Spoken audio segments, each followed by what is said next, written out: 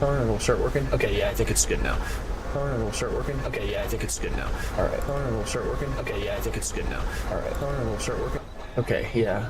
For some odd reason, Windows 11, well, we could talk about Windows 11 all day and the issues it's had since rollout. They've been too focused on AI to make a competent OS. But for some reason, now every single time I turn my computer on, things that require drivers, like my, the camera I'm using right now for this webcam even, it has issues where I have to disconnect it and then reconnect it just for OBS, and not just OBS, so people don't think it's an OBS issue. Windows' webcam, built-in webcam app, or its camera app, Discord, everything has trouble with loading the camera as well as loading the boom mic the first time now. And it's like I literally fix it every time by just unplugging it and plugging it right back in, and then suddenly it just works. And it's never had this issue before. Suddenly all of my different devices are doing it. It only happened after a recent Windows 11 update. It's Windows 11. But anyway, let's go ahead and see if YouTube is working. I'm going to check one more time on Twitch. See if YouTube is working. Yeah, Twitch is good, and then YouTube is 11. But anyway, let's go ahead. Yeah, so they're both good. So we can go ahead and take off here. So we get everything out of the way here. We can start focusing here. So what we got here team-wise. All right. Okay, I'm going to go ahead and do my intro, and then after that we're going to get started here. So, all right. What's up, guys? I'm the Blue Titan, and welcome back to another episode of Darkest Dungeon. So, before we get started, if you'd like to see short-form content, highly edited shorts that are highlights in nature, you know, that kind of catch up with what happened in the last week's episode, or last episode rather, you can head over to the Blue Titan Space Gaming to see content like that.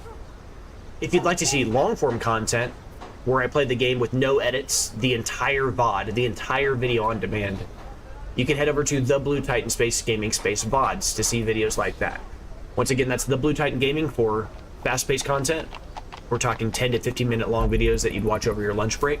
Or you could head over to the Blue Titan Space Gaming Space VODs if you have a lazy Sunday afternoon, you have a few hours to watch someone play a game.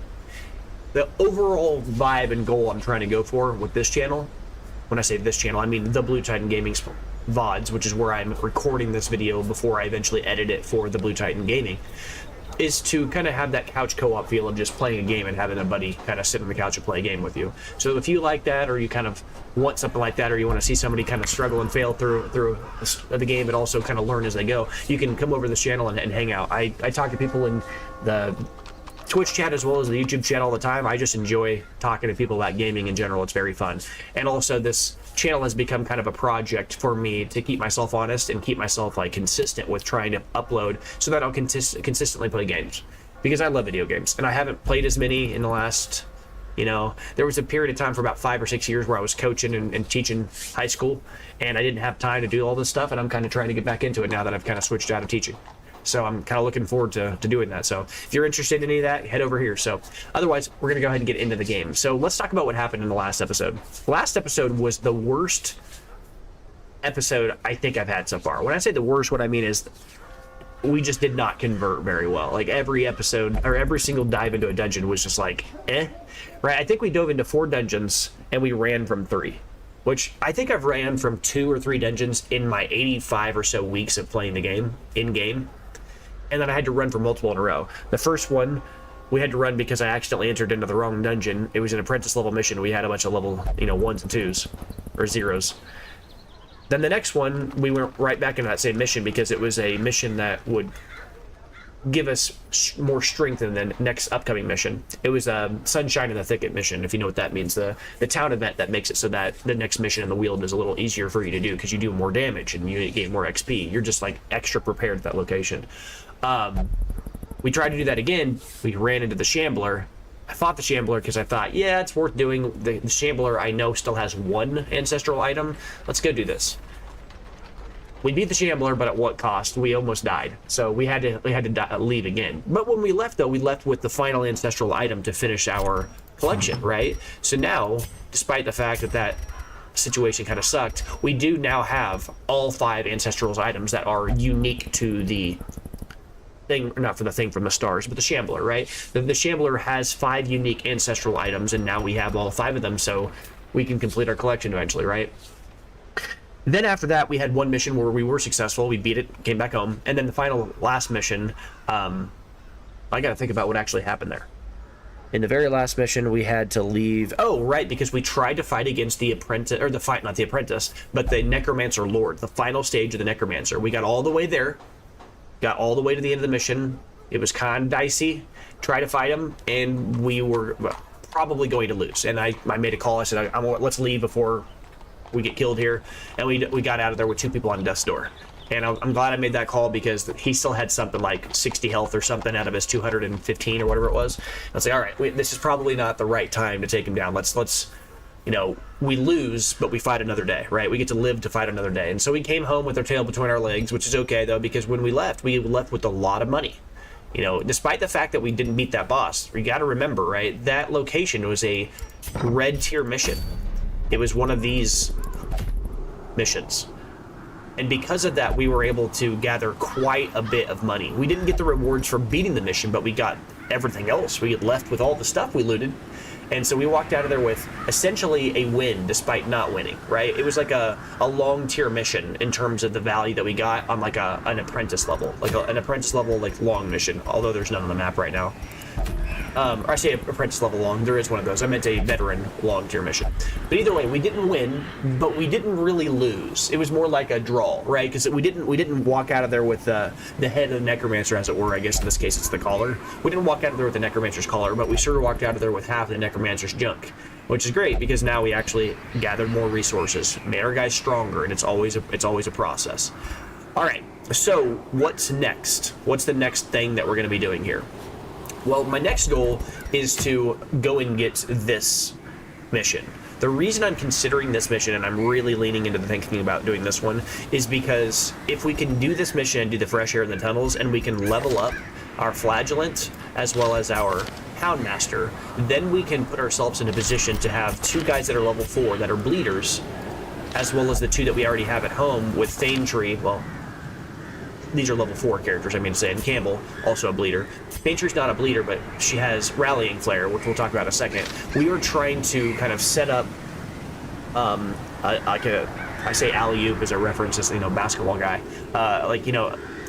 Serve the ball up so the other person can volleyball spike it down.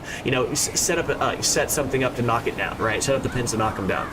We are in a situation where if we do this mission, and then we win it, then we can go and fight the Swine King and have increased damage on the subsequent next mission at that location.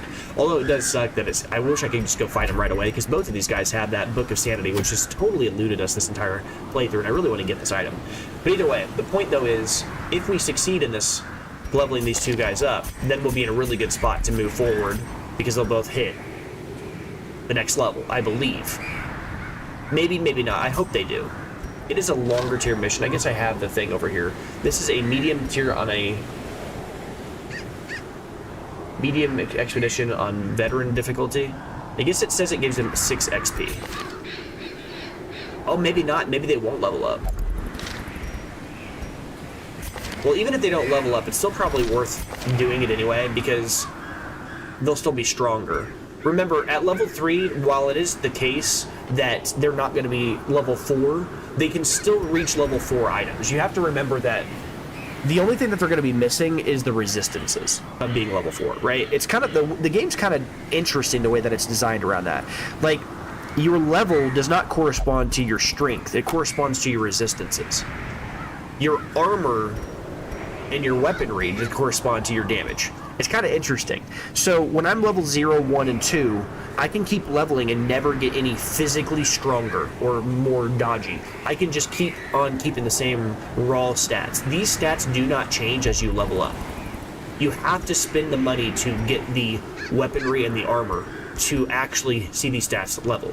The only thing that statically levels up, or I guess dynamically levels up with you, what I mean to say is it grows with you, is the resistances. So these go up as you level up, the resistances section, but not the base stats. The base stats are something you only get increased on once you level up. These weapon and armor. But the thing is, those weapon and armor level ups are are directly tied to your level, right? So if I hit level 3, I guess technically, if I hit level, I think it's level 1, 3, and 5. Once I hit levels 1, 3, and 5, I think it is, then I'm able to upgrade to the next tier of armor or weaponry. I think that's the right ranges. So then what ends up happening is, like, characters that are level 3 can wear the same armor as characters that are level 4. But level 4 characters can't wear the same thing as level 5. They have to wait until they hit level 5 to be able to access level 5 and level 6 gear. Level 5 and level 6 gear is the same thing. Level 3 and level 4 gear are the same thing. Level 0, 1, and 2 gear are the... Well, I guess level 1 and level 2 gear are the same thing. Level 0 gear is level 0 gear. But the reason this is important is because it tells you that while the Houndmaster and the Flagellant will not be more resistant than they are now by not leveling up if they don't level up in this mission, they will still, because they're level 3, be able to access the same weaponry as our level 4 characters here. So it's okay to bring in some 3s and 4s, despite that fact. They won't be as resistant, true, but they will be able to pack that huge damage punch, which is what I really need from these two, because they're going to be our primary damage dealers. It's going to be our Arbalist and our Jester that are going to be more supportive during this fight. Alright, so we're going to go ahead and get into this. I need to go ahead and level these characters, although there is a concern. I can't bring this Vestal. I want to, but I can't bring her, unfortunately. The reason I can't is because she's got the Crimson Curse, and if I bring her and our Houndmaster, we're going to attract the Crazed Fanatic. There's a chance we could, and I don't want to chance that when we're on a lower tier group of guys. We have all 3s, and then she was level 2. This is a mission that, this one is a mission that is designed around level 4s and level 3s, so we're already pushing it by going with mostly 3s. I have no choice. I have to take another 2, but I can't take that one. If that's the case, who do I want? I guess probably something like a Crusader here would be okay. Not exactly like the most efficient at this location. Or I guess I could also do the Bounty Hunter. The Bounty Hunter actually has Beast Slayer. Yeah, that's a great addition. Let's shift these guys back here, and then we'll put the Bounty Hunter in slot 2 here. Although I could switch them and do this. Well, no. The reason I'm thinking about that is because since our Bounty Hunter is a little weaker, I'd rather kind of protect him a bit if I could by having him in slot 3 and 4 so that he doesn't get hit by the frontliners as much. The problem with that is then my Houndmaster can't use Cry Havoc to reduce stress. So, that's fine. Let's go ahead and select some utility abilities on this character. He's not going to be using Hands from the Abyss, though. Demon's Pull is fine. Clear the corpses, make sure that we can reach who we need to reach. I think this is probably the right ones. Missile Artillery is fine, but it's not really useful on this map. Most of the enemies in this location are going to be beasts, so anything that deals extra damage versus Eldritch doesn't really make a lot of sense. You'd much rather just have utility-focused things on our Occultist, and then just have them focus on weird reconstruction and heal people up a bit. Elsewise, we're pretty good here. Looks like our 3 guys, they have their 3-tier skills. I'm going to make sure all that's right here. We're going to get into that mission here in a second. Can these guys level up again? They can. Okay. I was thinking they could. Yeah, so we're going to have to drop a pretty penny here on these guys, but that's okay. So, that you're level 2, do I just want you to come hither? No, let's just go for raw damage on you. You have Beast Slayer, so let's just lean into that. I'll give you the Beast Slayer's ring and then some kind of an accuracy thing, and then you can just lean into dealing as much damage as possible. We don't have any other stunners on our team, so there's really no reason to use Finish him. He's not going to set himself up with that. So I guess I could go with something like Caltrops, but this only hits 1 target. It's not really the best use. Maybe it is Stun. And come hit, these two. Feels a little weird using something like Come Hither when... Yeah, it's just strange because most of the time he's going to be trying to deal as much damage as possible. Collect Bounty is probably what we're going to be using most of the time, though. We just don't have any stuns on this squad. All right, and then from here, you've already got your level 4s, right? Because you're level 3, so you can access level 4 abilities. Same with, so you're level 3, so you can access level 4s. Oh, we haven't selected these yet. Let's do that, too. It's going to spend quite a bit of money, but it'll be worth it. That's a lot of damage. Yeah, just these 4 abilities. Same thing with you. We've already got you. We already did that. So we're good on everybody, it looks like. And then we can take off in here. Hey, Cole, what's up? Yeah, the chat's been a little strange today. I hope YouTube's doing okay. I think it said chat disconnected and then reconnected, and then now it says you said howdy, but then it doesn't say that you're a concurrent viewer. So if you're still in the chat, say something to me. Let me know, because it doesn't show who's viewing right now. It's kind of weird. Like, I don't know what's going on there. Huh. I will figure it out. I'm not that worried about it. Yeah, I just got here. Hey, so you are here, but it doesn't say. I'm gonna reload the screen and see if it does anything.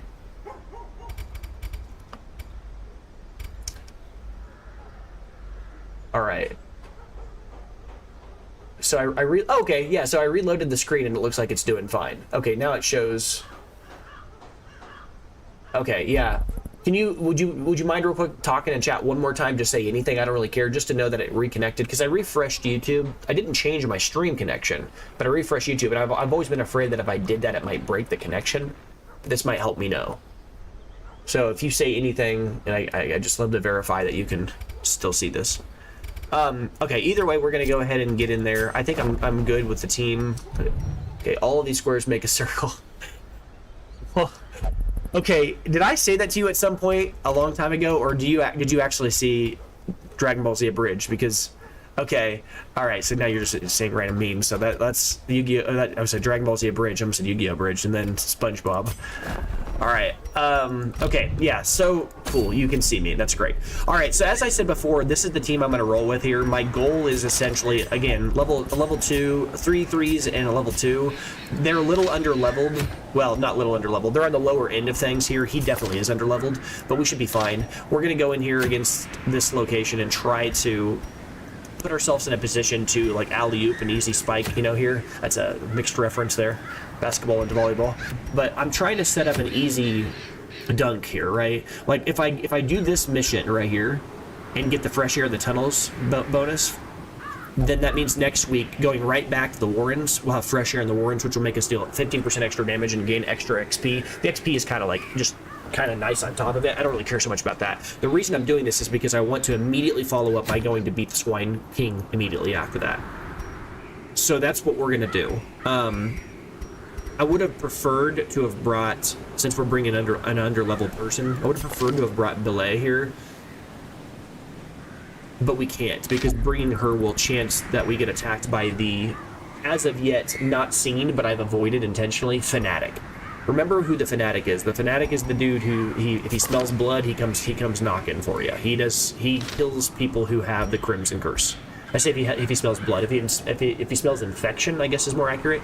We just haven't had a situation arise yet where we've had 2 guys or 3 guys on our team. Like, I wouldn't have any problem at all fighting the Fanatic if the guys on our team were like level 3s and 4s instead of 2s and 3s in a mission where the enemies are going to be 3 and 4. Right? That's pretty dangerous to invite the Fanatic and fight a random roaming boss like that. It'd be like fighting the Shambler, but having no control over fighting against it, right? It's like the Thing from the Stars. The Thing from the Stars is, you know, tough, but like the Fanatic is tough in like the same way the Hag is tough, right? The Hag steals somebody from you. Hint, hint, that's kind of what the Fanatic does. He kind of like tries to extract the Crimson Curse from a person, I think through pain or something, but like basically disables one of the people on your team. And I just don't want that level of like variance happening to us right now when we don't actually have a squad of people who I think can handle it, or I'm a little nervous about doing it right now. All right. Either way, let's go ahead and pick some people here. You showed me the videos. Oh, okay, I did show you. Okay, that's cool.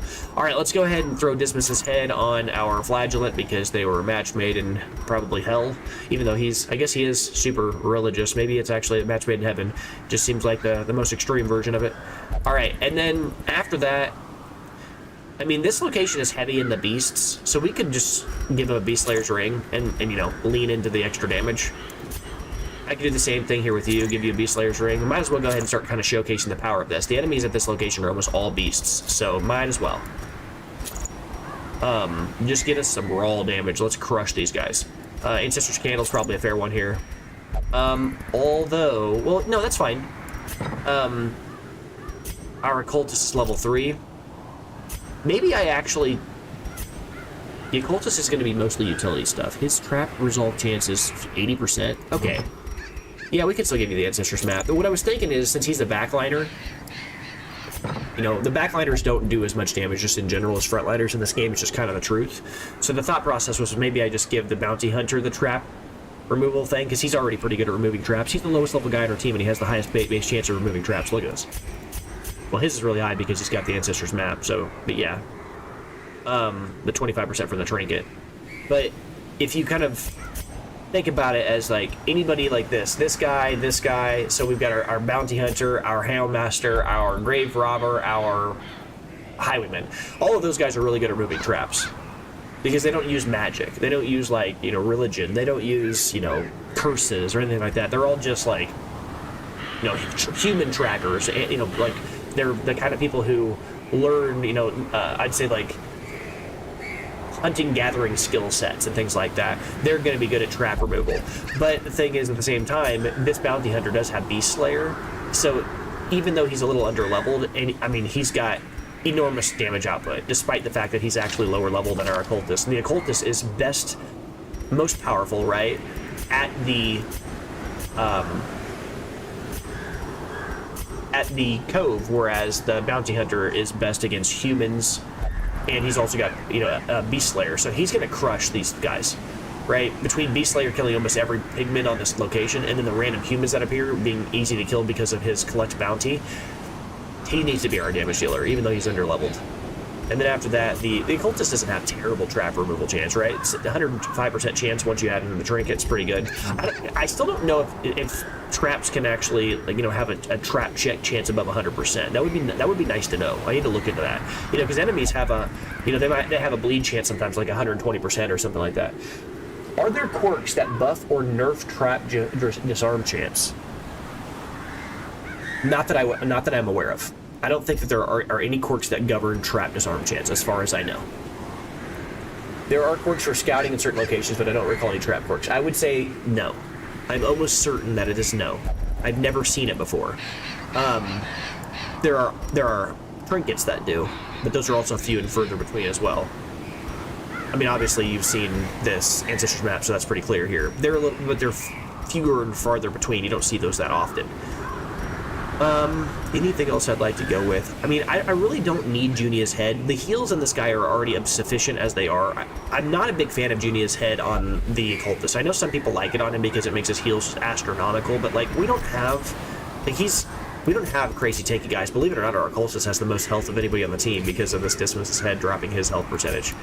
Nobody's like, you know, this occultist can literally heal for 19. Do I really need Junia's head to heal for the entire health bar? Like, it doesn't increase it increases the range's maximum, but not the range's minimum. So there's no real reason. I just don't understand, like, why you need extra heal. The heal's already good. I'd much rather do something else here. That might be like a Demon's Cauldron situation, right? Debuffing people, higher chance of debuffing and stunning. The downside of this, I'm not really using the stun part of it, but I am using the 40% debuff skill chance. This ability is a lot better than I think people give it credit for. You know, I actually say that. I think this is probably like most people's favorite item on the occultist, if I was going to be honest. What I'm saying is I think it's better than people give it credit for, even in circumstances where you're not using stun, right? I'm not using his Hands of the Abyss ability because he's not in the front two slots, but I still like the item, even without the plus 30% stun skill chance, because the plus 40% debuff skill chance is really high. Like, almost always guaranteed that we're going to strip the arm off of everybody. Anybody I hit with it, it's going to remove it. It's never going to miss. And then that plus 30% crit is actually cool, because these abilities have really high random crit chance. It's so funny. Like, these abilities do almost no damage, but they have a really high chance base crit. It's like, why? Well, because by doing that, I think it's not really obvious why the game designers did that. But then if you think about it a little deeper after having played for a little while, you start to realize that having really high base crit with low damage percent flat just is it's basically like giving the character hidden ways of decreasing stress. That's the point, I think. Right, because hitting for 2 and instead critting for 3 doesn't really matter in the grander scheme of things, but it always removes 4 or 5 stress. So the occultist can, like, randomly crit removal, and that can passively give it to everybody else. I think that 3% crit from this is pretty good. Yeah, virtue chance being lower is not great. Extra stress is not great, plus 15% extra stress. But you might be like, well, this is giving extra stress, though. Yeah, but that's only if the targets do hit him. I don't know. I personally think that this is a sneaky way of giving him stress relief. The extra crit matters. Either way, I think we are good. I think everybody's got what they need. Oh, wait a second. These two guys can level up their... Oh, yeah, we can level up armor. Everybody's leveled up their abilities, but not their armor. Got to be very careful not to pick the wrong mission when we go back in there. Be careful not to do that. We've done that the last few times here. So I'm going to keep that in mind as I'm looking at this. All right, we just spent a pretty penny. We just dropped from like 130,000 gold down to 80,000 in the last... At the end of that last mission, I spent a lot of money. That's okay. All right, we're going to do this mission. The Fresh Air in the Tunnels mission is what we want. We've got our guys ready to go. Everybody's got Beast Slayer rings. They're going to be hitting like trucks. Yeah, let's go. Does everybody have good... Yeah, we have the what I would consider kind of the required... the required camping quirks. I keep now it feels like I'm saying everything's a quirk. For a while I couldn't remember to call these quirks. I kept wanting to call them perks, and then I like made a point to remember to call it that, and then now I want to call everything quirks. They're camping skills, right? I think I have the required camping skills that I say required, like the important ones, right? Remember, every class in the game has 7 and the same starting 3. They all have the same starting 3 camping skills. It's the unique ones that are where like the interesting stuff happens, and usually the unique ones are the more powerful ones anyways. Like these bread and butter boring ones at the front, you can use them, but they're not impressive by any stretch. But if you look at something like here, the Soundmaster, these 4 abilities are disgusting. They cover all your bases except healing, right? Increase the scouting chance by 30% is just crazy. Removing stress from himself is actually kind of mediocre. Ignore that one. But Therapy Dog's pretty solid. Minus 10 stress from everybody on your team. Minus 10% stress for the next 4 battles. Hound's Watch, less chance for you to be surprised, more chance for your opponents to be surprised, no chance that you get ambushed at night when you go to sleep. Just makes it for a clean, like camp. You don't have to worry about anything. The downside of this guy, though, is he doesn't heal anybody. So also his Therapy Dog is strictly weaker than the Jester's. Every rose has its thorn. It's exactly the same time cost, and the Jester's just funnier, right? The Jester's just better relieving stress than the dog is. Just how it is. All right, but I think we were good to go. So we're going to take off here. I've had several occultist heals crit for 50 plus and one for 62. It feels so good when you hit that. Yeah, it feels so good, and then you hit a 0-1. Yeah, the critical 0 is just like, you have high highs and then low lows with that character. It is very powerful. Don't get me wrong, but we actually saw in a previous episode when I fought against the Siren and lost. And then we got party wiped, which is wild. Getting party wiped against the Siren, it just sounds embarrassing because she's not that challenging in terms of like her overall damage. But the reality was we were super underleveled. But the Siren party wiping there was a result of the fact that, besides the fact that we were underleveled, we just started to stack bleed, right? Because the occultist kept healing, but once he stacks a bleed stack, then it's all downhill. Because if you don't heal it immediately, when we brought 6 bandages, but we'd used them all up at that point. Because we run into those 2 crabs that gave the arterial pinch, and applied 8 bleed per round for 3 rounds, was just too much for our level 0s and 1s and 2s or whatever we had.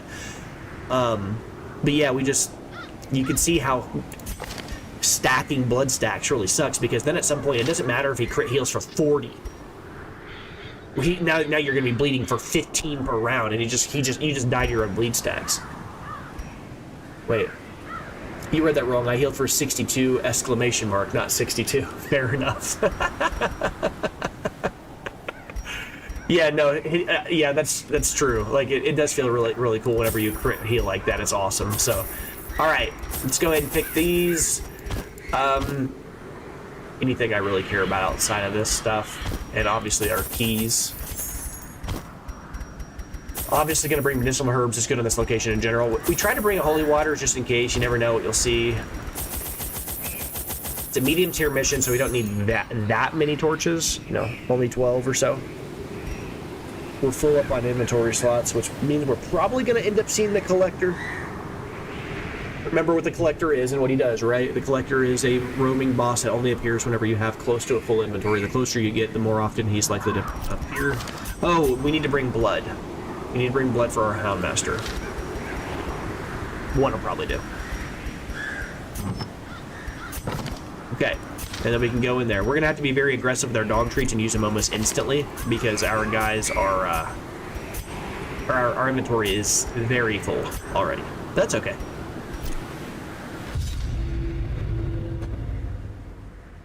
All right, let's do this. You can retreat from combat and even abandon quests. If things are going terribly, live to fight another day. Yeah, we learned that in the last episode, right? Like, it's not embarrassing to leave. I mean, yeah, you can say, you know, it's kind of a little embarrassing, maybe like, you know, tail between your legs. I didn't mean to say not embarrassing. What I really mean to say is it's not strategically incorrect, right?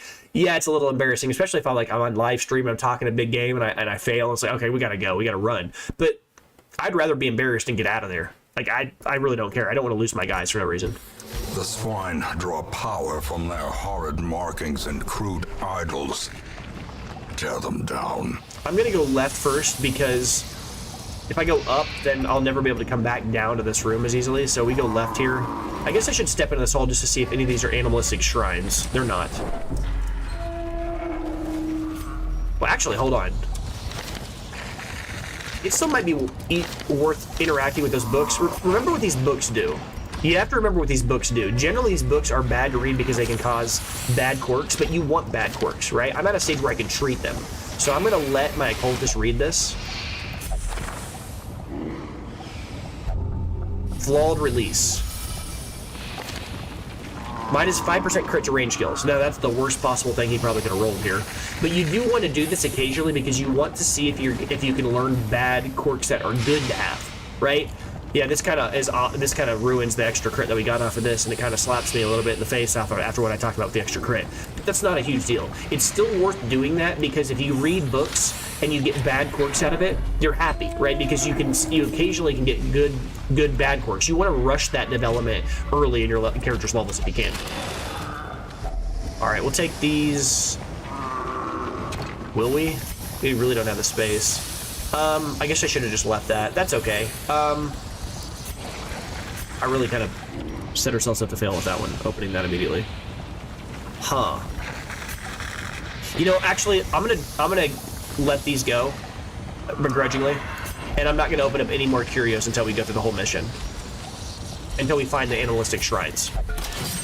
That was a mistake on my end. That's no big deal. I mean, 6 crests is 6 crests, but we'll be okay. We're just gonna make sure that we don't open up any more. There we go. There's our shrine. Well, that makes things a lot easier. So now we actually have space to open things. Great. That made up for it a little bit there. Now we can immediately start stacking things. Okay, we got a lot of information here. Immediate fights right away. Okay. This is actually fine. Fighting against these guys super early here, when we have no stress, is fine. Especially since we have the ability to deal a lot of damage to them. And if they give us the Crimson Curse here, then we have an opportunity to, you know, get some blood right away. If we kill these guys and gather a blood, it might even be worth killing this this egg sac behind them immediately after that to just try to force a bunch of blood. Yeah, really high dodge chance is awful, but it is what it is. We'll use our dog treats. These are the proper people to use dog treats on. A devastating blow. This is what I mean, like, the extra damage to bloodsuckers is crazy. We're not dealing extra damage off the Beast Slayer's ring, they're all bloodsuckers, but the extra damage here because of the dog treats is really helpful. I don't have Eldritch, the ability to hit 2 people in the back. That would have been nice here. And our crits are pretty low. I guess the best option here is to remove his armor.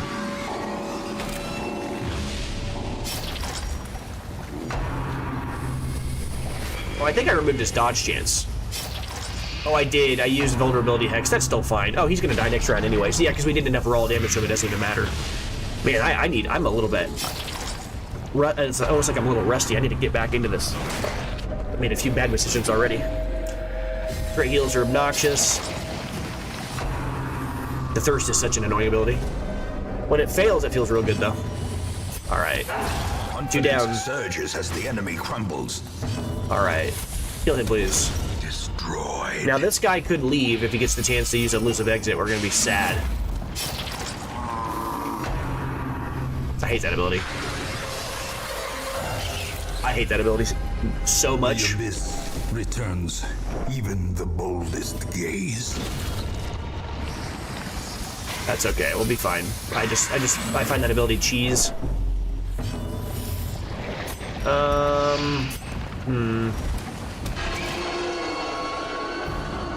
right.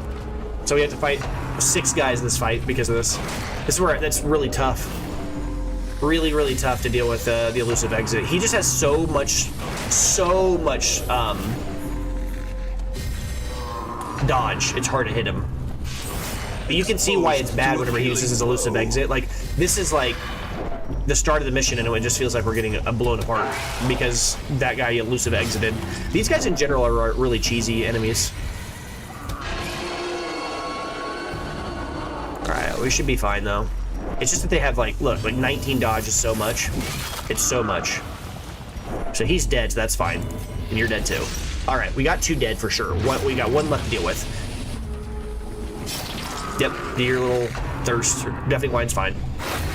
Deafening Wine's like one of the least of our worries. We have the Hound to remove the stress. Death. Unforeseen. Yep. Unforgiving. Alright, kill this guy. Awesome, he's down. Now I can, if I get a chance to, do some recovery Great stuff is the here. weapon that cuts on its own. That was a real rough fight there, but we can kind of undo it. That's why we bring the cultist in the fevered pitch of battle. All right, get out of here. Continue the onslaught. That was rough, right? Destroy them all. But the fight did go long enough that it looks like the game gave us quite a few resources, which is cool. Okay, we don't have space for an extra shovel, unfortunately. I don't care about 1 portrait. I know that that's usually what you get at this location, but we can offset that pretty easily here. This is one of the reasons why it's good to bring a lot of food here. We can kind of just undo that immediately. This location has an enormous amount of food. Like, way more food than most locations do, so we're okay to just kind of spam that. We've also been very fortunate we haven't acquired more Crimson Curse, which is cool. I might actually just drop the dog treats for the money. It's 1 dog treat. I'm not gonna attack these guys now that no more Crimson Curse was gathered. If nobody on our team besides 1 guy has the Crimson Curse, then I don't have to worry about more people getting checked. So I'm just gonna let it go. Alright. Now we took a lot of stress damage there, but we're gonna be fine. Alright. This is where a dog treat would be nice, but it's okay. We use those super quick. We use them as fast as we can, so wow, he didn't get bled. Very surprising. He has a 60% bleed resist is pretty wild. Wow. Is it because you're stealthed? It's kind of surprising, actually. Alright, I can't hit him, so I guess probably just remove his protection, because he's got 33% protection. Dropping down to 16% is pretty good here. And then we will try to hit the back lines, and then after, I'm going to use this bounty hunter to try to hit the front guy now that he is lower on max health here. Or lower on max resistances. Just hit him for raw damage since he has Beast Slayer. Yeah, that's a lot of damage. That's crazy. That's just a raw 8, right? That wasn't a crit 8. That's where I talk about this guy. This stealth guy is kind of like an unspoken damage dealer. Like, people don't think about this guy. Like, he's just kind of one of the guys, but he actually can hit you for a crazy amount. That crit was reversed the way I would have preferred that, but that's okay. All right. I guess we'll just remove the rest of your armor. Well, I guess you're already dead though. Like, if you take 1 more hit, you're gonna bleed out anyway. I think. Now let's just make sure it happens. Actually, you have 9 dodge, and we marked him too, so that'll guarantee that we actually kill him. Oh, that's the 4th mark guy. I was trying to remember who the other mark guy was, because I was like, okay, we've got multiple people in the game that can mark people, right? Between the Houndmaster and the Bounty Hunter and the Arbalist, and I was like, who's the other one? I forgot. Yes, the Cultist can mark people when he uses Vulnerability Hex. Yeah. Their formation 24 damage, broken. wild. Maintain the offensive. Look where it hurts. So I said 8 damage, just a casual 8, right? He hits hard. All right, kill him off. Decimated. Okay. little overdone there. And then now we're gonna go for a big heal here. 14's great. Then we can finish him off, or I might actually, I'm gonna cheese an extra heal or an extra stress heal out. Hopefully we don't get crit hit. Man, 5 off of everybody was incredible there. Awesome, that worked out real well. Wow. Blossoms. Okay, so we have a choice here. I mean, we're definitely gonna take the food here, but I guess we could just eat the food. As I was saying, like, food is so plentiful in this location. It's very rare to run out of food because of the like random pigmen. Like, I think it's like pigmen have food. There's just food curios like everywhere. We still have 12. We're gonna get hunger checked at some point, but it doesn't really matter. We'll find food. That's why we bring medicinal herbs. This extra blood is annoying because I'd love to take these crests here. And this Heaven's Hairpin is worth at least 2,000 gold, so it's worth keeping rare or above. These are worth more. These items, these gold or blue tier and higher items, you want to take these over stacks of gold because they're worth more when you sell them. Whereas like a common item or like an uncommon item, they're still below a normal stack of gold, but I believe these sell for like 2250 or something. I need to keep the bandages because I do have 2 dudes that bleed the teammates. I guess I could get rid of the holy water and not be too super bummed out.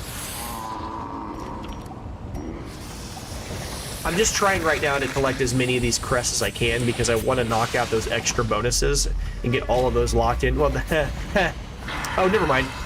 I was thinking we dropped the bandages. Hey, look, an animalistic shrine. That's really good. Okay, let's walk forward and do that real quick. And now we can walk back and open this bandage thing. For my Baron missions, I used a team of an occultist in the back, then a jester, then the highwayman, then the bounty hunter. It worked very well for stress and health heals for such a long mission. Yeah, the jester is just crazy for stress removal. Yeah, that's best in class. Highwayman is just a huge damage dealer. Bounty hunters teams up real well with the occultist on the marking. Bounty hunter hits for a lot, and the occultist heals for a lot. Yeah, good combination there. The only concern I'd have with that team is you don't really have much in the way of armor penetration. So, you know, the like little egg guys, or not the egg guys, but the guys like the head clamp guys that are on the human bodies, they have really, like, as the missions go higher, when you get to higher missions, you'll run into the issue of like them just having a lot of raw protection, so you got to think about that as the game goes further. Alright, yeah, food, there's the food I was talking about. That's what I'm talking about. There's food is plentiful on this map, guys. I just got 8 food from a random curio. There was a hunger check. It doesn't even matter, right? I used the occultist ability to remove protection. Oh yeah, that's what I was, yeah. I said that in my head because I was thinking he's got those 2 abilities that I'm literally rolling with on this mission. And then what I was going to say is I'm rolling with the 2 abilities right here, right? He's got the mark ability and he's got the armor removal ability, which I'm literally rolling with exactly right now for that exact reason. Yes, of course. You're correct. Yeah, my bad. And Highwayman is my first time using his riposte style play. Yeah, he doesn't seem like, honestly, like, when you start playing the game, you don't usually think about that. Because the original version of him, I think the first version of Dismas that you get, I don't know this, but I'm pretty sure Dismas as well as Reynold, the 2 starting characters, both have the same quirks no matter what. They always have the same starting quirks and the same starting abilities, I believe, when you start playing the first time. And so you sometimes don't ever learn those other abilities on Dismas because you get so used to using his core abilities that you're just kind of like, oh, this is what he is. He's a damage dealer. And it's very easy to go for a long time without ever realizing what else that Highwayman can do. But he is a really good riposter. I actually think, honestly, secretly, his riposte style of play, maybe I'm wrong, but his riposte style of play with the bleed ability and all that might be higher DPS than his range damage ability stuff. At the lower tier stuff, using Grape Shot Blast and killing a bunch of spiders feels incredible, but as the enemies get higher and higher and higher, I think the bleed and the riposte, it adds in so much random damage to the enemy. They just take all this chip damage from hitting him. I think it might be better, especially when enemies get multiple attacks in a round. Yeah, I mentioned, yeah, that was the part I was actually remembering was these guys, because right now I have those 2 together, right? I was talking earlier about like how he can consume the mark from the weakening curse. But for some odd reason, weirdly enough, despite the fact that the vulnerability hex, I'm going to say, Awakening Curse is the other one. Vulnerability hex, giving marking. Despite the fact that for the first however many episodes, I use Awakening Curse almost primarily. I very rarely use the vulnerability hex in the early game, because enemies don't usually have a lot of dodge early game. It's usually mostly armor that they get, or protection in this game. But then against the sycophants, you know, against the bloodsuckers, this ability is much better, because those sycophants specifically, the mosquitoes, they have like really high base dodge. I think the best perk of Grape Shot is it adds 8 crit to hit enemies. Yeah, Grape Shot Blast is just like, it's one of the most fun and satisfying abilities when it lands, I think, of any ability in the game. It's just hilarious. Okay, that guy's dodging everything. He dodged my dog a little bit ago. Okay, that's 2 times he stunned my hound. Stop it. Not twice in the same fight, but 2 times this mission that our hound has been stunned by that ability. Slowly, gently. All right. This is how a life is taken. Come here, you dork. Tired of you.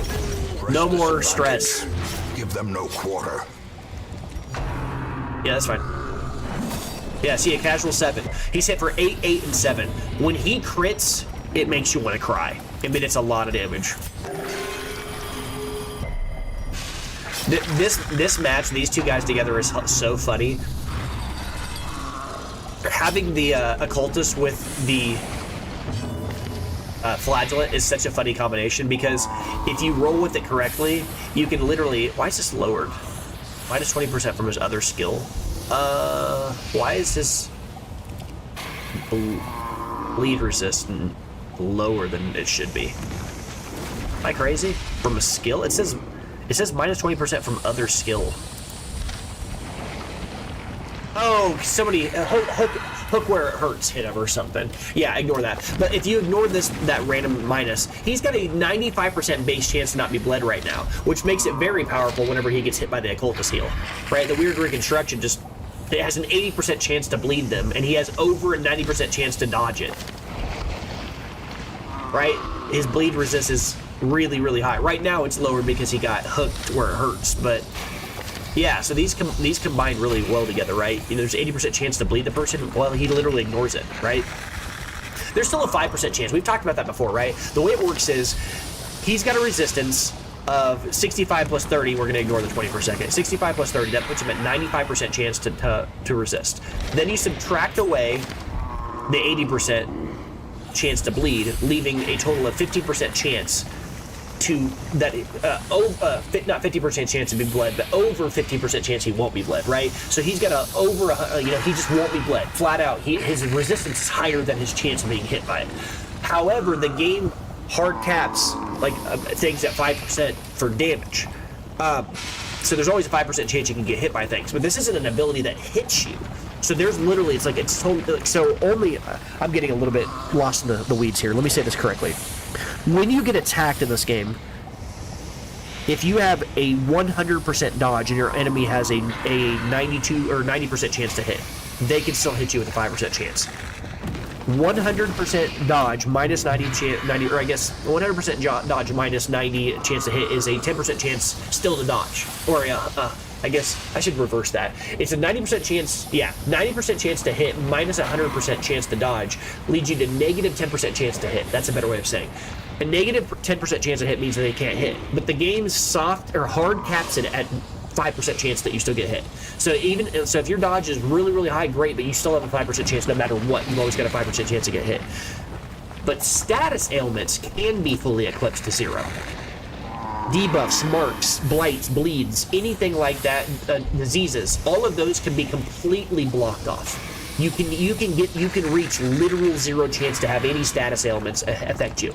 So having a bleed resist of 100%, and then your opponent has an 80% chance to hit, it doesn't matter if they hit you, you're just not going to get bled. But that doesn't mean this guy's debuff chance is only 60% chance. My opponent can hit me with a debuff that lowers my bleed resist, or debuffs me with something that increases the chance that the next time I get hit, it's going to like lower my bleed resist or whatever. You can still backdoor yourself into lowering that bleed resist and getting around those core resistances. It can still happen. So you got to keep that in mind. All right, so from there, continuing on here, I'm going to wipe these guys out while I'm just kind of casually getting off task entirely here. All right. Analytics. YouTube's being weird today. It's not really showing who's here, who's not here. It's not showing some of the analytics. It's just being strange. It might not be YouTube, though. It might just be my internet provider. I don't know. Sometimes I don't know. I've collected 2 books of rage already in the last few missions. I'm not taking that. Success. It's just too much random items to be taking that right now. It's just too much. Yeah, I already have 2 of this. I mean, this is a great item, by the way, for the early game flagellant. We just never got the chance to really use it, but I love the Book of Rage. Would I rather have any of these things over what I have here? The torches are kind of the question. I could do that. I have a lot of torches left, and I still haven't. Yeah, let's drop the torches. I guess I'll take the busts. The money's fine, but I mean, long term, I'd much rather have busts. I'd much rather have these to kind of finish off my city or my hamlet. I guess I'll burn this torch. May we find victory.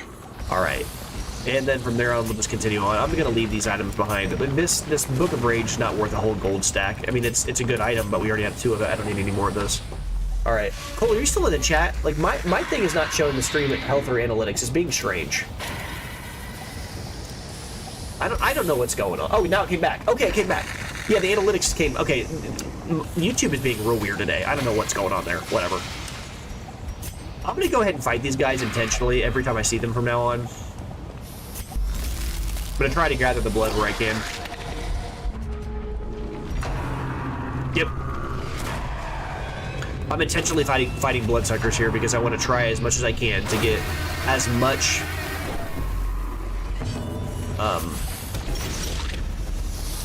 of a chance to get blood as we can while we're building up towards that eventual goal of... Well, actually, I could probably just kill this guy. If I hit him for 2...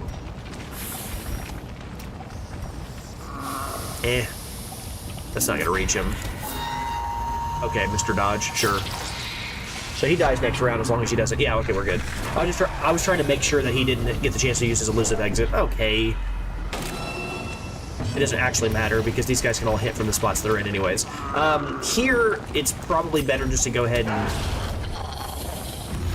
apply bleed. I want to use my Houndmaster to remove stress, but he's got such a very powerful ability against blood suckers, you know, against these annoying sycophants and stuff because it got such high dodge. I want to be able to use Hound's Harry against these guys as often as I can because even if it misses one guy, it just randomly adds bleed to all kinds of different random people.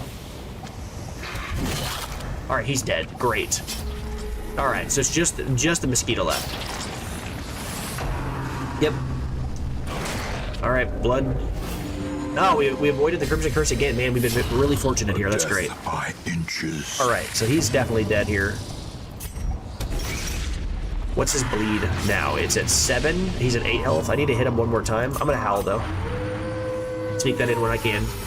Man, 20 stress relief across multiple bodies is clean. I don't need to heal here. Let's just go for one little bit of damage. If I can just hit him for a little bit of damage, he dies. All right, he's dead. And we crit. That's what I'm talking. Like that random crit, that 3. You see that? That showcased what I was talking about. We crit there, and that removed random stress from our team. I think that's sneakily what he's doing there. That's why they put that in the game. Oh, this is great. A trifling victory. Worked out great. But a victory nonetheless. I'm actually going to aggressively here drop the, I'm going to use the food up real quick. I'm going to start taking these Baron's invitations again. We need these. We've only got 1.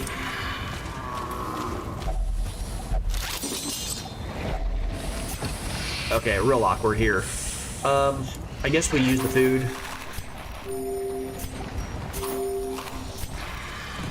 I do want to take this money though. That's a lot of money. We're gonna drop the bandages, which feels kind of weird since we have 2 guys that can bleed, but it's fine. We'll be all right. The way is lit. The path is clear. We require only the strength to follow it. All right, you have the yeah, you have the Ancestors map, so we'll try to remove this. Crap. Great. Great. Okay. still struggling on inventory space, but we're okay. Would I rather have portraits over the busts? I think the answer is yes. I could also just drop the anti-venom, I guess. Sure. The light, the promise of safety. Alright, I'm not going to go through this hallway except for to try to see past the rock wall.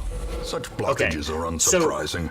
These tunnels predate even the earliest settlers. I don't need to go any further here. If I wanted to, I could. This keg thing, if you interact with it, and you use the medicinal herbs, it gives somebody in your team an attack steroid of 30% for the rest of the mission, or I guess until you camp. I don't really care about that. I don't need to use a shovel to go through that. So we're gonna go down here. All right, yeah, I'm just thinking. Okay. Okay, now he's thirsty, so we use the blood, which is great. Oh, we know we have 2 blood on our team. We picked up an extra blood. I was thinking it was going to save us some space. Never mind. That's okay. It's a good problem to have. We have more blood. Wealth beyond measure. Sure. Awarded to the brave Leave the and money. the foolhardy alike. Not that big of a deal. All right, 2 stealth guys is annoying, but this is where the dog really helps. Oh, I didn't even get the chance to attack. He knew exactly what I wanted to do. Okay. Wow. This is where having the dog helps a lot, because you can kind of still hit people despite the fact that they're invisible. Yep, accusation's annoying. But you can accuse him all you want. That dude likes being stressed out. Consumes the mind. Okay. Casual 8. Just a casual 8. Alright, go for your big Rain of Sorrows on these backliners. A lot of damage on those guys. And then here, I'm going to go for, I think, a heal. I don't want to take a chance that I kill either of these guys before the other 2 guys get attacked by Hound's Harry. There's this weird little awkward moment where I want these guys in the front to get hit by Hound's Harry, so I don't want to do so much damage that I kill the back 2 guys before the Hound's Harry goes off a second time, because if these 2 guys in the back die before our dog gets to attack, we won't be able to see these guys, or we won't be able to hit them with the Hound's Harry. So I'm gonna intentionally heal instead of doing what I could do here. I guess I'll grab him though. Precision and power. Because this means that I can actually use the Rain of Sorrows and actually reach one of these other guys. Yep, casual 9. We're gonna be camping very soon, so I don't think we're gonna have to worry about the stress, even though we're close on somebody. Okay. All right, so here will Hound's Harry. Powerful blow. Well, now we won't. Oh, awkward. Now we won't be able to do what I wanted to do. That's funny. We'll just heal then, I guess, because I can't see these guys for one more round. So well, they're just gonna die their own, huh? All right. So he can't see this guy, so that's okay. We have an alternative. We can just heal instead. Cool. So now we can't take one. As victories mount, so too will resistance. This is where I talk about. We found 3 busts, but look how many portraits we're finding. Portraits are more rare, in like they're more valuable per part, right? 1 portrait is the equivalent of 2 busts. Is the equivalent of 4 crests, right? That's the ratio. 1 portrait is 2 busts. 2 busts is also the same thing as 2 deeds. 2 deeds or 2 busts is the same thing as 4 crests. This is less valuable. The portraits are less valuable than the busts in total, like, ratio relationship, so you might be confused with why are you switching them. The answer to that question is because this location is more likely to drop portraits. That's just from experience. I know this location, and you can just see it anecdotally. This location drops portraits more often, so I'm going to switch the busts because the bust, if I want busts, I go to the ruins. The ruins are where you find busts and crests. This location is where you find portraits and crests. Deeds are found in the Weald, right? Every location kind of has a thing that you're more likely to find there. I might consider dropping the blood here and taking like the emerald or the busts. I don't know. I don't really care too much about the money. But remember, emerald's just the most common jewel that you find. We have a lot of map left.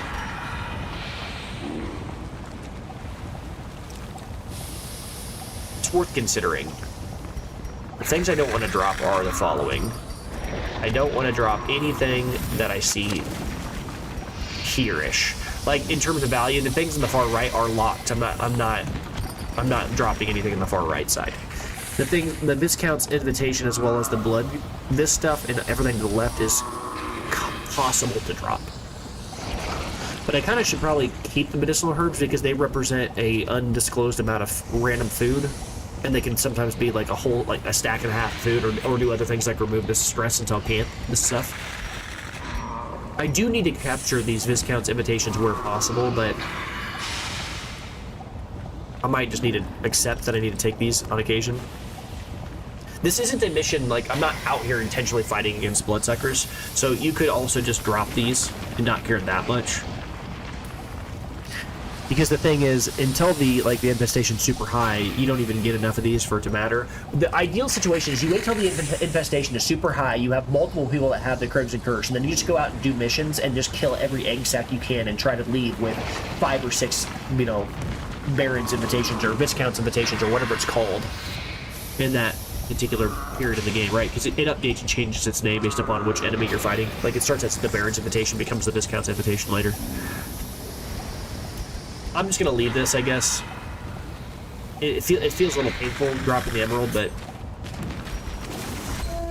all right, we need to go into this next room and then camp afterwards. Yep. All right, I'm gonna intentionally interact with this again, try to get a bad quirk.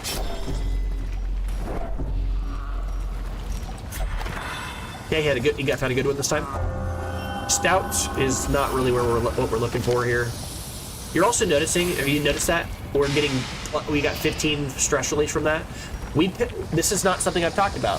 One of the blueprint buildings that we found earlier, right? We unlocked a blueprint building. The blueprint building that we unlocked, I think it was the one that, it was like the Arboreum or something like that. It was the one that it refers to like the Plague Doctor and like the Antiquarian and somebody else. And it's the one that said, like, knowledge curios will give plus 15 stress release, or relief, from now on. So these are knowledge curios. Now, from now on, anytime you interact in the book, you just get 15 stress relief. I'll have that for the rest of the game now. That's a big deal. Let's go ahead and unlock this one. We're going to sleep soon, like I said. You can see that this guy's hurting a bit. You know, we've got our flagellate hurting a bit, but we're going to be fine. He just needs to go to sleep. He's going to camp after this one fight. All right, we're gonna be just fine. We just need to get through this fight, and then we will camp, and then I'll remove all this stress he's got on him. This guy has dodge. This guy has huge amounts of protect. But he also has dodge. It's probably better just to go with like a dodge removal ability here, and then afterward and then an armor removal ability. You can reach him, right? Oh no, you can't. Not with that ability. That's unfortunate. I guess I'll go for a mark. And then we'll just try to kill them really quickly. Set up for 1 red. Okay, and then you go for your old Rain of Sorrows here. Alright, and then now they're just dead next round. Yep. So that guy crits for a lot.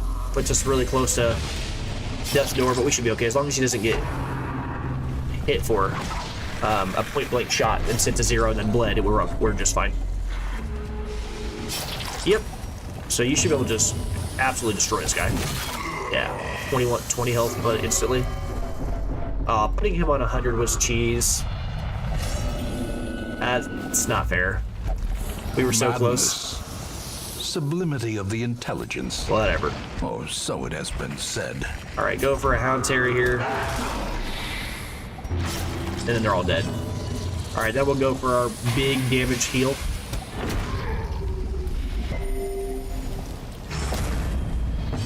And then after that, I'll probably go for the same kind of a heal on him as well. Hopefully he doesn't bleed again. He did. That's fine. The other guys are just dead anyway, so it's okay. Their cursed champion falls. All right, now we camp. I take the extra portraits, like I said, 1,000 portraits. To steel oneself against the coming horrors. And I'll probably be greedy here and do like a, actually, how much food do I have? I only have 12. We don't need the stress relief from this. We get stress relief from our dog.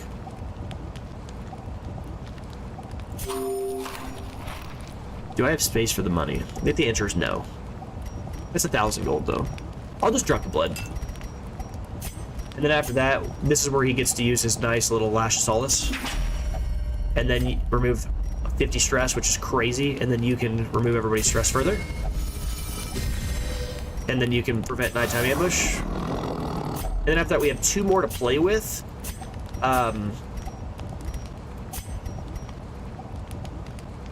We could also do this. Tracking. Even more chance to surprise every enemy we would run into for the rest of the mission. Would be nice. Yeah, we can do that. Surprise people at the start of every fight. That's so much extra damage if you surprise people. Yeah, sure. So we have like a really high chance to surprise people. Now look. Plus 20% chance to surprise enemies, plus 15 or plus an extra 10% chance to surprise them. Right, so we get a 30% chance to higher now, and they have a minus 20% chance to do it to us, plus an extra minus 15%. So we're really very high likelihood that we don't get surprised, very high likelihood that they get surprised, which is great. As the light gains purchase, spirits are lifted, and purpose is made clear. I'm leaving this until we find the last curio and get rid of the animal shrine. I don't want to open chests and bags and other things like that. That's fine.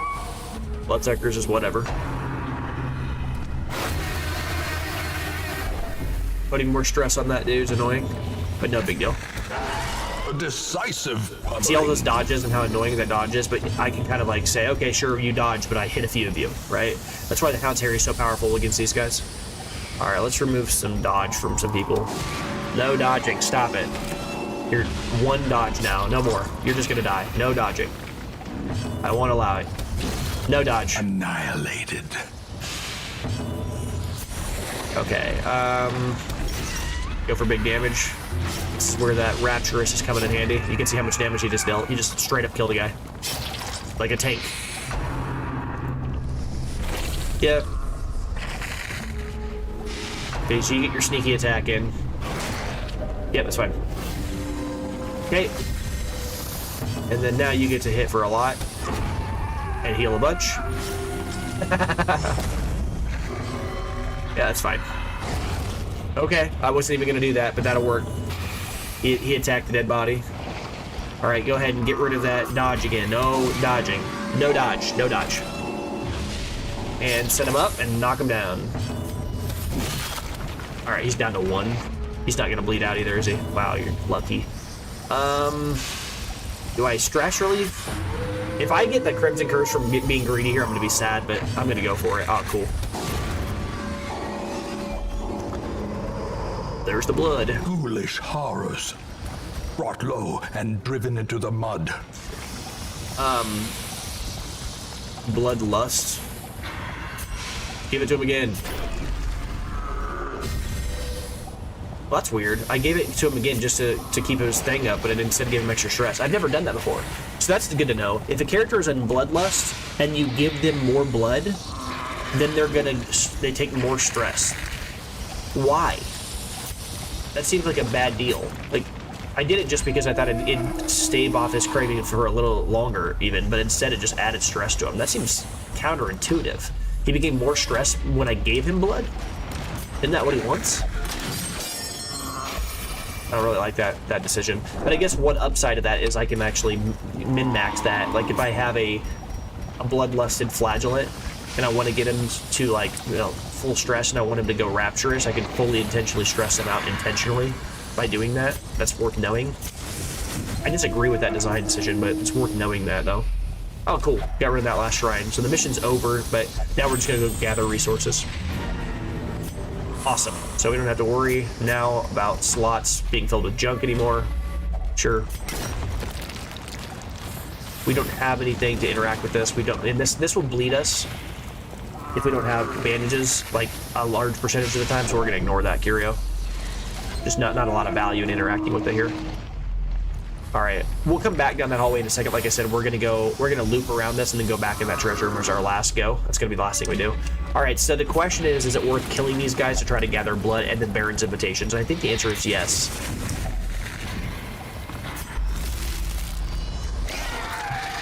Like, fighting these guys in general is a little annoying because they can give you the Crimson Curse, but that's kind of what we're leading into.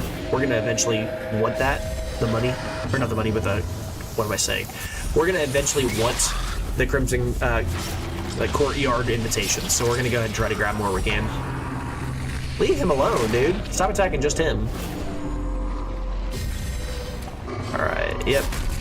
Okay, now you're attacking them too? Like, what's happening? Is everybody just trying to kill my bounty hunter? He just got attacked 3 times. One of them is our own teammate.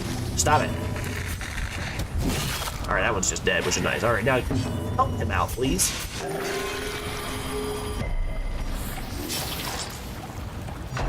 Okay, game.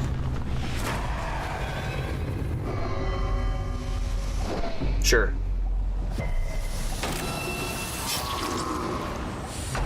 Okay, you attacked somebody besides my bounty hunter. That's all I wanted to see. He's been attacked so many times, just stop it. Cool. And this guy's gonna die from his own. Yeah, these guys in the back are already dead. So let's try to guarantee this guy dies. Yes, now we get to attack before the yeah, we're okay. Okay, sure, that's fine. So that's an okay thing to happen. Goes from 0 to 32.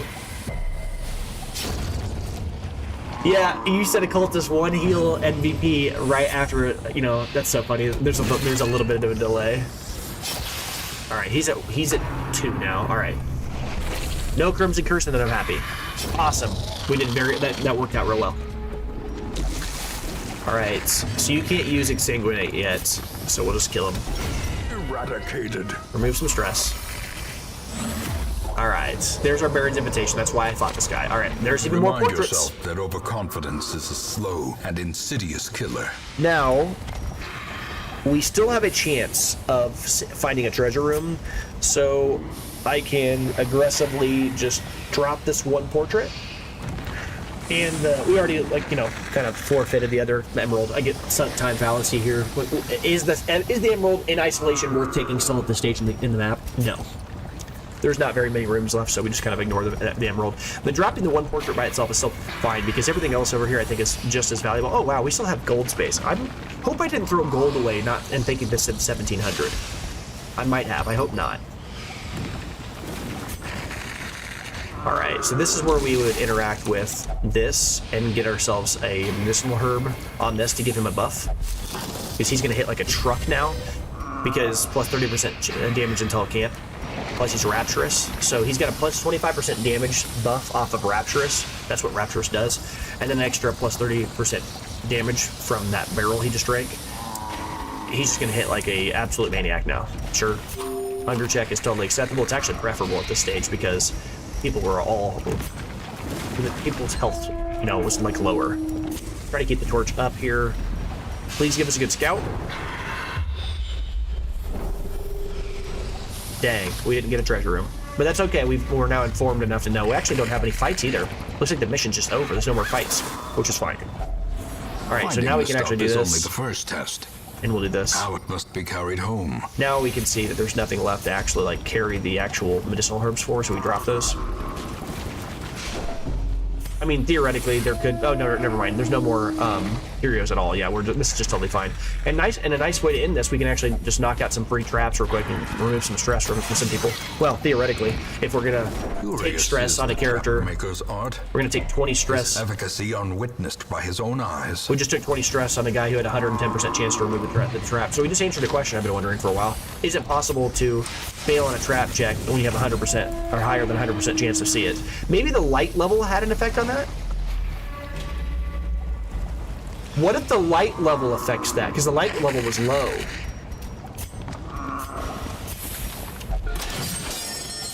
That's worth checking into. Yeah, the downside of this is now we've got a super stressed out Houndmaster who I was planning on bringing with us to the next mission, but I think we'll be okay. I'm still going to bring him despite that fact. Although actually, yikes. Then he's also going to be stressed out because he's Rapturous. Man, that's kind of obnoxious. Yeah, hunger check was expected, but we made it. We're fine. I might still bring these guys despite the fact that they're stressed out, because Rapturous is kind of crazy, right? All right, well, that made up for... Look at that. Look at all these portraits. My God.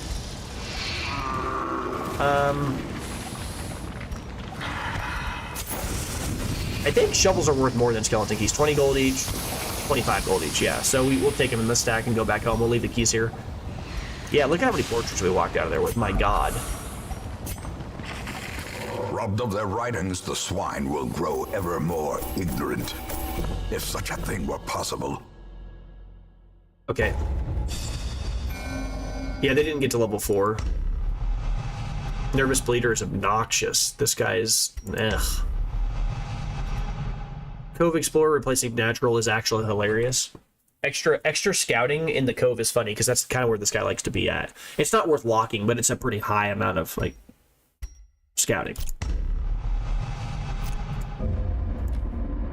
Okay, now we're in a good position to do fresh air in the tunnels. Tunnels no longer exhale the toxic stench of degeneracy. So this is where, like, a rare thing is about to happen. I'm about to do something I've never done before, and I've never really even talked about it in the past. Oh, another Beast Slayer's ring. We're going to go into a mission with an intentionally stressed out Flagellant, because he's going to go through the entire mission as Rapturous. He's going to go through the entire mission super high damage, right?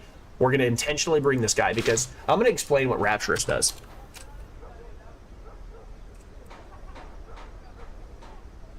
It gives a 25% 25% damage steroid. That's the most important part. But I want to pull it up so you know that there are serious downsides to it. All right, so Rapturous. Hopefully I can find it on the page. There it is. Okay, so it gives plus 25% damage, flat out. Minus 20 dodge, which is bad, and then plus 3 speed, which is really good, right? It also has some other bad things it can do. 41% chance that an 8.3% chance every single round that he causes stress to your whole party, an 8.3% chance that he'll move forward 1 slot. Sounds good. I want him to be up front. And then he's got a 8.3% chance that he'll use a random skill. We don't like that, but, you know, whatever. I guess there is one downside to that. He could attack Wilbur. That would not be good. There's an 8.3% chance he'll attack an ally. There's an 8.3% chance that he'll attack himself. 20% chance the hero's attacked. I don't know what that means. I don't know what that means. Like a higher chance of getting whatever. He also has a few other negative things. Like he's got a 33% chance, increased chance that he'll just refuse to retreat. 33% chance he'll refuse to be healed. A 10% chance to refuse to be buffed. 10% chance to refuse to use an item. 33% chance to refuse to use or be the target of a camping skill, which can matter. But I do still believe that the extra raw damage is worth bringing him in there with, because he's just going to help us crush the beast, the Swine King. So we're going to do that. As weird as it is to bring a guy intentionally in there who's already stressed out. Neelan being stressed out, like being the degree to which he's stressed out is a little frustrating. I don't want to see him at this level of stress before the mission starts. That's a little, admittedly, that's a little frustrating. But it's still the right time to go get another random sacred scroll that we don't need. Okay, game. Man, why couldn't it have been like the Pagan Talisman or something we actually wanted? This is like the second time we've had a boss appear that would get us another sacred scroll. I don't need another sacred scroll, and I also don't need a random thing from the stars to spawn here. Come on, game. Oh, well, whatever. Let's see what we've got going for us though. I need to get rid of this crew of guys first. I'll remove them from the team. These two. And then remove all the items. And then I want to look at the other two people I have here. So sort by level, and I need to get our level 2 and our level. So we're still fine, because we have 2 crazy stress relievers. Like 2 crazy stress relievers. Not to mention Fane Tree just casually will randomly remove stress from this ability occasionally too. Rallying Flare randomly will remove stress, which I guess makes sense. People are rallying around the flare, getting excited if there's light in the darkness. Alright, so let's set her up. She's going to be bringing Nabola. This is her core for this fight. extra damage when she marks somebody, and we've got the Rallying Flare that removes the marks on our teammates, and then she's got a heal in case somebody gets low. Then we've got Campbell, who's going to be running around with Battle Ballad and Inspiring Tune to remove the stress. Also have Harvest, probably, yeah, I think actually I'm going to switch this to Slice Off, because Slice Off deals a lot of damage to one specific thing, and the Swine Prince, even though he takes up multiple slots, you don't get to hit multiple slots with Harvest against him. He's not each slot is counted as one body, so you only get to hit one thing. So I'm going to use Slice Off because it's going to deal more damage to that enemy. I'll keep Finale in case people get moved around. It lets us displace ourselves. But nicely, Campbell being in the is going to want to be towards the very back where he wants to be, and also has Finale to get there. And our stressed out Flagellant is going to do everything in his power to get to the front line, so we're going to be just fine there. Alright, so that's the two I want to make sure I bring in addition to that. Let me go look at the squad real quick here first. Get them in the right spots, because I'm going to struggle to remember who's who and where's what if I don't do this now. I think this is probably what I want. Although you can't use Inspiring Tune in that slot, which really sucks. Yeah, there is a flaw in this team. The Inspiring Tune, yeah. I guess maybe Sniper Shot can only be used in slot 4. Rallying Sniper's Mark. Yeah, so there is a downside of this comp. You can't use Cry Havoc, and you can't use Inspiring Tune at the same time. Do you have... I can give you Blind Fire. No, that'd be wrong. Just unfortunate that I can't use Cry Havoc. I guess Cry Havoc is good, but it's not as good as Inspiring. So we'll start the mission by using Inspiring Tune quite a bit. We'll use Cry Havoc as the mission allows. What I'm trying to say here is this guy's the most stressed out, right? We're going to start the mission off by... These two guys have 0 stress.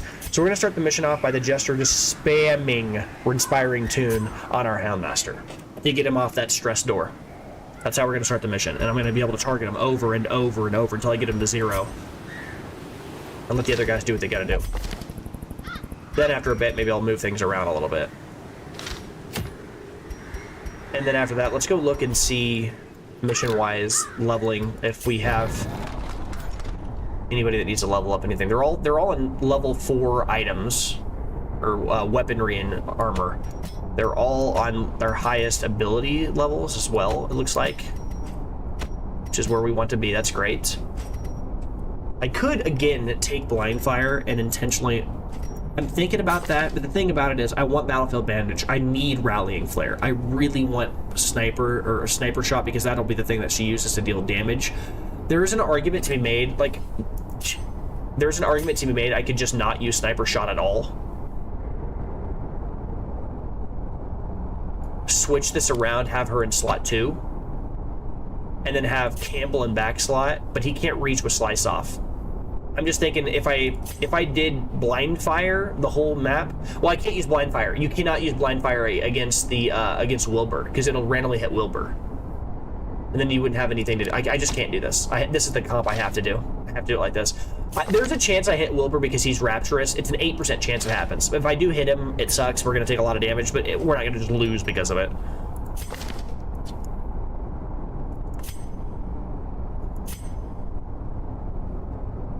I need to know...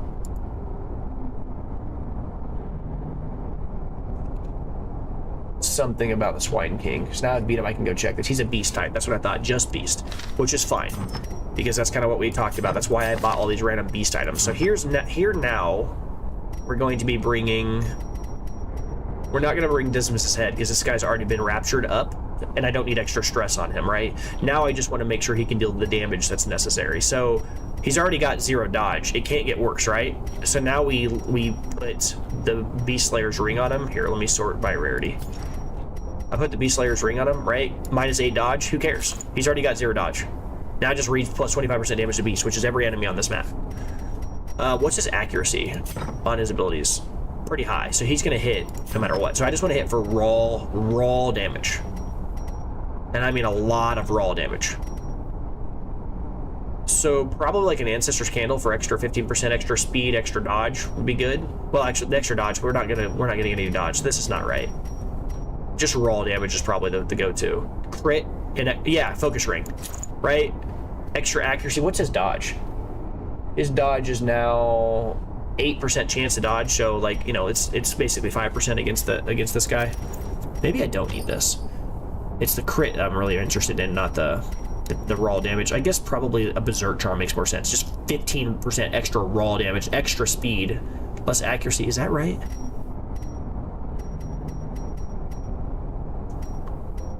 Huh. Could also go with like a more of a defensive item if I really wanted to, since he's already rapturous, and kind of keep him alive. You could go with something like a bleed amulet. I don't know. I don't know if that's really necessary. What I'm saying here is, like, he's already been stressed to high heaven. He's already stressed out. He's going to be adding stress to himself over the course of the fight. I don't want to increase his chance, because I don't want to take a chance that he gets a heart attack. Because if he hits 100 stress again, that's fine. But if he hits 200, which is possible, he could theoretically have a heart attack and just die. And I don't want to see that happen. I'd much rather, like, offset the stress, like, you know, mitigate the stress. Maybe like a solar crown or something like that. Decrease the stress that he's dealing. Could also give him something like a Book of Rage. This is bad though, because like it decreases the bleed resist. Blight resist is irrelevant on this map. Maybe this is still really good though. Extra 20% damage if HP is below 33%. It's kind of cool. Maybe that is what we give him. And then after that, on the Houndmaster here, again, pretty straightforward here. We always want to throw a Beast Slayer ring on any of our damage dealers. And then the next thing after that would probably be just the Ancestors map to make sure we get as much trap removal as we can. Campbell is certainly going to be using the Bright Tambourine. And then won't be the primary damage dealer of the fight, but will be dealing damage. So as much as I would love to I'd love to give Faintree the other Beast Slayer's ring, but she's not going to be sniper shotting most of the time. She's going to be using Rallying Flare like every single round, just to remove the marks on people. So even though she can deal a lot of damage, she's not going to be our primary damage dealer against the actual fight, in the final fight.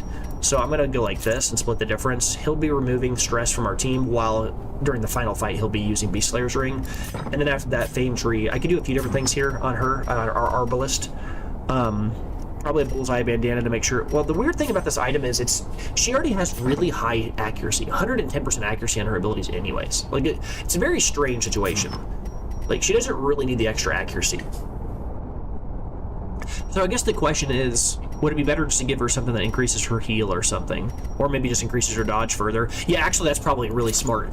Okay, one of the things I haven't talked about yet is Rallying Flare removes stress from other heroes. It removes marks and stuns from other heroes, not herself. So if Wilbur marks her, she's going to just take it in the face. Whatever she gets hit by, she just gets hit by. So she can remove marks from everybody else but herself. So extra dodge would probably be a really smart idea here. I don't think I have another thing that can give her extra dodge, though. I mean, I could give her a Sun Cloak, which is an extra 10, I guess. Is that worth it? Sure. She's got a lot of clothes. Not exciting, but yeah. Keeping her alive is very important, so. And then from there, I think we're good. Again, it looks really terrifying right now, Neeland being on, you know, full stress right here. I mean, what I'm hoping doesn't happen, the worst case scenario is we start the mission and immediately run into a bunch of sycophants and we get absolutely obliterated by dorks with stress, right? We just get hit by a bunch of random stress, but, you know, sometimes crap like that happens. I'm not going to think a lot about it. Having the puppet, you know, show is actually going to start helping a lot. Look at all these random little amounts of stress we have that are going to get knocked off because of that. This little puppet show thing is big. The puppet theater, an extra, you know, increased by 10 every week. We're just gonna have stress relief like every week from just chilling. It's so nice. What are you? These are all terrible. I mean, literally all terrible. Worst quirk in the game. Worst quirk in the game. It's literally the reverse of Luminous. Dark Temptation's terrible. Light Sensitive's terrible. Higher Rate, yeah, this, ugh. Yeah. Yeah, I don't really care about any of these level zeros at this stage unless you have something wild. Yeah, I don't care about any of that. Don't care about any of that. Don't care. Don't care. Yeah, all junk. Whatever. All right, we can go do another mission here. Notice we're silently recreeping back up on portraits and deeds. We don't have any more We have no more blueprints though, but hopefully we'll get one. We go beat this boss, and we'll get another blueprint. Start working on another one of these things.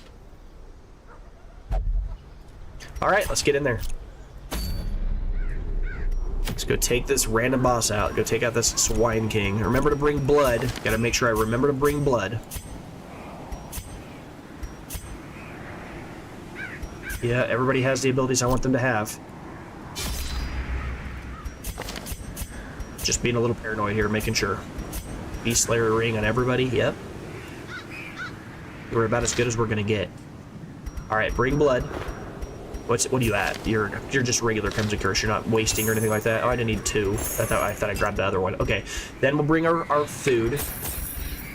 More than enough. Remember, this location has a lot of food, so don't overdo food. I'm already doing a lot anyway. This is basically me saying I'm going to try really, really hard to lean on our Arbalest to deal a lot of damage in the early game, while our Jester takes a bunch of time to remove the stress from the Houndmaster, and then the Houndmaster is throwing Hound's Harries, while our Flagellant is going to be just dealing a bunch of damage. And I'm going to be just trying to bring this Houndmaster stress as low as possible before we get to the final fight. And instead of using the Jester to deal damage and having my Arbalest heal, I'm going to bring extra food to bring the pressure off of her so that she can focus on dealing damage, while to offset the fact that our Jester is going to be removing stress for the beginning of the game. That's the extra food. Worms, medium. Let's go with 12 here. It's pretty standard. Nothing really surprising there. I'll put this over here. I usually kind of line them up like this. Like to me, these are like the same type of item. And then I usually kind of look at like keys as the same thing as like shovels. They're kind of like equivalent. And then after that, then I look at holy water and medicinal herbs is basically equivalent. But I don't bring nearly as much holy water to this location. It just doesn't end up being useful. It is useful against bosses, but not like lower tier bosses. This is a medium tier, so you could kind of make the argument that maybe it's worth it, but I'm not going to worry about it. I think we're good. I think this is fine. I mean, a third medicinal herbs could be justifiable. Maybe I'll bring another one of those. All right. I think we go. Do we have the things we need? Do we have every rose has its thorn? Yeah, we have multiple ways of dealing with stress, which is great here. Marching plan probably should have been something I unlocked here, but I'm not that worried about it. It's the one that gives everybody an extra 2 speed. Let's go. I'm just nervous. Just nervous. Target whistle. I want to make sure I go into the mission with the wrong stuff. Yeah, that's it. This is what we need.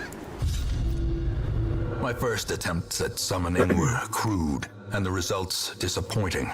I soon found, however, that the type and condition of the host's meat was a critical factor. The best results came from pigs, whose flesh is most like that of man. Yeah, that's a little known fact in black market, in real life. A little dark thing to say here, but they used to refer to people that had a lot of money that wanted to eat human flesh, which is gross, but cannibal people that have a lot of money. One of the code words they used to use to describe humans when they wanted to order human from the menu, they would say, "I want long pig," like tall pig, basically like a code word for saying human. Yep. Hogs, pigs are very close to human in a lot of ways, flesh-wise. That's why a lot of medicine and a lot of testing, if it's not done on mice, like little lab rats, pigs are usually what we try to build human organs off of. Like when we try to do organ transplants, sometimes people will have their heart replaced by a pig heart. It's because a lot of their bodies are similar. A nameless abomination. A testament to my failures. It must be destroyed. Okay, so this is a pretty obvious thing here. I just go straight down and all the way to the left. And that'll be nice, because if we could just go kill this guy immediately, I would be very happy. Then I can just wander around and do other things afterwards. We're not going to interact with those. I'm not going to take a chance that we get stressed out, right? Sycophants are my biggest fear right now. This is a fantastic first fight. This is great, because these guys, there's only 3 of them. I can, get some real quick stress relief. I want you to think about how much damage he just did. He just did 10 damage from a regular attack, and is also going to be hitting him for 5 for the next 3 rounds. That's 25 damage right there. Right? Usually, the Flagellant's damage is nowhere near that amount. He normally just hits for his normal attack, but he has way higher damage right now because of his affliction. 25% damage from his own affliction. plus 15% from the extra town event, right? Because we have the fresh air in the tunnels. His normal he's normally supposed to hit from 5 to 10, but he hit for 10, the higher end of that, which is actually in the middle of the range right now. Normally he's hitting for 5 to 10, but now he's hitting from 7 to 14. So he hit right in the middle, that's his normal. That'll be his normal attack during this mission. Not to mention the Beast Slayer's ring. He's going to be crushing it this fight. This mission is going to be disgusting. All right, let's just finish one of these guys off, or do as much damage as we can to one of them. This guy is not going to die this round, but he will die in 2. I guess I'll go ahead and Hound's Harry here. I'm not going to use the dog treats. Look at that damage. Look at that. 4 to all of them? 4 to all of them? Like what? Unforeseen. And they're bleeding? Unforgiving. That's so much damage. That's absurd. That's so exciting. Like, that's a lot of damage. All right, and then we'll aggressively start working on him. Get that stress down. Yep. No crit, please. No crit, please. No crit, please. Awesome. That's all I didn't want to see was a crit. Damage is not irrelevant. I don't care about that at all. I might even be greedy here and just try to cheese extra stress relief. I don't think that's going to happen, though. Let's just heal him. Just keep him up. Keep his health up. Kill one, please. Yep, he's dead. 12 damage. It's so much damage. It's just crazy. It's crazy. Inches. That's really exciting. All right, we'll target Whistle just because I want to cheese some extra heals. Stress heals. Yep, that's fine. Yep, and no bleed. That was nothing. Stress. Feeling good. This is going well. It's going well. Rallying Flare just to maybe we'll be able to get some stress relief. Look at that. We got stress relief from the Rallying Flares too. Oh yeah. Do I go for another one? Nah. Oh, maybe. We'll still get to do it because maybe he won't bleed. Oh wow. Everything's working out for us here. You see, he's got Rapturous, but it doesn't even matter. He's stronger. He's stronger despite being afflicted. It's crazy. Like, people sleep on the Flagellant. I hear so many people talk about the Flagellant and being like, oh, I still think the Leper's stronger. Dude, I don't know. Like, I really think this guy is crazy. The Flagellant is nuts. I guess I can use a bandage on here. This thing is, yeah, the holy water. And we go ahead and do that here because we only brought one anyway. Packs laden with loot are often low on supplies. Okay. All right. Just push, push, push, push. Okay. We'll come all the way back around and do everything else after we go beat the guy. I'm gonna go try to beat the boss as fast as I can. Heirlooms. Yeah, we do want to pick these up, right? Like, we do. But maybe it's actually... Well, we're gonna go through this hall. We're never gonna come back through these rooms. I would rather take these portraits over this one random sapphire. I just don't see the sapphire mattering. They're so rare. Okay. Alright, curios that we want to interact with when we can. So we will take you, and we will use it on you, I guess. Why not? Okay. Old journal entry. Those don't trigger anymore because I think I found all the journals for this location. All of the journals you take home. Alright, alright.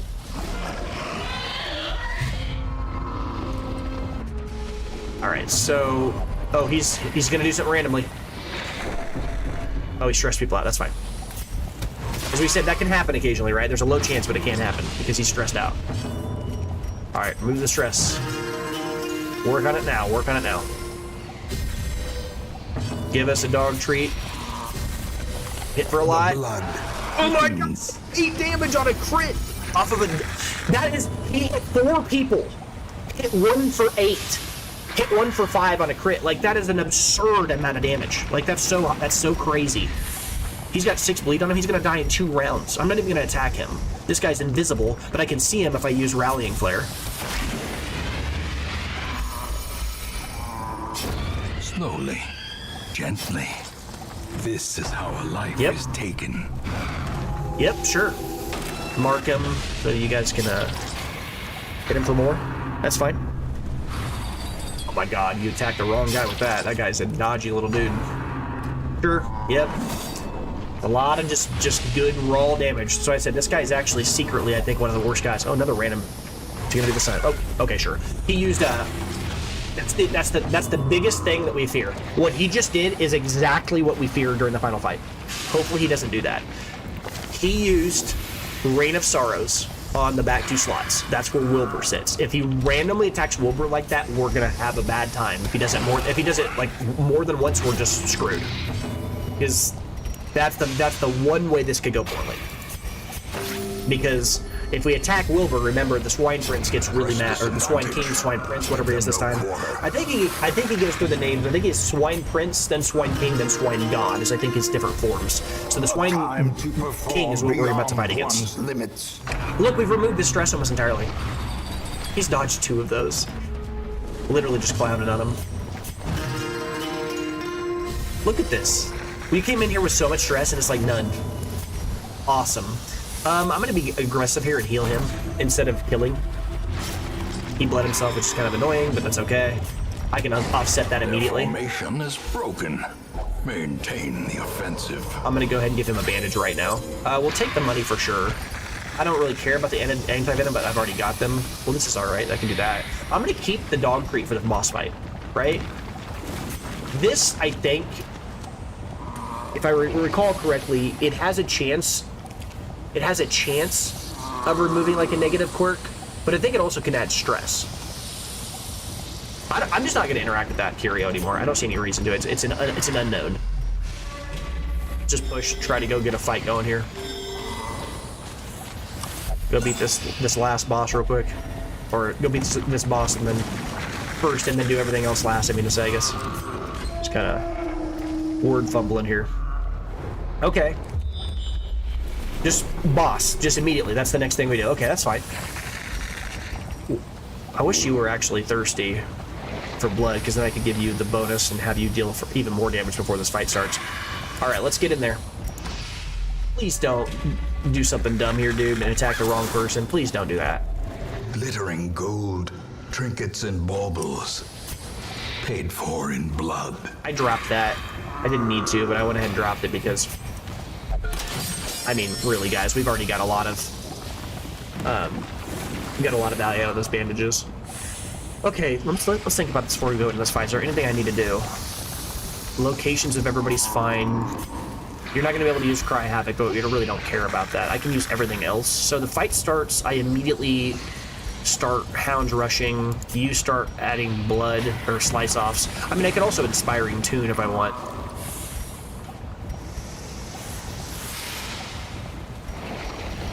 I actually don't know what's better. Is it better to... Oh, hold on. I need to flip you guys around. Because if I have Campbell here, then he can actually Finale from slot 2. So I can just hit slice off, and then immediately, like, use Finale. That'll do a lot of damage to him. Finale's increased by... Yeah, I want to use Inspiring Tune, though. So maybe I go, like... Huh. See, it's interesting, because Inspiring Tune gives Finale a plus 30% buff and an 8% chance to crit, and Slice Off here just... I said Slice Off, I meant to say Inspiring Tune. Did I say that? Inspiring Tune gives a 30% extra buff to his Finale whenever he does use it, and plus 8% chance to crit, but this only gives a plus 30% damage buff. So this is going to do more damage on the front ends, but this is going to do more damage on the back ends. I don't know. I'd much rather, like, just do Slice Off and then have a known quantity, I think. Because he's going to be dealing a lot of damage already, and so is he. And I know that I'm going to be dealing a lot of damage outright from Beast Slayer's Ring. So rather than lean on Inspiring Tune here... I can't even use Inspiring Tune. What am I talking about? I can't use either of these if you're in slot 2. So I'm literally just locked in on using Slice Off anyways. That's fine. That makes my decisions easier.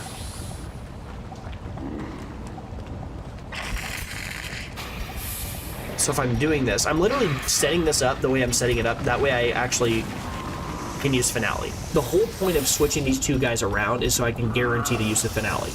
Is Finale better than just using Battle Ballad multiple times, giving everybody a bunch of crit?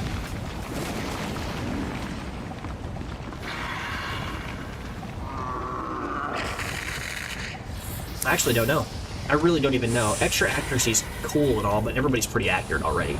The crit is where I'm kind of looking at this. The speed's not really that relevant. I think I'd rather just deal raw damage to him and just take him out as fast as possible through raw damage, because that makes it so that I don't have to rely so much on the flagellant, who could theoretically cause us problems here if things don't go right. I'm going to put it the way I have it here. Let's go. Please don't randomly attack Wilbur, dude. It is a travesty.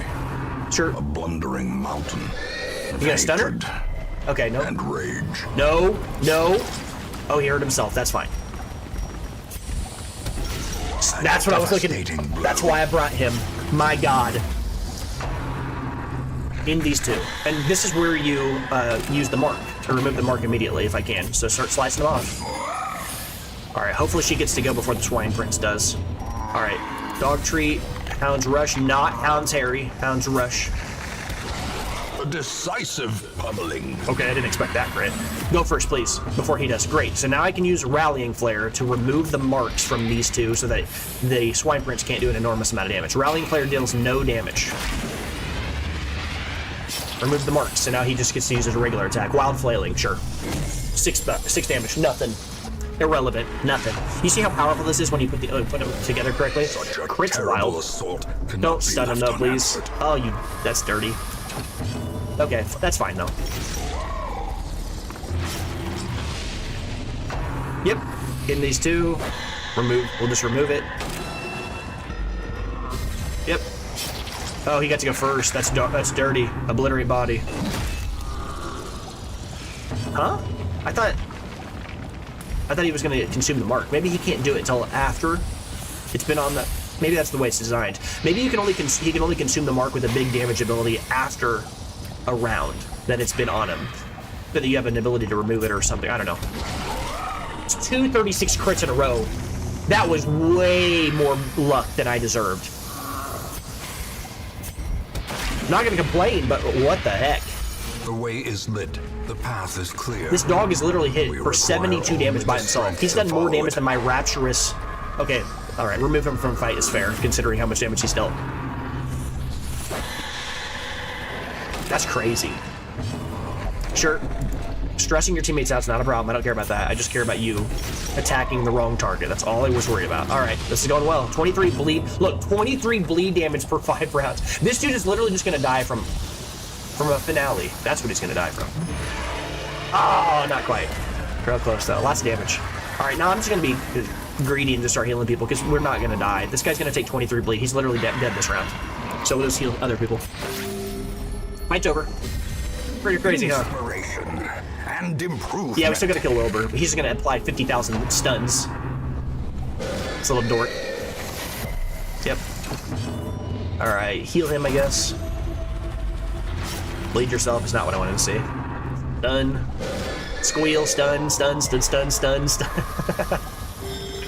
Alright, you dork. It's time to die. He's got quite a bit of health for being a little guy. A brilliant remove some stress, I guess. And purpose. Fight's already over, so just go ahead and think about after this fight what would we want to do here. Alright. And I was hoping you'd leave him alone. He's the one I didn't want to get stunned because he's already low on health. He's going to get bled out of this fight. That's alright, we're fine. He's going to bleed for 2 more rounds. Dude, leave him alone. Just keep hitting my flagellant. Flagellant has no chance of dying, but it's just... Leave him alone. So much food, it won't even matter. Get out of here, you little dork. Falls, a faint hope blossoms. So nothing here is important except for the blueprint. I don't care about the rest of these items. This is a common virtuous chalice. We sold this after like the 3rd week in the game. It's just junk. Worry Stone is pretty much irrelevant at this stage in the game. I don't care about that either. It's funny, these are both virtue things. But I don't care about the deeds, right? I mean, deeds are fine, but mostly at this location it's portraits that we care about, and this is worth less than the portraits. I guess I could take these over the 1 torch. Sure. Continue adventuring here. He's gonna take, what do you got? 8 health left? So if I give you 1 food, you won't bleed to 0. I don't want you to go to Death's Door for no reason. Well, actually, you don't experience Death's Door triggers. That's the whole part of the shtick of this class too. All right, you can remove traps pretty well, right? All right. Let's switch these guys back where they need to be, though. Let's switch you to here. Actually, now I can switch you guys like this. Oh, never mind. Everybody's stress is really low. I was thinking about having the two guys in the back constantly remove stress for a little bit, but never mind. People's stress is essentially 0. I like how low this guy's health is, but it doesn't even matter. Like, we're not going to die. It doesn't matter. We're just going to kill everything. All right, so he's low. But he's like not. Because of that. Yeah. I'm not going to do that. I think we said before, this thing does get rid of... oh, but we don't have... I think it's the holy water, right? That we need?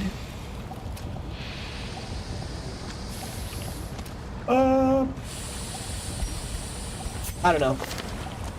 Let's just interact with it.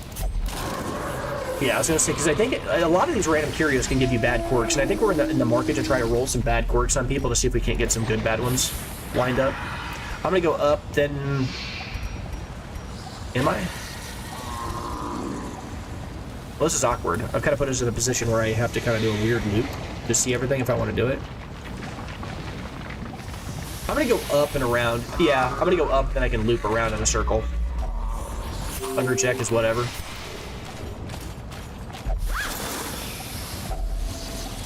Yeah, real nice actually. Give us a... Oh, I should use torches here. Oh wow. Swine tar. Yeah, that's probably what I would have done anyway, so you doing some random thing and attacking the backline is not really a problem here.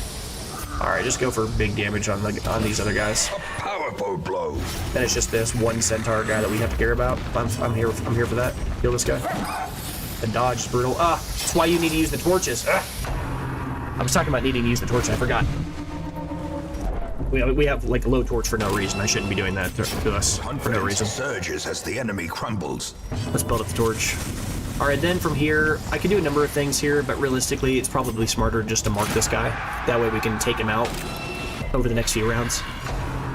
Rot Retreacher. That's where he does a lot of damage when he runs back. Don't really care too much about that. Yep, okay, he hurt himself, which is actually hilarious, because then he buffed himself. He hurt himself for his random act out, dropped below 40%, got a bonus for the next 2 rounds off of himself. Remember, the Flagellant, when he drops below 40% health, he gives himself plus 7% crit and plus 20% damage for 3 straight rounds. So this dude is just going to absolutely crush anything he hits now. And just heal for an enormous amount. Like, okay, yeah, sure. Still damage here. I'm going to have the dog take this guy out, I think. And then we're gonna shoot this guy, snipe this guy, and consume the mark. Them all. Right here, see? Plus 80% damage versus mark, plus 12% crit versus that mark. Just extra damage. She's not a damage dealer, but she can do it when, you know, as a pinch shooter. See, that's where that ability can actually really crush you. But 10's not a lot. It's fine. We're doing just fine here. Finale, let's see what it does. Woo, got you down. Almost killed you. Sure, stress people out a bit. I'm gonna have you heal him. And he bleeds himself every time with that. It's crazy. Okay, you want to be up front, I guess? Well, Hound's Harry, I guess, if that's what you want to do. Get him to 1. Alright. Oh, she got to go. That's clean. Oh, the crit heal was big because he's gonna be bleeding himself. That's nice. Monstrous size has no intrinsic our other sapphire merit, that I said I didn't want to take. unless inordinate exsanguination be considered a virtue. I might actually take the sapphire now. I just don't really see anything else in my inventory that I value more than it. I mean, these torches don't really matter that much. There's like a few fights left. Oh yes, actually these are all fights. Never mind. I haven't been in these rooms yet. So I'll drop the anti-venom for this. And I could also drop the medicinal herbs. We have enough food that we can just drop the medicinal herbs, and we'll continue on like this. Switch these guys around. Switch you 2 around. Maybe another switch here. Make sure that you can use Finale when I need you to. Yeah, we don't have any more bandages. If we did, we'd heal him, so that's kind of out of the question. Alright. I like how him bleeding himself out is like he's just doing it every round. Bleeding himself down to like no health. Oh yeah, you're down to health. You're low on health. Oh, but then you got a buff for the next few rounds. You got below again, so now let's just crush someone and heal a bunch. Masterfully executed. It's almost like his health bar is perpetually moving. Alright, then you'll just kill him, I guess. Take out the tank, start the fight off, just take out the tank, make all the people in the back be like, okay, well. That I didn't expect. Now we have nobody to attack with her, which is kind of hilarious. I guess we'll try to see if we can remove some stress. Okay. Don't attack the clown. He had one person you can attack. Annihilated. Crit for 45, dude. Oh my god. We are having a good time now. You were trading, right? Go ahead and drink this blood. Take the money. We'll switch you around here. Oh no, hold on. Switch twice. Failed to click there like multiple times. Alright. I still don't like how this game marks these rooms as treasure rooms when there's literally just a dinky little treasure like this. Like, that's not a treasure. Okay, stop it. Okay. The Jester doesn't ever get hit unless it's his own teammates, I guess. Can't really see an attack from behind. Bleed them all. Alright. That guy's the more annoying one. I hate the random drums of doom crap. Yep. Kill the back too.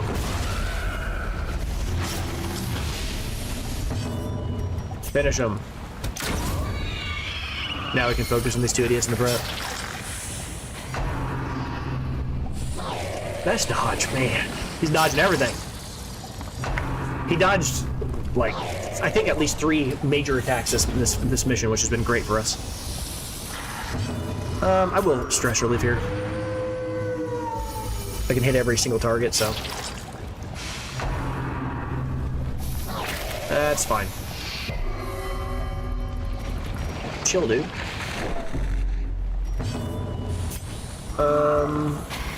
25 stress on him, so I need to switch my Jester 1 slot to help her out a little bit. She's on 25 stress for no reason. We'll just kill this guy. Then my Flagellant will finish him off. I guess you could. Sure. Do 45 crits in a row. Okay, dude. Okay, dude. Alright, this is where I replaced the Sapphire pretty easily. Success. I don't know if we have any actual obstacles. Well, as I say that, there's an obstacle. I was going to say I might be able to just drop the... Never mind, game. Fine. The light. The promise of safety. I'm going to go ahead and eat this food. And then we're going to take the Sapphire. We can take the gold too, what am I saying? Switch you here. I need to have the Jester in slot 3 though, because I want him to use his Banjo. A handsome reward. Banjo. That's a loot. I just think it's fun to be called a Banjo. I'm actually going to drop the Firewood. Take the money now. Firewood's no longer relevant either. We're not interacting with that. I don't care about it. We don't need blood that much. Blockages are unsurprising. These tunnels predate even the earliest settlers. Hunger check is fine. In Radiance, may we find victory. Sure. Now Terry. So much damage, it's just stupid.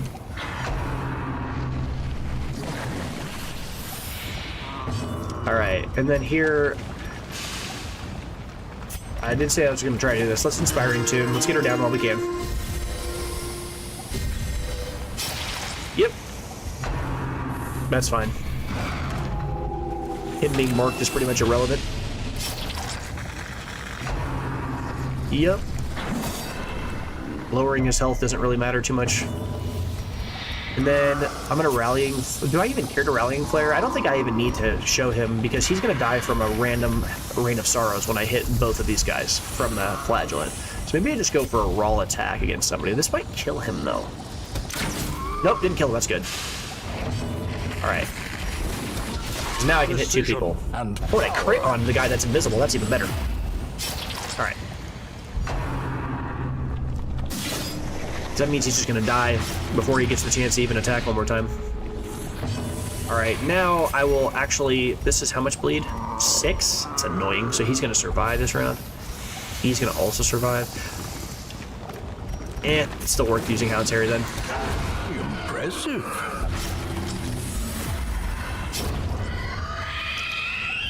And then here I will remove some stress again. You're at 8 stress?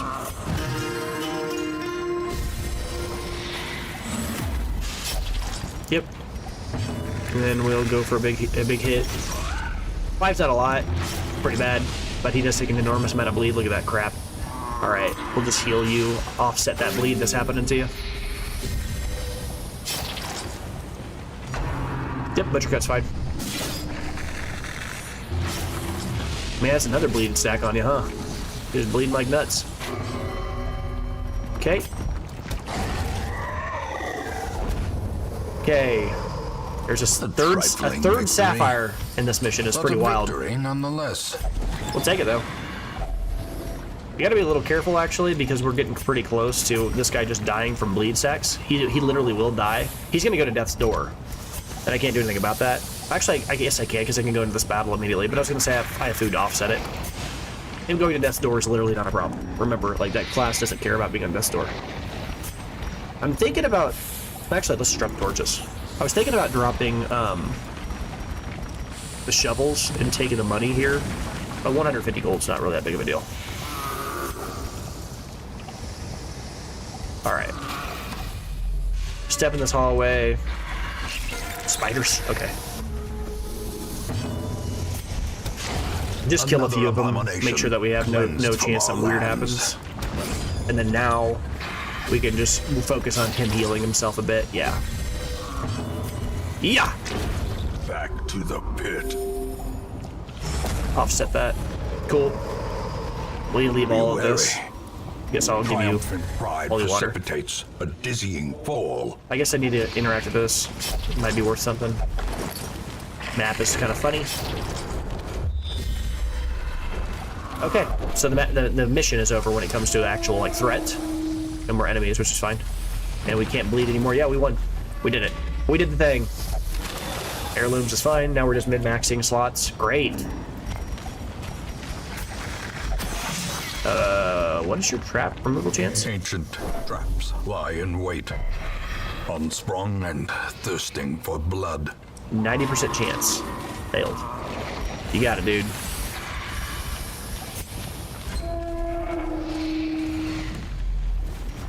Okay, let's redeem yourself here. Oh, no holy water. We use it on him. Huh. I don't think it's really worth interacting with. We've already got good curios anyway already. I think we're fine. I could go out here just to see what's in this hallway. See if it's anything of value. Nah, it's a barrel.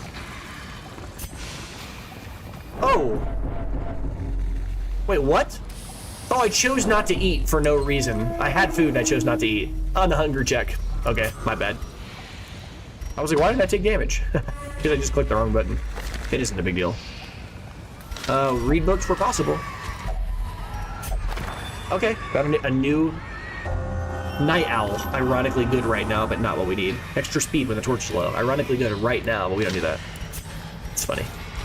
Alright, remove that stress I just put on you for no reason, like an idiot.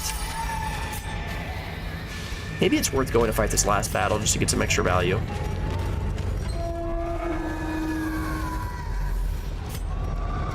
Just thinking about going to try to get extra value out of these random enemies. No real chance of, like, really losing this. Are you still bloodlusted too? Oh my god, you're still extra boost on damages too. Alright, so we walk out in this hallway. We give you the remaining food we have.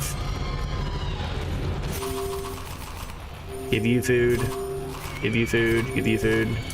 And fight this last... Excuse me? Spawned horror.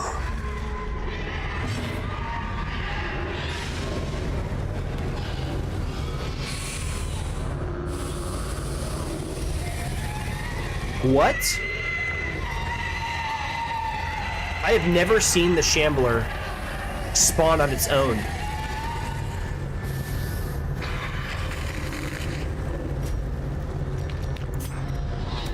Let's remove its protection. Let's go. I think we can still beat it, though. I've never seen this before. What? Battle, let's go.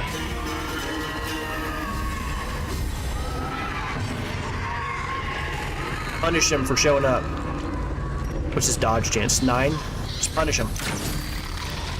I've never seen him just randomly appear like this. I didn't know it was possible, I'm gonna be honest with you. For the slightest lapse in concentration. Alright. We're gonna go to try to kill these guys really quickly. Hound's Harry's gonna help a lot, but I'm just gonna try to kill these guys instantly. They're the problem, not the Shambler. Because of this damage they deal. They deal a lot of damage, just casually. Alright. I'm gonna consume the marks where possible here. Oh, now he's passive. No more bonus. That's okay. Bleed this guy out. Just consume the marks now.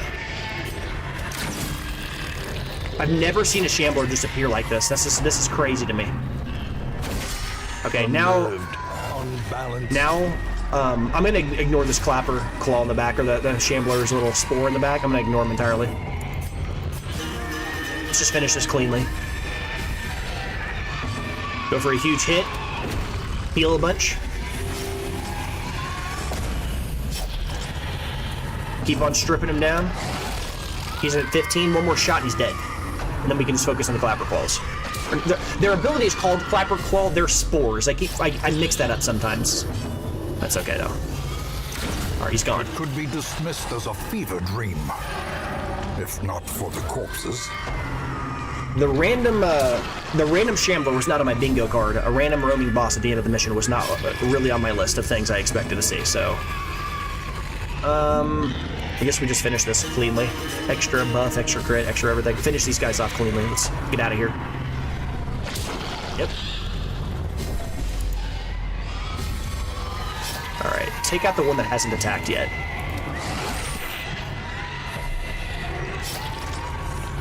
Well, it's not gonna work, it looks like. I'll just heal somebody at random here. Somebody that's bleeding. You're gonna take a lot of bleed. You're gonna take more bleed. You're worse off than anybody. Just heal yourself. She's not gonna kill this guy, and he's got a whole another round. Taking 10 is crazy. He's not dead though, so. Set the stage for heroism or cowardice. This is where we see, like, we have less healing for the next 2 rounds. This is where you use reclaim and to keep a person from dying from bleed. Yep. Kill the front one. Alright, bleed should kill him. Oh, he didn't bleed. Yep. Doesn't matter. He's not gonna die. He's got restore on him, so he's fine. Unwound.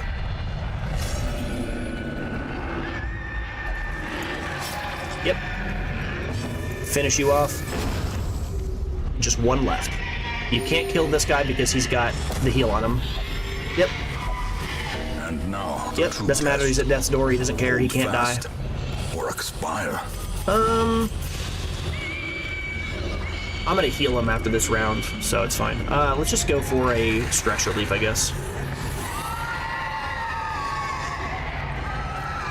I think. Who would I want to do it to? Probably just yourself. I'll be real with you.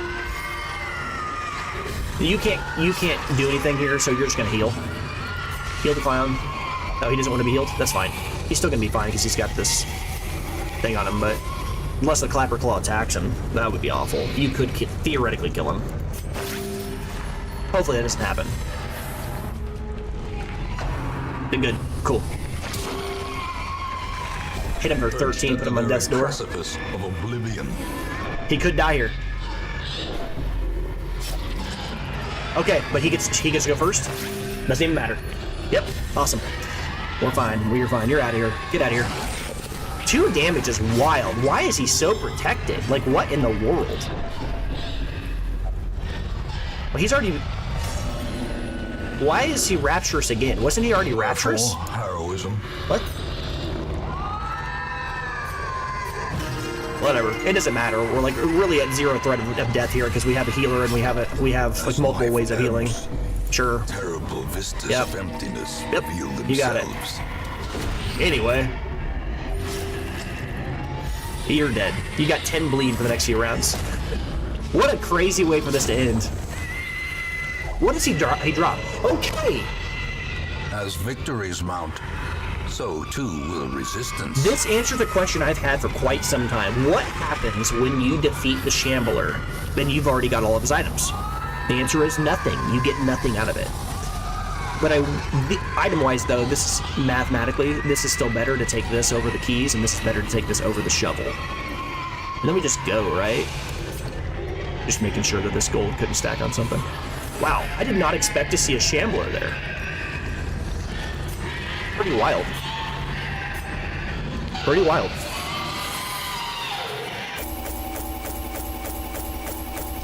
So the shambler spawns when the lights are dark. When it's complete darkness, has a chance to just randomly spawn.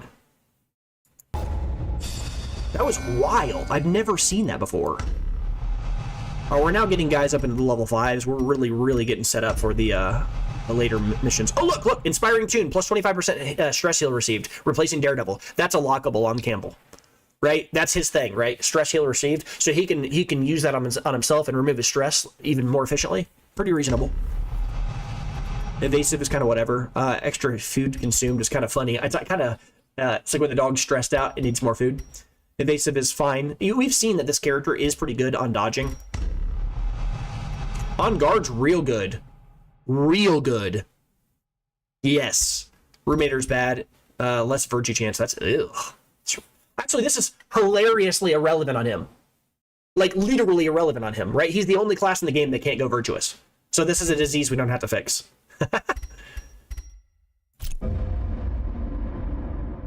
All right. The plume and the pistol. A fitting end to my folly. All right. And a curse upon us all. So something I haven't talked about in the past that I should probably talk about now. If a character is afflicted, it doesn't matter if their stress gets relieved over time by just hanging out in the city. They will remain afflicted until you give them an actual stress relief activity. I'm like almost 100% certain on that. I'm almost 100% on that.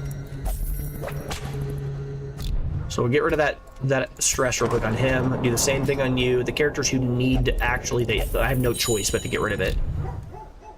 And then Neeland, are you a tippler? Stress eater. Okay, so I can send you somewhere else and not like send you here so you don't get the Crimson Curse given to somebody else. And then after that, Fane Tree, I'll send you. You're probably Tippler, aren't you? Resolution will never drink. Okay, so I can send you here. Yes, affliction does go away if they hit 0 stress, but I don't know if that works in the city. I'm relatively certain it doesn't. Even if if they hit 0 stress.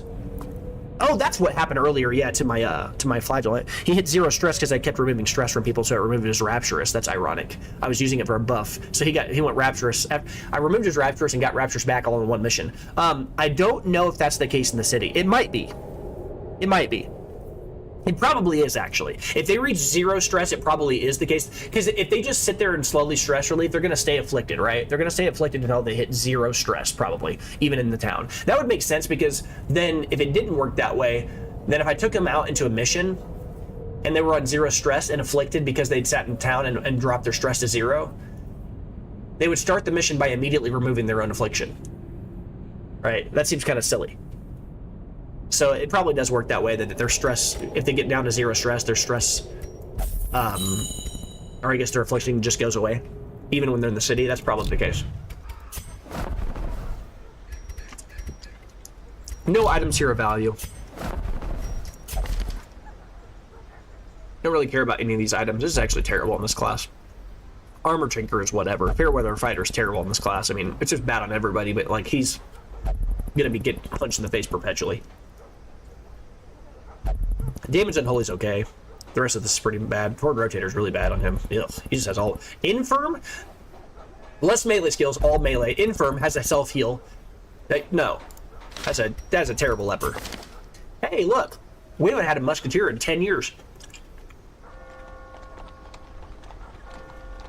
I mean, the Arbalist is the same thing, but... Still not impressed by her, though. Warrior of the Light's okay. I've talked about Warrior of the Light a lot. It's like a solid quirk. Solid A tier. But I already have 3 Arbalists. I mean, is it even really worth taking a random Musketeer? I don't even think it is. She's the same class as the Arbalist. I mean, what's the point? The Plague Doctor has I think we have 2 good Plague Doctors at this point. I mean, you have to be rather impressive for me to consider taking you at this stage. I mean, the Abominations is worth considering. Scientific is totally fine, right? Divine Grace, like less healing from like, you know, from the Vessel. Not a huge deal. I mean, we would probably still get rid of it, but not a huge deal if it accidentally gets locked because he has self-heals with Absolution. War of the Light's obviously, you know, just a generally speaking strong thing. I actually like War of the Light more on the Abomination than any class in the game, though. On any class in the game, I like it on him because again, the Abomination is not focused on critting. He's doing things like raking, right? Less % crit, right? Minus 3% crit modifier, so it doesn't crit at all, but it does 15% more damage every time you use it. Raw damage. So you can just keep doing extra raw damage. More of the Light increases that threshold immediately. Whereas if I had something else like 5% extra damage off of, or 5% chance to crit is increased, you're fighting a losing battle, right? He's a non-critter. He's just a non-critting character. A non-critter sounds like he's not a small rodent, but he's not a critting enemy or character. He's really focused on dealing raw damage. So War of the Light's really good in this class, I think. What are you snacking on? Oh, it's grapes. I'm eating grapes. I'm probably misremembering. I thought, do you like any of the trinkets bought with the crystals? Yeah. Okay. You might not have been here when I talked about that. I actually did an episode where I did a deep dive and I talked about every single one of these items. I went in here and I explained all of these items and where their use cases, where it'd be best. I don't know which episode it was. I could basically like run into it real quick and kind of talk about them with you, but I already bought the first few that I thought were really good. I think the Broken Key is absurd. An absurd item. The accuracy is solid and the stun skill, like this item is the best, I think the best stunning item in the game. 35% stun skill chance. I don't think there's an item in the game that gets that high. I mean, you've got Dazzling Mirror, which adds plus 20%. You've got Paralyzer's Crest, which gives plus 20%. You've got a few lower tier common ones which add 10% each that I sold already. Oh. Yeah, you got to be really careful. The game lags really hard when you're inside of the crystal shop. So I'm going to switch over to the regular shop for a second here while I'm talking about items in my regular inventory here that we already owned. The game lagged really hard there for a second. But there's like the stun charm. There's like 2 low-level charms. There's 2 level trinkets. One gives like -1 dodge. The other one just randomly doesn't. There's like an elephant necklace thing, and there's like some kind of a stun charm or something like that. They both give plus 10%. It's fine early game. It's fine. Paralyzer's Crest is really strong on the Crusader, but then it falls off pretty quickly because when you compare it, plus 20% and minus, it gives plus 20% stun chance and then -2 dodge. When you compare it to this item, they're on different planets. This is insane. Plus 35%, it's double the stun chance, and then accuracy increases instead of dodge. Instead of losing the chance of dodging, or I'm sorry, instead of losing the chance of dodging, instead of your opponents becoming functionally more accurate, you become more accurate, and it's double the skill chance. This is just literally, it's twice the value. It's almost literally twice. It is more than twice the value because -2 dodge is the same thing as +2 accuracy the other direction, right? So plus 15 accuracy is much more powerful than -2 dodge. Right? Equivalent, it would be -15 dodge plus 15 accuracy. That would be like the exact opposite, right? Getting plus 15 accuracy is a lot. And if you look at the Abomination as a class, which I only have one of him right now, that's why I was looking at that other one with Warrior of the Light, and I was considering taking him. He's got this ability, Manacles. Plus, it's got 115% base chance to hit. At full level, you add in that, it's a ranged ability, you add in that, now this makes it 130% chance to hit, which is really good against people who are super dodgy. And then in addition to that, the ability's got a raw chance to stun of 130%. You add on top of that this 35%, it's got a 165% chance to stun when it hits, and a very high chance to hit. So it's almost like a guaranteed stun. And then if you really wanted to push it against certain enemies that you're worried about, you can give them a Padlock of Transference to give him an extra 20% stun on top of that, and then he can just blight. Occasionally he can just puke on people. You know, the blight skill chances increase. At that stage, what you're doing, if you use those items on the Abomination, not Theon, that's his name. You could essentially just roll in his human form the entire mission. Ignore everything to the right and only do the things on the left, right? You would just basically use manacles here, constantly stun people, and then occasionally throw out blights. That's a really good combo of items, like really strong. I think this is a match made in heaven here. The broken key with the padlock of, is it transference? Yeah, really good combo. I think this is one of, if not the best items that you can get from the Crystal Merchant. I think it's disgusting. This is also really good. I still don't fully understand what the on attack means. I believe what it's saying, when you go to attack, there is a chance that you will randomly choose a different target than you selected. I think that's what it's saying. A 5% chance. I think that's what it means. I went through a few different thoughts about what that meant. I need to go look that up, but I'm not really too worried about it. Regardless, the other three parts of this item are absurd. Plus 50% damage is a solid raw stat. That's almost, that's 3/5 of a Dismas's head. Right? It's 3/4 of a legendary bracer, which we don't have. That's the one that gives plus 20%. It's just raw flat damage. Great. Plus 20% blight skill chance. Okay, so not only do I get extra damage, but I have a higher chance of applying blight as the shield breaker. Great. And then not a downside, but a random plus 15% extra HP. What? Like, where's the downside in this item? This item is stupid. These two items, I think, are some of the best items you can get from the Crystal Merchant. I haven't bought anything from the Crystal Merchant. I need to go fight the Miller soon, honestly. I've been talking about that for multiple episodes. I just haven't done it.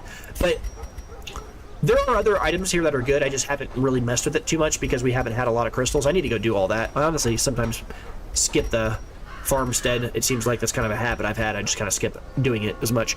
But there are other items that are in here that are interesting. The Petrified Skull I don't like. I'm really not a big fan of this. Plus 40% protection when attacked by a husk, and plus 30% protection when attacked by Eldritch. It just essentially makes it so that the occultist is very defensively strong against it. You know, lowers his own healing, which is kind of weird. Gives him extra raw HP, I guess it's fine. It's weird. I'm just not a big fan of this item. I just think it's kind of goofy. It's a good defensive item, but it's like, I'd much rather just have him be more effective on his abilities. It's very rare that I'm trying to make him tankier. Like, what is it? The occultist doesn't have a lot of health. I mean, he's level 3, so he looks like he has a lot of health. He has a lot more health because he has tough. Of course, I picked the one guy who has more health. Look at this Vopont here. He's got 19 health. That's a normal occultist, right? He doesn't have a lot of health. Now, I'm looking at the level 0 version of him. Even though he's level 2, he doesn't have any of his abilities leveled up, or any of his equipment leveled up, so he looks weaker than he really should be at this stage. Remember, these base stats are all based on the armor and weapons that they have. It's not based on their level. Their level dictates their resistances. Their armor and equipment, which is indirectly blocked by their resolution level, or resolve level, that's what determines what their base stats are. So you need to make sure that whenever you get resolve level up, you immediately go check and see if they can get higher level equipment, because that's what dictates their base stats. Kind of weird, honestly. Their experience does not dictate their strength, it's only their armor, which I guess kind of makes a little bit of sense, right? Just like fighting a bunch of enemies doesn't make you stronger. It makes you like smarter and more resistant to stun and more resistant to all these other things they can do, but it doesn't actually increase your strength or anything. You need better armor and better weaponry. I guess it makes more sense when you think of it that way. Wow, he got Bad Gambler too. This dude is locking in. This is the occultist, by the way, that died against the Siren, but we had a From Beyond event trigger, and we were able to pull this occultist back from the dead, which is awesome. He's got some good stuff. Beast Slayer and Luminous is awesome. Anyway, what I was trying to say is I'm just not a huge fan of a Petrified Skull.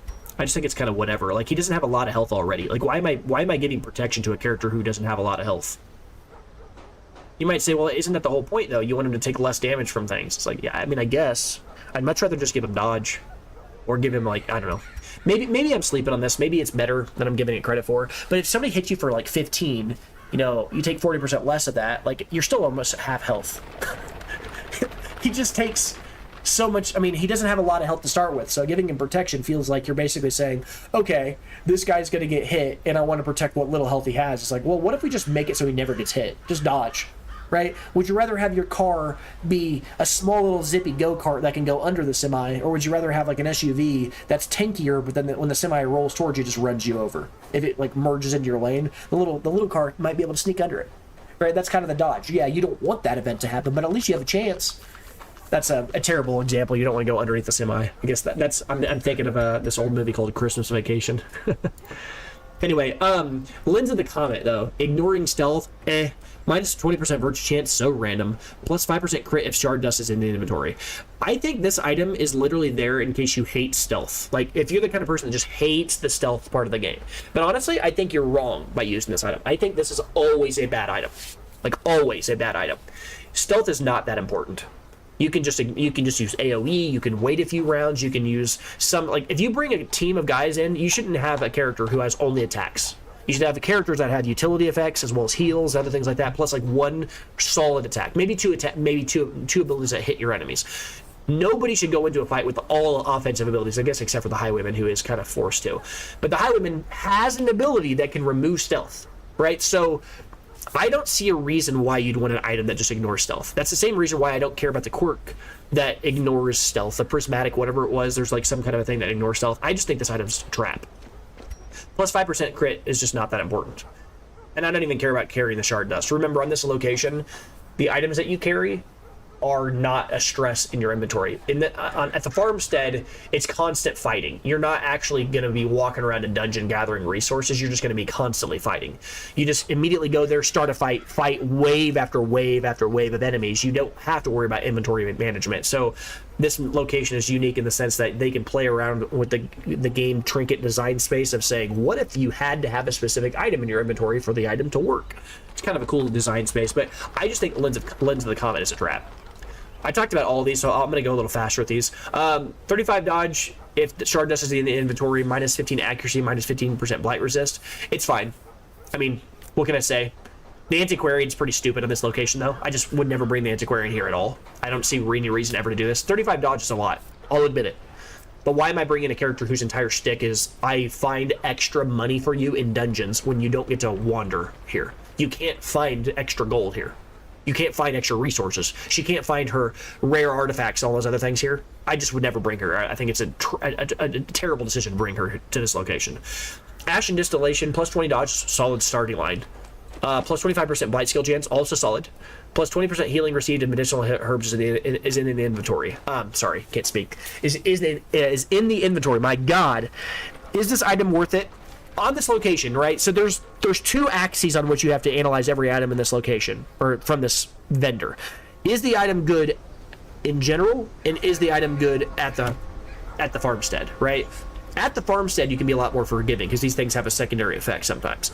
But is the item good in general? Totally different animal. These items, which I just talked about a second ago in my inventory, these two are good everywhere. Always good.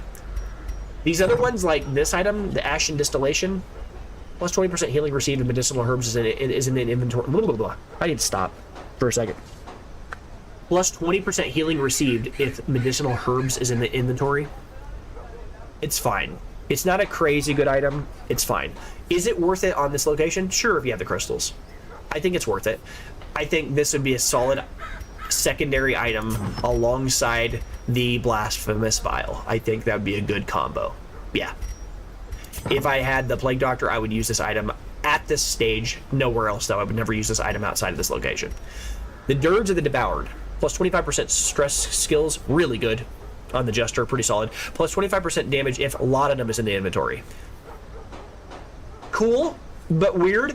Because what you're basically saying is, I'm going to use the Jester nonstop for stress skills, but then I'm also going to give it an extra damage buff. The reason this would be good, and it is good, is if you're going to run the Jester in slot 2.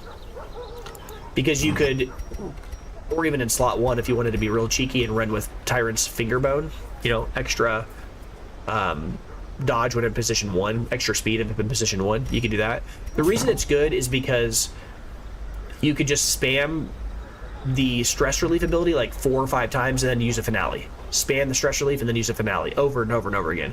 The reason it's bad is because if you use finale, your character removes... Remember, when you use finale, the Jester loses... Man, the lag is annoying here. That's what's really throwing me off. There's like a lot of lag whenever I do anything. This menu has a lot of lag associated with it. Only the Crystal Merchant does this. I don't know why. But anyways, the Jester, though, this ability, though, remember, if you use this, it drops his own dodge, his own speed, and gives him extra stress for the rest of the battle. the entire mission is a battle at the farmstead. So remember that once you use Finale once, your poor jester is going to get punched in the face for quite a bit of extra stress for the rest of the mission, basically, because that's the whole thing, right? Like, it's constantly wave after wave after wave. I've talked about the crystal pendant as well as its stronger equivalent, which is the cluster pendant. I just don't care about this. Extra 25% shards given. I just don't feel like the extra shard, like, farming item is really relevant. I mean, it could be. I guess if you like bought one or two of these and just started throwing it on your guys, you could, you know, use it to farm up a bunch of crystals and buy out all these random items. But I don't know. I guess it's probably better than I'm giving it credit for, because there's the additional added benefit of spending the crystal on things like these. Maybe I need to give it a second look and think about it. The lower tier one I don't think is worth it. 65. This is worth 100. Right? This is only giving 15%. This is giving 100, or giving 25%. So ratio wise, this thing should have only cost 60 gold, or 60 crystal, but they cost 65, so it's like, it's more expensive ratio-wise. But I guess it's, you know, it's an investment in making more in the future. But I would quickly replace that with this one once I got to the next one, so I don't know. I would never use this crystal pendant ever again once I got to the cluster pendant, so why not just wait till you get to this one and then whatever. I guess it's a question of, do you have the patience? The acidic husk ichor. Minus 25% max HP is a bad stat line. On the flagellant, not such a big deal though, because, you know, he has a lot of ways of healing. 30% extra damage is a way crazy roll. That's nuts. 30% bleed skill chance. This item is specifically designed for this map, only for the farmstead. You have to use this item at the farmstead because it only works on the husks, but it's also the designers of the game admitting that the husks don't have high bleed resist, and that would essentially make, or I'm sorry, the husks have that really high bleed resist. I need to blow my nose. That's what's throwing me off. 1 second. I'll be right back.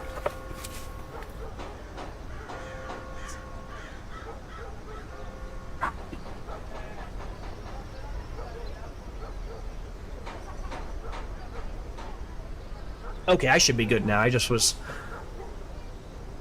delaying having to take care of some mucus buildup. Now, what I was trying to say though here was this. This item, this acidic husk ichor, is essentially the game designers admitting that because these enemies have such high bleed resist at the farmstead, it would feel really bad to play the flagellant because this character's so focused on bleeding people. So they gave an item for him specifically so that he has a very high chance to bleed, right? 30%, that's a lot. I'm not gonna lie, 30% damage and then almost a guarantee that you're gonna bleed every single time. It doesn't matter how much bleed skill chance he has, as long as it basically reads, it's gonna hit. It's good. Plus 25% healing received below 20%. I think this is a pretty solid item. I think this item is I mean, honestly, it's a drain tank item. What can I say that, you know, about this item that you couldn't say the same thing about for a lot of the other items he has that are like, when he's low, close to death's door, he's gonna be stronger. I don't know what else to say. It pairs well with Martyr Seal. It pairs well with Dismas's Head. It pairs well with everything. Anything that makes the character do more damage whenever he's low on health, the flagellant's gonna like. Yeah, solid item. Again, an item you would only use at the farmstead. Any item that says something on there about, you know, it only works against husks or it only works whatever, it's a farmstead specific item. Going through the rest of these really quickly there, though, we'll say Husk Fang was plus 50% bleed skill chance of dog trees in inventory. That one actually is not that big of a deal, because you're going to have dog trees in your inventory a lot of the time anyway. So you can use this outside of this location. Plus 40% stress skills when guarding is very strange, because what you're essentially doing is you're splitting what this character's trying to do. Because if you're playing as the Houndmaster, man, the game's lagging again. I hate that. It lags when I interact with anything other than this interface. It's like added on top of the game. It's goofy. You go to Dupe Esquire, and you look at his abilities. He has this guard dog ability, guard ally buff self with 10 dodge, and then also, you know, stress relief. This is kind of a strange thing you're doing here, because you're essentially forcing this character with this item to do 3 things, right? Plus 50% bleed skill chance. Okay, so now I need to use these abilities with this on this map. Then in addition to that, I get plus 40% stress skills when guarding. Okay, so now I need to use this skill, and I need to use this skill. So I'm forced to use these 4 abilities. which sucks because then I have to go guard like a Hound's Harry and then start stress relieving, and then guard and then Hound's Harry. I'm kind of locked in on this loop of using abilities. Yes, there is one upside to this item, which is that it gives plus 66% guard duration. His guard duration is three rounds, so this increases the amount of rounds that he guards somebody to 5 instead. So you really only have to use it once at the start, and then immediately start using blade skill chance stuff. I don't know. This is actually pretty okay. Yeah, I could see using this outside of this location. I'd have to give this item a shot. It's probably better than I'm giving it credit for. Minus 10 dodge is awful, though. Oh, yeah, I don't like that. That changes my opinion on it a lot. That's crap. The whole point of this ability is it gives himself extra dodge so that he can jump in the way for his teammate and protect them. So now he's going to be, instead of getting hit 1/4 of the time, he's going to get hit 2/4 of the time because he's 2 of the 4 targets, right? Because he's guarding for someone else, giving himself dodge and then just immediately removing it because of the item. Now, I guess this is only level 1. Once it levels up to level 5, maybe it's more dodge. Maybe it's like 25 dodge or something like that. Maybe that doesn't matter that much. I'd have to try this item. I think Huskfang Whistle has some potential, but I don't like that minus 10 dodge line. That just seems like crap. All right, moving through the rest of these here, as I've said, I've kind of gone over this once before, Cole, but I am going over this because you asked me to, so kind of working through these. I think they all have use. There's just a few of them that I think are really super niche. Vestal only plus 20% healing skills if holy waters are in your inventory. Yes, you can use this on another map because of that, because you can always carry holy water with her, but the next 2 lines make it just ruin it. Plus 25% damage versus Husk, crap. Plus 50% or 20% 5% damage versus Eldritch, kind of makes up for it a little bit. I guess if you were going to bring the Vestal to the Cove, this would be a useful thing if you were going to bring the Vestal to the Cove, right? If you brought the Vestal to the Cove, this suddenly now feels good because you can actually deal damage with her, but it's kind of weird. You would basically only use this item on her if you were going to have her in slot 2. Because you would want to have her in slot 2 so you could still use your Divine Comfort and hit all your team, because remember, Divine Grace only hits if you're in slots 4 and 5, or 3 and 4, my god. She has to be in slots 3 and 4 to use this ability, but you want her in slot 2 with this because you want to get value out of the extra damage to Eldritch, right? The idea being here, if you have her in slot 2, you can use Hand of Light, or I guess Mace Bash or whatever. You can actually hit. I guess that's not necessarily true. You could just stick with these abilities, the Dazzling Light and Judgment. They just don't deal a lot of damage outright at all. I'm thinking about, if you're rolling with an item like this, your goal is to deal more damage, right? Plus 25% damage extra to Eldritch. I'm thinking of like killing a bunch of random fish, in the Cove, or maybe even a thing from the stars. And her best damage abilities are like the Mace Bash. Like, it deals extra damage straight up, unholy, but it also just does high base damage for her, even though her base damages are trash anyways. But I guess you could, Hand of Light would be where you'd want to do this, right? If you were going to run with this, you'd want to be using, like Hand of Light with her. What I would do if I was going to run with that item is I would do this, something like this. This is the build I'd go for, like this. Maybe even this, if I knew there was going to be stealth enemies, because then you could go with, I don't have the item, but there's an item that makes it so that the Vestal heals more when she's in slot 2. There's literally a rare item that makes Vestals heal for more when they're in slot 2. And then you can give her this Mask of the Heretical Passage, which, by the way, is one of the coolest splash art, or one of the coolest item arts in the game, and the flavor on this item is just so beautiful. Heretical Passage, like there's all these different religious texts that she can find all over the game, and then there's this Heretical Passage, which is like this forgotten passage that you're not supposed to read from another world, but it's like this religious text from another realm that she's not supposed to have access to. I love the flavor on this. But anyways, it's pretty cool though as an item. I think you could do it, but it's like it forces you to build the Vestal in a very unique way. You kind of have to play this like second slot Vestal, right? And you could almost like, it's almost like a build your own like Abomination build, because you'd be constantly Hand of Lighting. Yes, it deals 50% less damage, right? But you just keep on using it. And you keep on using it, and every time you use it, it increases your accuracy further and increases the damage that she does, right? she gives herself plus 25 or 27% damage when she uses it, and then an extra, and then an extra, and she's just stacking it and just hitting them. And yes, she's not getting that extra 20% damage to Unholy, but whatever. The whole reason you're doing this is because you're trying to get extra bonus off of the extra 25% damage and offset that initial starting point of 50%. It deals 50% less. Now it's only going to deal 25% less. So she's hitting 75% of her base. And then after that first hit, now she's hitting for 102% of her base. And then after that, it's all upside. Then it's 129. And then it's more. And then it's more. And then it's more. And she's never missing because her accuracy's going up. I think it stacks up to 3 times. I think a lot of these abilities in the game do that. So I could see that. But then you're also kind of in this weird spot because then it's like, when do you sneak in that little Divine Comfort? Probably at the end of all of it, after like 3 or 4 attacks of this, once you've really beat him down. And at the end of the fight, once most enemies are gone, maybe there's like 1 left, and you sneak in a heal, plus 20% extra healing.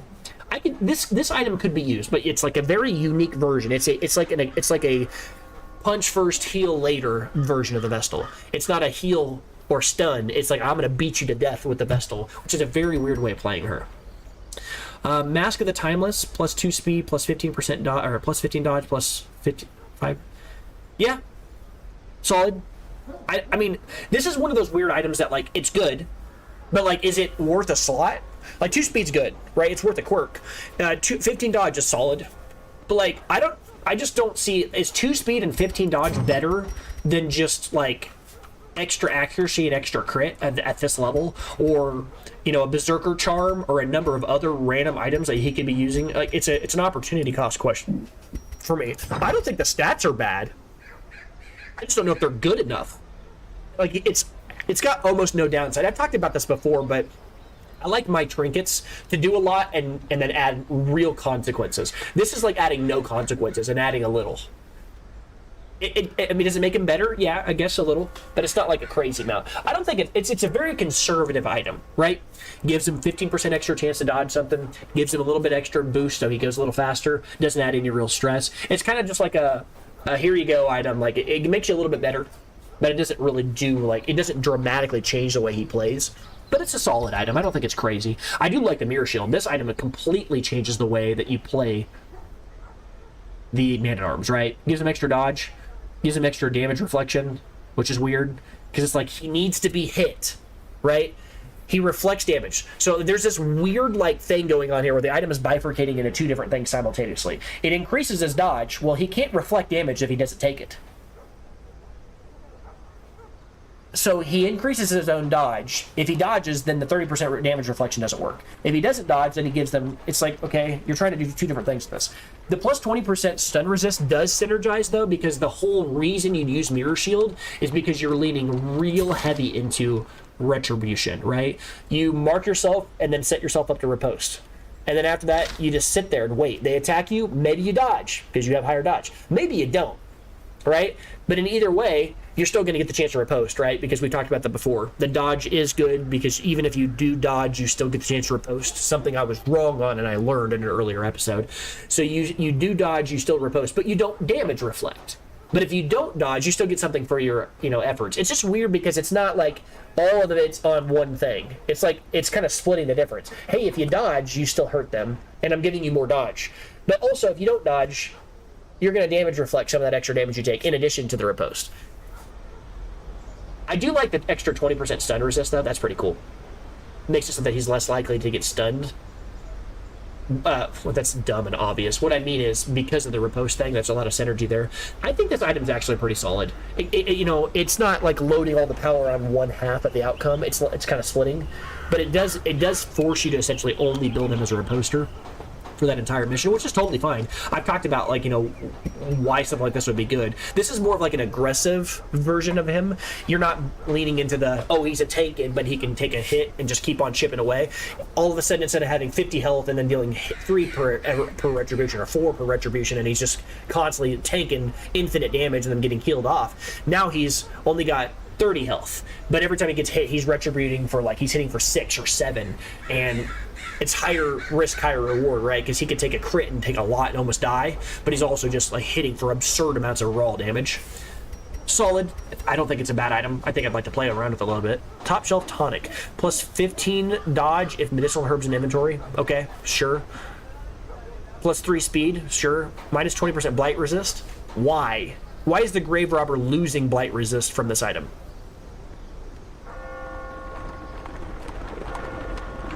I mean, I don't care, but it's a weird cost. Plus 50% Blight duration when applied. I actually like this a lot. I've talked about this item, I did talk about this. I said that the only reason I would use this is if I was fighting a boss. That's it. Because the goal would be essentially to start the fight off with her throwing out like 3 dart sets, right? Because her darts last for how many rounds? Is that 3? 4? I can't remember. A lot of people are 3. Sometimes they're 2. Most of the time it's 3 though. For 4 rounds, right? So for 4 rounds they're going to be taking Blight, right? Okay, so here's the deal with that. This increases the Blight duration by 50%. Well, 50% of 4 is 2. So you're talking about over 6 turns. That's a long time. Round 1, I throw out the darts. After that, this is how you play. This is how this build plays. You put this on the Grave Robber, you put her in slot 4. You throw out the darts, you apply the Blight. They've got Blight now for 6 rounds. You never apply 1 more Blight the whole rest of the fight. You don't do it at all. You might think, well, what the heck? I mean, that's the whole point. You want to make it stronger. No, you just need it 1 time. The whole reason you use this item is because you want to make sure the Blight stays on them the whole fight while you lunge your silly ass to killing them in like three turns. So what you do is you go, I hit them with Blight, then you lunge at them, and then you use Shadow Fade to go right back, and then you lunge at them, and you just stagger lunge Shadow Fades. So the way it'll work is like this: you go Poison Darts, hit them for the next 6 rounds instead of 4. They're going to be blighting out. The next attack, you use Lunge. You fly forward 2 slots. You hit them for a bunch, extra 33% damage, high chance to crit. Then you Shadow Fade 2 slots back. Increase your damage, raw damage, increase your crit, increase your dodge, then you lunge again, then you Shadow Fade, then you lunge again, and then that's the whole Blight. All the Blight's gone. That would absolutely hit a boss for probably 70, 80 damage over 3 rounds. Just an absurd amount of damage. So it's a boss killer item. That's what the top shelf tonic is for. I went ahead and got the Shield Breaker item. I'm a little disappointed you can't buy multiples of the item, but I'm not sure if there would be any application for that anyway. There are items that I would love to be able to use multiples of, but not. Some of them have unique effects that wouldn't stack. But no, you can't use 2 of the same item on a character. That's something that, like, a lot of people, you know, I've been asked that. Actually, in the last stream, somebody asked me, they're like, can you use 2 of the same item? I was like, no, pretty sure you can't. And I checked. And actually what happened was they said you could, and I'm like, I don't think so. And then I checked, and then I misread their comment. They're like, can you? They were asking me, and I was like, oh, I thought you said that I could, and I was just calling you wrong, and you were asking. No, you can't use 2 of the same item. It is actually a good thing that it doesn't work that way, though, because then there would be situations where there would just be strictly better, like if I could use 2 of the same item on a character, I'd probably just roll with two Heaven's Hairpins or some other thing like that that just kind of cheeses way more damage or trivializes parts of the game, whatever. Can you imagine being able to literally use like 2 Ancestors maps, or like you're using the leper and you just use 2 focus rings? Or if I'm using the abomination, I just use 2 restraining padlocks, essentially making it so that the stress minigame from him changing forms is essentially removed from the game. There are a lot of items that I feel like if you could use 2 of them, it would be absurd. Like, probably the most obvious example that I didn't even mention are these items that give extra damage to a specific type. Then I could just literally have 8 rings across 4 people. Just roll with 8 Eldritch Slayer's rings and just run in there and crush all the fish. That'd actually be kind of funny. Remove these. I didn't have all the trinkets unequipped when I sorted by rarity a second ago and I was talking. Anyway, back to these crystal items out here. You say, no, but you can bring 2 of the same hero with the same similar ability. Yeah. Sure, you can bring 2 characters and then give them both the same items. That's true enough, yeah. That's why I try to have multiple copies of an item, is because occasionally, well, not every item, but items I think are very valuable because it's worth in the niche case. We actually did that in one episode, right? There was one episode where we had, that was the episode we lost in the Sire. We brought 2 occultists with us. Then you might want 2 of the same item, but you can only get 1 of each crystal item. Yeah. Oh, wait, you're saying you can only get 1 of each crystal item. I guess, yeah, that's true, because when you buy it, it disappears from the shop. I never thought about that. Yeah, that's fair. Fair enough. Yeah, you can't have 2 of the same one. That does I don't know if that sucks. It's just kind of interesting because they're super legendary. Actually, yeah, they're more legendary than a very rare item because you can only get one of each. I wonder if you can only get one of each of these as well. The Crimson Court items, because I haven't seen any more of these appear since I got them. It's worth knowing as well. Moving through the rest of these really quickly here, I talked about the Petrified Amulet. I think this item's actually pretty okay. Plus 10 accuracy of bandages in your inventory makes a lot of sense, especially if you are going to decrease its own bleed resist, right? The item synergizes with itself until it doesn't, right? It's like, if I bring a whole stack of six bandages, this item is always turned on, right? But the second you use that last bandage, suddenly you're like, I'm out of band-aids, what do? I'm less accurate now, I'm more susceptible to bleed. This item actually synergizes with itself pretty well. Crystalline gunpowder, I said, is solid. I mean, 20% damage, 3 speed, minus 50% stun resist. This item is explicitly used whenever he is using his gun, which makes sense. Crystalline gunpowder. You use this only when you're playing a damage or a gun-based version of the Highwayman, right? So this would be perfect. You use crystalline gunpowder. I think it's a solid item. You'd use that alongside the Highwayman's the gunslinger's buckle, right? 20% damage, 15 accuracy to range skills, debuffs to melee and crit, or debuffs to melee through crit and raw percentage damage. This increases the raw damage that he deals for everything, right? And then it gives him minus 15% stun resist. You're like, well, that really sucks. But it only matters on riposte, really, right? So you're not going to be using riposte. So you don't care about the stun resist drop. I think this item is actually playable, very playable outside of this location. I think it's a solid item. It's worth buying. 25% shards given. Again, another farming item. Solid. Usually it feels really weird spending the money on this. I should probably go farm these off, honestly, to be honest with you. Thirsting Blade, I talked about this, I think this item's good. Plus 15 accuracy, minus 20% bleed resist. Fine, doesn't really matter. Plus 8% versus bleeding. I actually think this would have been so cool if they had changed it to say plus 8% crit when bleeding.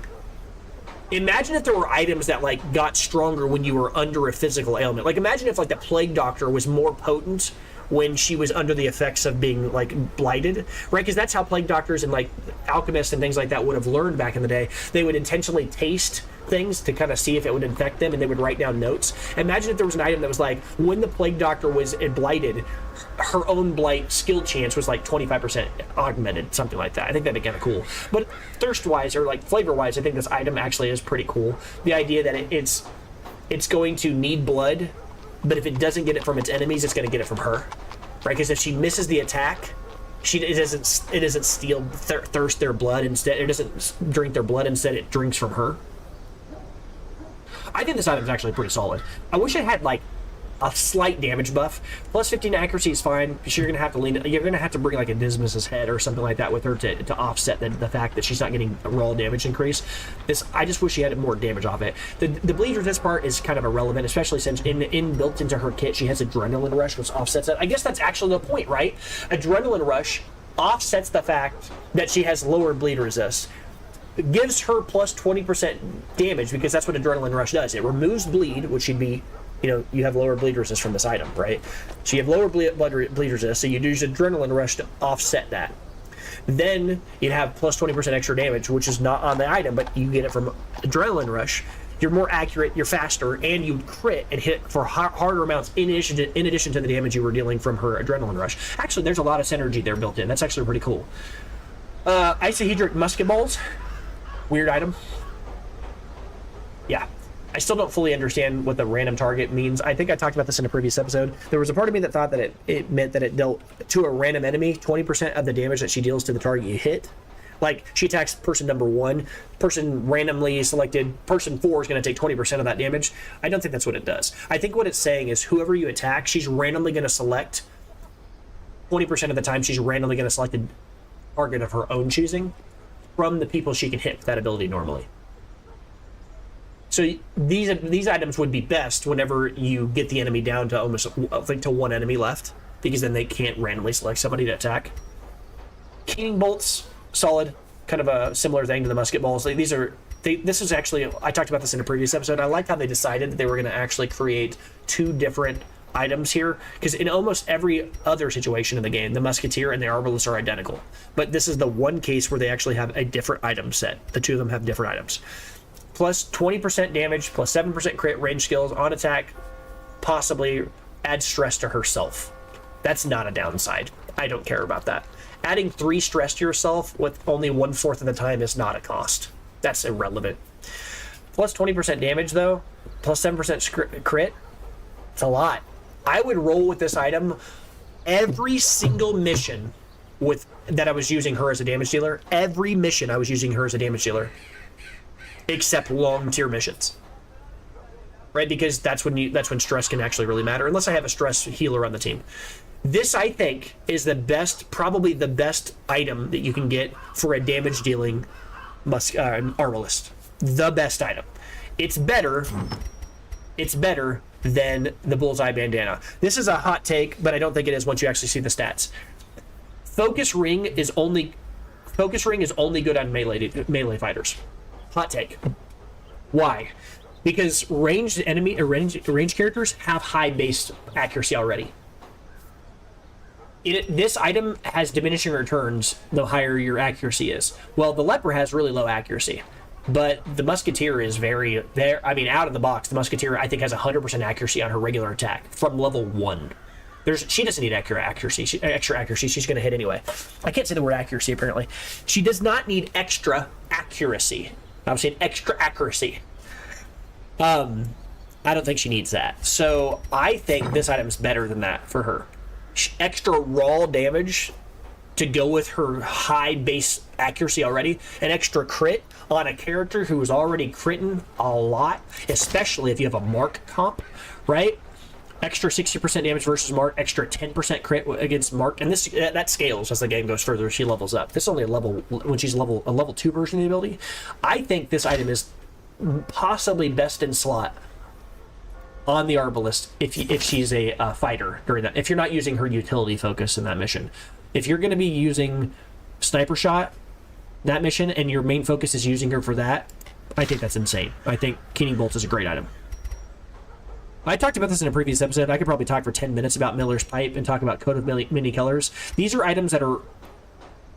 I would not want to use them off of this location when I wasn't on the farmstead, but on the farmstead they're worth considering. And the reason for it is because despite the fact that all the downsides of the effect are kind of just disgusting, and a hero's killed, your whole party's going to get plus 45 stress. Hero killed in your party and debuffs somebody. Yeah, that's all disgusting. They're both really bad for when somebody dies, when things go wrong, it all goes wrong. But the farmstead is perpetual fighting.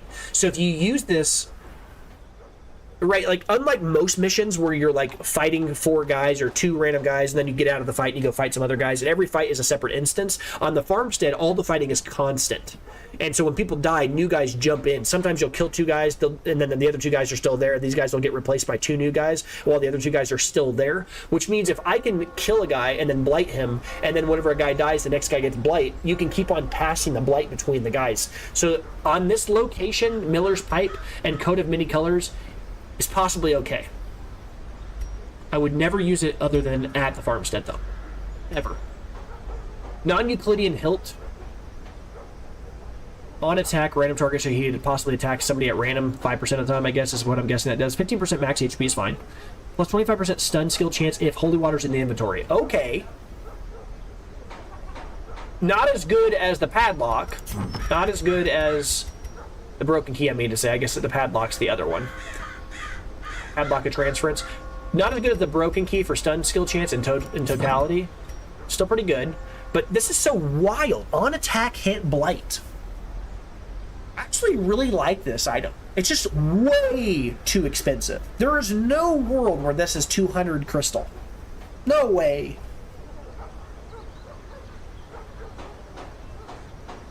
But I do like the effects, right? Think about it this way. What's the downside of using the stun ability when you're using the Crusader?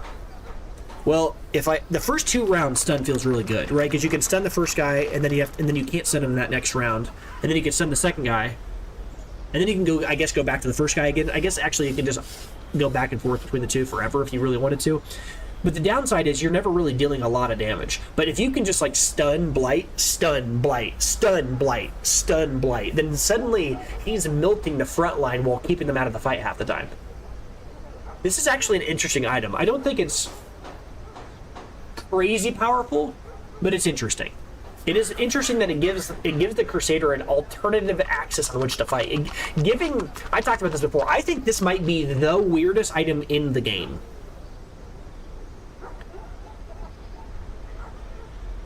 Just because and it's not because it's actually like it changes the way you play so much or anything like that. It's not because it actually is the weirdest item in the game. It's not because it's the most unique item. It's just because it's so strange to me. The idea of giving the Crusader the ability to infect people is just... What? That's weird to me. It's actually not that unique. I mean, in terms of the weirdest items in the game, it probably goes to Miller's Pipe or Coat of Many Colors, if I'm being honest to you. But I just think the items, it's just cool and weird. The idea of making my Crusader blight people is off. Just strange to me. But yeah, if I was going to go in and do any more of these missions, it probably is worth going ahead and picking up like a Crystal Pendant and bringing this if I go do the Miller location. I need to probably do that here soon. Before I go in there and actually do the farm set, I should probably do that. And I'm probably going to do that here soon. That's probably what I should start looking into. I've actually got a lot of guys that are level 4 now. Guys are starting to hit level 5. This guy's a veteran tier. I should probably get a few of these guys up to level 4 and just go beat the Miller. That should probably be what I do next. After you mentioned that, I started to realize I've kind of ignored those guys for quite some time. And I want to go get the dreams and start doing all that stuff. I've kind of ignored it. I don't care about any of this stuff. We already have the vial. I don't care about that. None of these items matter to me. I don't care about any of these things. Yeah, I do want to get the fortifying garlic at some point. I do want to get this pagan talisman. Maybe that's what I go do. Because again, right now my goal is to get 2 more guys leveled up to level 4 before we go fight against the Miller, right? I want to do that first. And this will also give these other 2 guys that are level 4 some time to kind of like stress heal. So I guess here I will go do this mission, bring 3 level 3s like this, and then just bring a random highwayman. Hot Trot's fine here. He's only level 2, which is kind of bad. This is a long mission, so we're going to be really leaning on these guys to offset that with the heals. Go get ourselves the Pagan Talisman. It's an item I've been wanting to get anyways, so... Alright, let's go back a step, though. Go in here and level guys up, because they do not have all their stuff unlocked.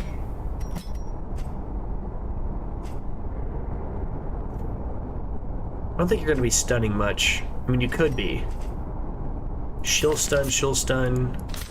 He has stun, but he won't be using it because he's going to be in slot 4 or slot 3, one of the 2. I need you to just be dealing damage. What did I give you? Give you Hot Trot. Yeah, let's just give you Grape Shot Blast. Let's lean in hard on the extra damage on this guy. Yeah. Alright, let's go ahead and lock in these 2, because these are going to be our primary damage dealers. So you're just going to be dealing these things here, basically. I might stun, I doubt it. Actually, I do need to get this. I should get Finish Him, because Finish Him synergizes with Gordon's, the Vestal's ability to use Dazzling Light, so stun followed by Finish Him is a good combo. Alright, just take your core here. I could actually think about stealth here. Maybe I do that. Maybe I go like this. And take the stealth, anti-stealth tech here. And if I do that, she has to be in slot 3. You gotta remember that. Cool, we're good. And then after that, we already said that I think you've already leveled up as much as you can though, because you're only level 2 as a character, which is a shame. Can't deal more damage, but that's okay. We'll make up for it with items. All right, yeah, we're good there. And then we want to make sure we our armors, level up our armors as much as possible. I think you guys are all good. The only one that's not is you. Oh wait, no. Never mind. You can all go to 4. Why did I think otherwise? Oh, because he was already on 4. That's why, because I bought him at that. All right, that's fine. And then for here, let's go look and see if there's any quirks that are worth blocking. Natural Swing's okay.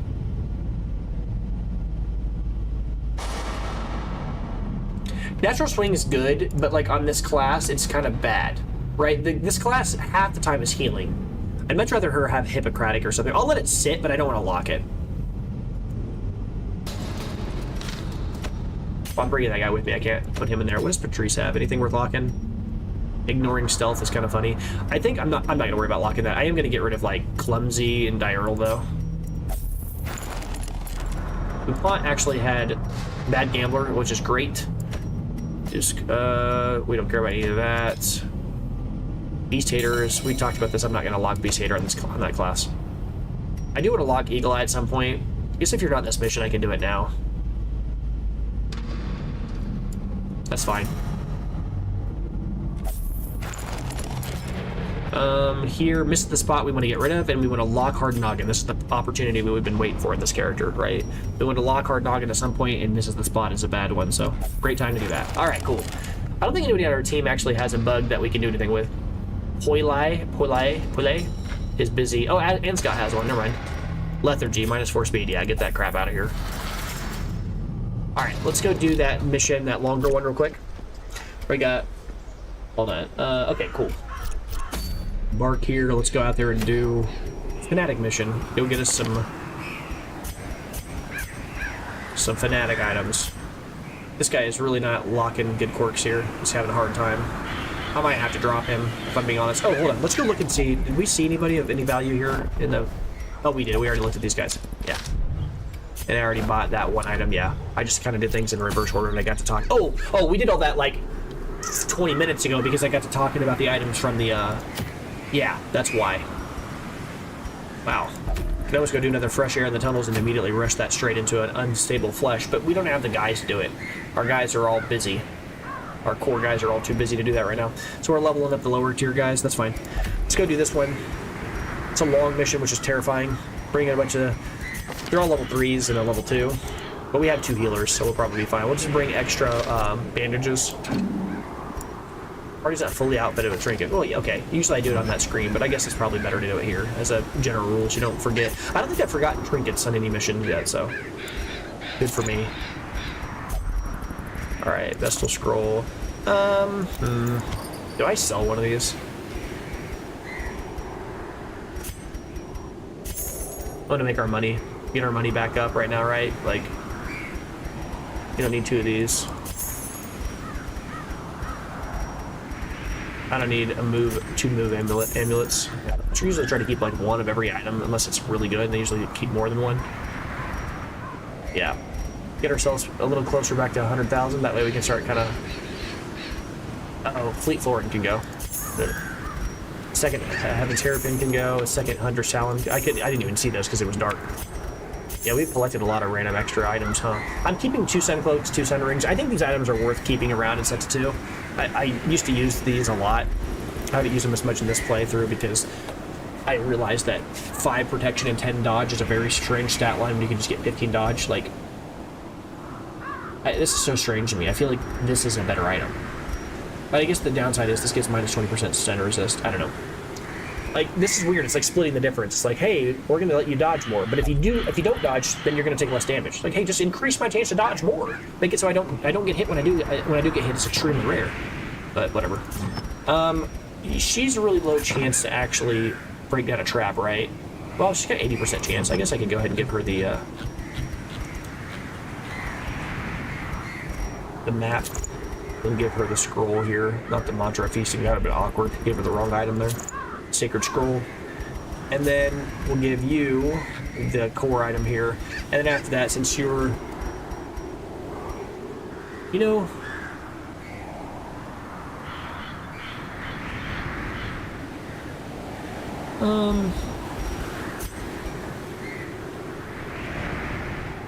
maybe it's better to give her like the Ancestor Scroll instead of the Vestal, like because like this is decreasing her damage and her stun skill chance, which we don't want to see, and it's increasing her healing a little bit. But I'd rather her deal more damage. Let's give her this scroll instead this time. And then for you, we're definitely going with the Belt Buckle, and then probably honestly something like a Berserk Charm or something. Actually, you're getting less accurate. Minus 10 accuracy. What the heck is that? Oh, it's causing that. Why are you getting minus 10 accuracy?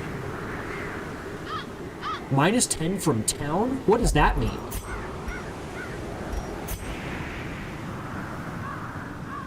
Huh? Minus 10 accuracy from town?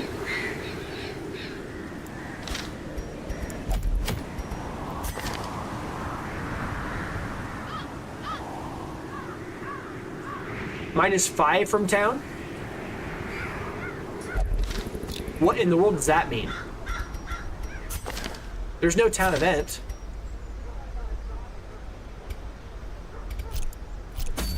I don't know what that stat debuff means. -10 accuracy from the town?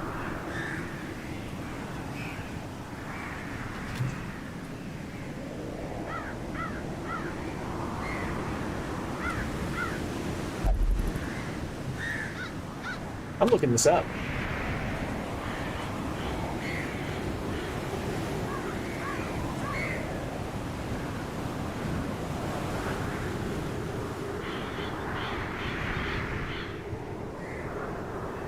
Hold on. I'm gonna see if I can't find anything on it real quick. If you see anything, let me know.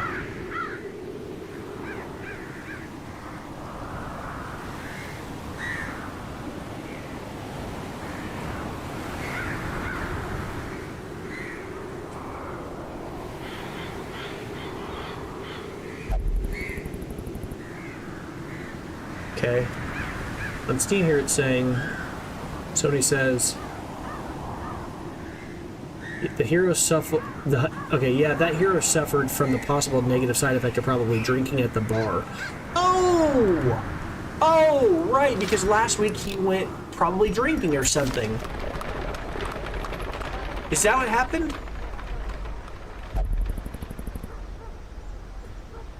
Doesn't look like he did anything last week.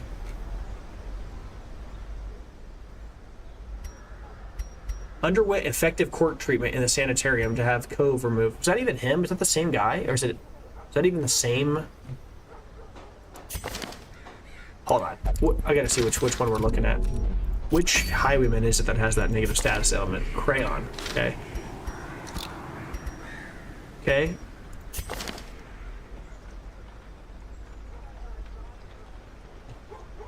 What is causing this dude to randomly, like, have -10 Crayon? Okay, it was him. Effective court treatment in the sanitarium.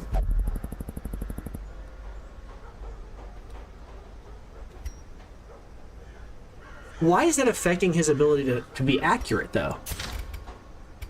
I've never seen that before. Is that a normal thing? Like, they lose accuracy after they've been treated? If that's the case, I've never noticed it. What? Well, either way, I'm not gonna bring him if he's less accurate. That's just stupid. There's no reason to push that extra. Like, yeah, why? I'll just leave him, and then I'll bring Lanesi, who is pretty good at this location anyway. So we'll switch you like this, right? And now I've got. It's so weird. I guess I can't use Divine Grace, and instead I'll use like this instead. Actually, no. We'll go ahead and use Mace Bash. Extra damage versus Unholy seems fine. I could also do Hand of Light, but let's go ahead and do that. Let's try Hand of Light. We haven't really used it that much anyways. Where are you at, girl? There you are. Alright, let's use Hand of Light. Give it the old shot. The old college try. Alright, cool. Yep, so she's gonna heal occasionally. This is fine. We don't need her to have Divine Grace when we actually have the occultist with single target giant heal, and then she's got everybody like mass party heal. They've kind of got the bases covered here. This is the mission we want to do because we want to get that fanatic item. So everybody's level 3 except for you, which we kind of already knew. And then, well, the belt buckle's on that guy. I'm not gonna drop everybody's items the same way I normally would. It's annoying. I just want to make sure to remove this from him so he doesn't accidentally lose it in town by hanging out. People accidentally lose items by doing things like, you know, drinking at the bar, and I don't want to forget that he has an item on him and then just lose it. Okay, so we will give you, of course, the classic item that you give every single Plague Doctor if you have it. Okay. Sort by rarity. Where's it at? Oh, I don't have him selected, so you can't see it. Blasphemous File. Alright, and then after that, I could give him, like, I'm not going to give him Dissection Kit. He's not out here trying to do that. That's a melee version of his build. I could give him an Unholy Slayer's Ring. I don't know how much that matters in this mission. I'm going to give you the Unholy Slayer's Ring. You already deal extra damage to humans. Maybe I just say to heck with it and give him a human slayer ring and and then an unholy slayer's ring, so he just crushes anything he sees. Wouldn't that be funny? He has zero dodge, but he's just crushing. Nah, we're not gonna do that. Let's give him a dodge item. He already does extra 25% damage extra to humans in general from this item, 30% damage.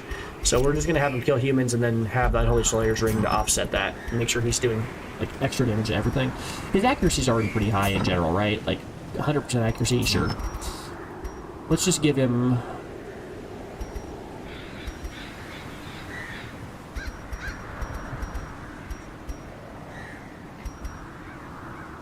Probably just an Ancestor's Candle. Have him be faster, hit harder, have a little extra dodge. That all seems good on him. You've got your thing, you've got your thing. Okay, so now the last part is giving... She has the Ancestor's Myth, right? Do I want to give it to her then? Yeah, I still think it's best on her. And having flawed release is irritating me. I need to get rid of that. So dumb. Alright, we'll give you Unholy Slayer's Ring. Maybe extra damage against Unholy. Is that good? No. She doesn't deal raw damage, right? So it feels weird giving somebody raw damage, extra raw damage, when their abilities don't even deal that much damage in the first place, right? Blight Grenade deals minus 90% damage. It doesn't deal damage. The ability deals blight.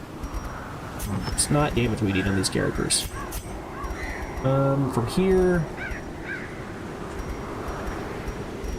Honestly, if I had another camouflage cloak, I'd probably give it to you. Maybe let's give you the old sun cloak instead. It's more dodging, survival.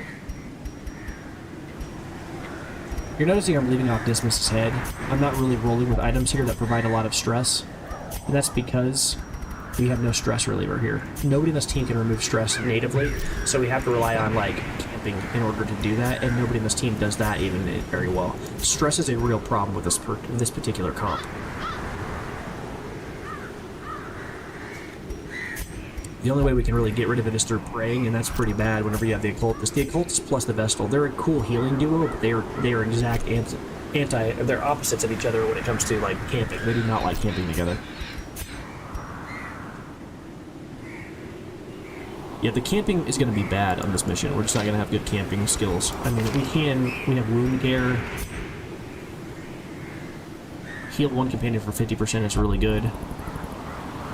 Remove blight, remove, leeches is okay. The cure, remove disease, that's not even going to matter. Probably just going to end up using something like tracking. Scout ahead is fine. You can do that. I can do that. I'll just scout ahead, that's good. Where is he at?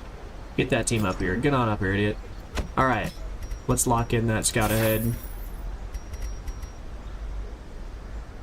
The fact that we have no ability to, like, stop ourselves from being snuck up on at night, I'm just not a huge fan of that. I guess he has that ability, right? Prevent nighttime ambush. I think he can do it.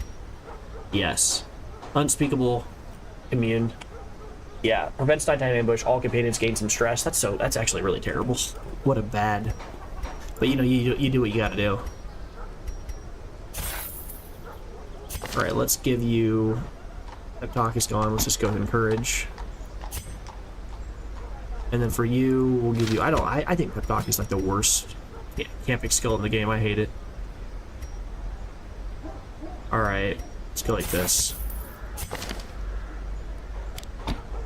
And then you... Bless is cool, but...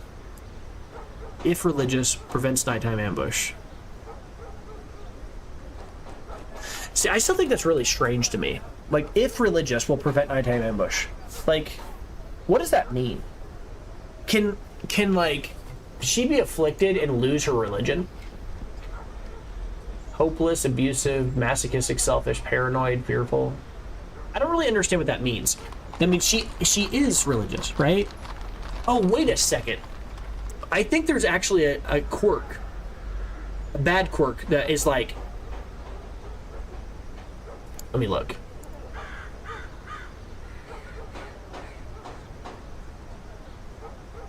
Will not pray is what I'm looking for.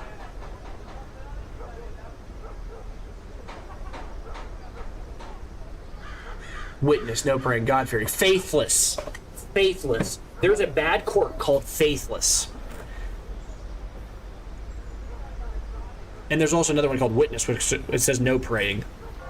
Maybe that bad quirk makes it so this if religious prevents nighttime ambush doesn't work. Yes, some characters are inherently religious in this game. There are 3 particularly, which are the Vestal, the Crusader, and the Flagellant. I don't know if there's anybody... Oh, yeah, you said the same ones. I don't know if there's anybody else in the game that's... Oh, actually, I think the Leper's religious as well, too. But I do believe that there's a negative quirk called Faithless.